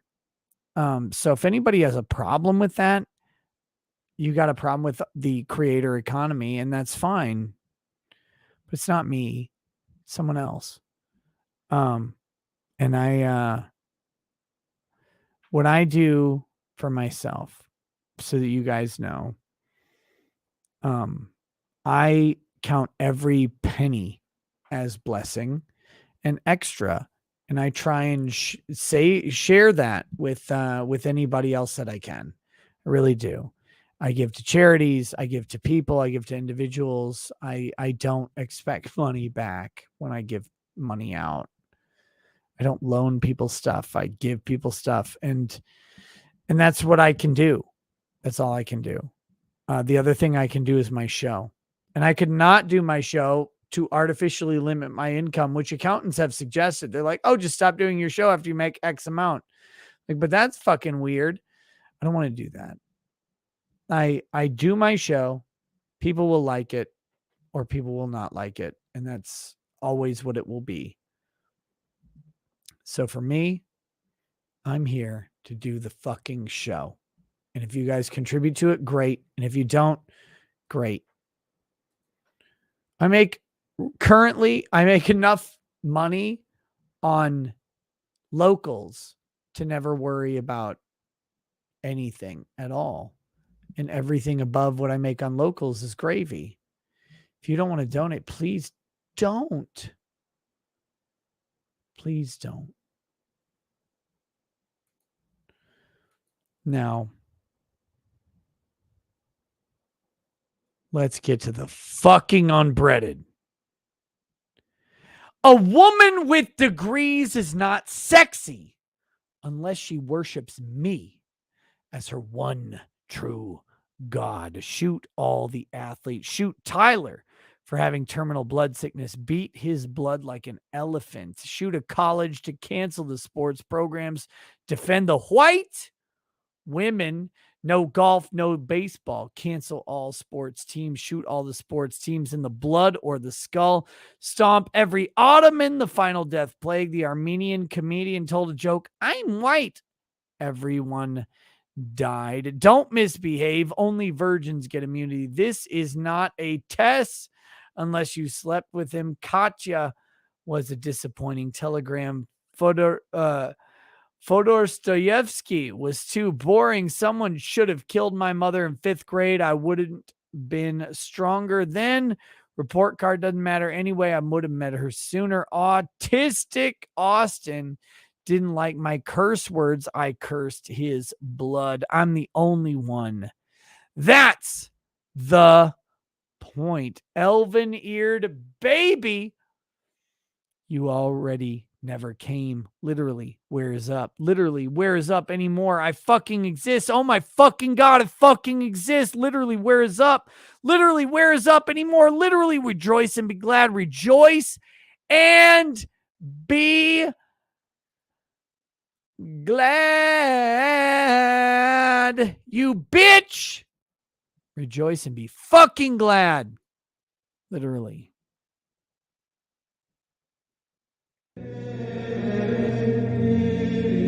Unbread. There you go. That was a quick fucking that was a short unbreaded today. It was a short unbreaded. And that's what that is. All right. Do we have any more? I think I've read all the big super chats. I'm not going to read any short super chats, but I got one more shot for you. And then I'm going to bed. I'm not reading the small chats. And guess what? This is a grift stream, motherfuckers. I'm not reading them ever. You like that? You like that? I'm not reading them fucking ever. This is all about taking and stealing money from my audience.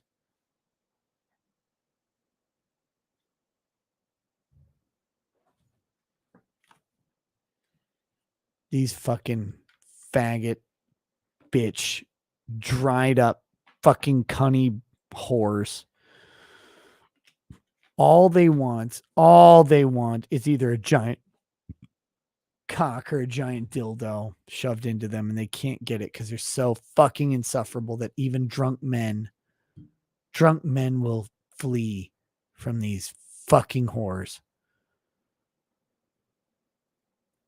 So since they can't get it, all they do is bitch about what someone else has. That's it. That's what they do.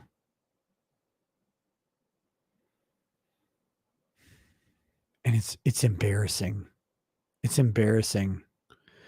Women out there, you ladies have a man. You know what it's like. You know what it is. You appreciate him.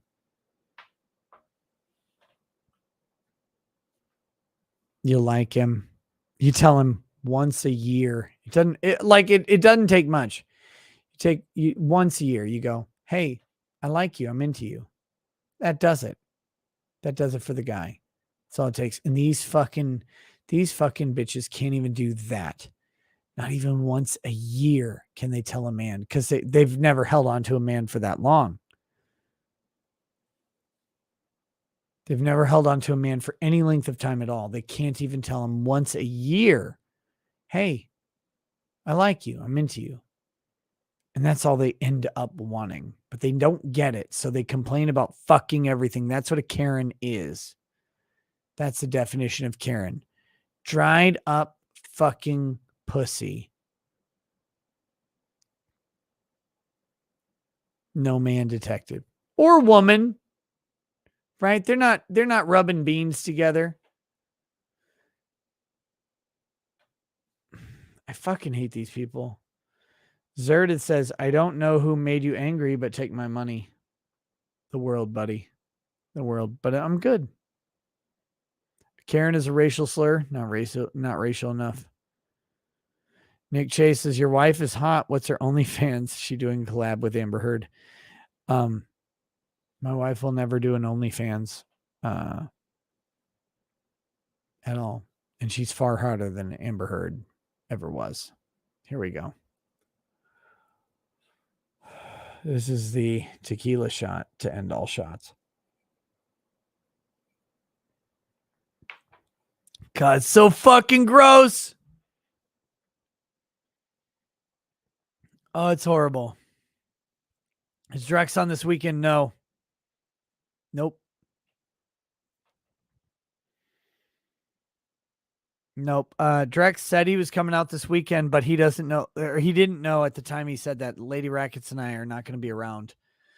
So that's not going to work. All right, guys. I've had way too much whiskey.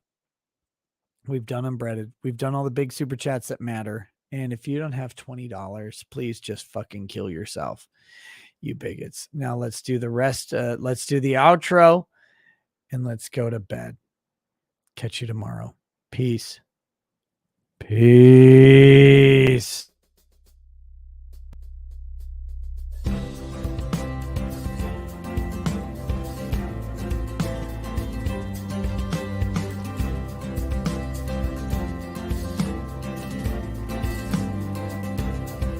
Oh, he drinks a fair bit, but you realize that it just helps get his noggin jogging along. With his glass by his side and his kids asleep tight, we'll hear some lost-plaining tonight. With his microphone muted, we'll laugh at this boomer until he explains it's all part of the plan. Watch his face become redder as he becomes meta, raging at idiots from Twitterland. From the white shores of Maine to the hills of Glenlivet, there's no one who explains the law better than Nick. So pour out a glass for the ones who have passed, make the law what we have now. Oh, his lady is fair, and she handles herself with the grace of one who has borne many children. As the wife of a lawman, she makes sure that he has the time and the place to provide for them there. So pour out an ardbeg, a bow, or a love rug. The spirits glow as the ones who get unemployed. So pour out a glass for the tea post on Twitter as we hear lost blaming tonight. From the the white shores of Nan to the hills of Glenlivet, there's no one who explains the wrong better than Nick. So pour out a glass for the ones who have passed to make the law what we have now. Oh, the guests are all plentiful, from Dundee to Drexel. They bring their perspective and spice to the mix. But the reason we're here and the one that we cheer is the one who is showcasing us his career.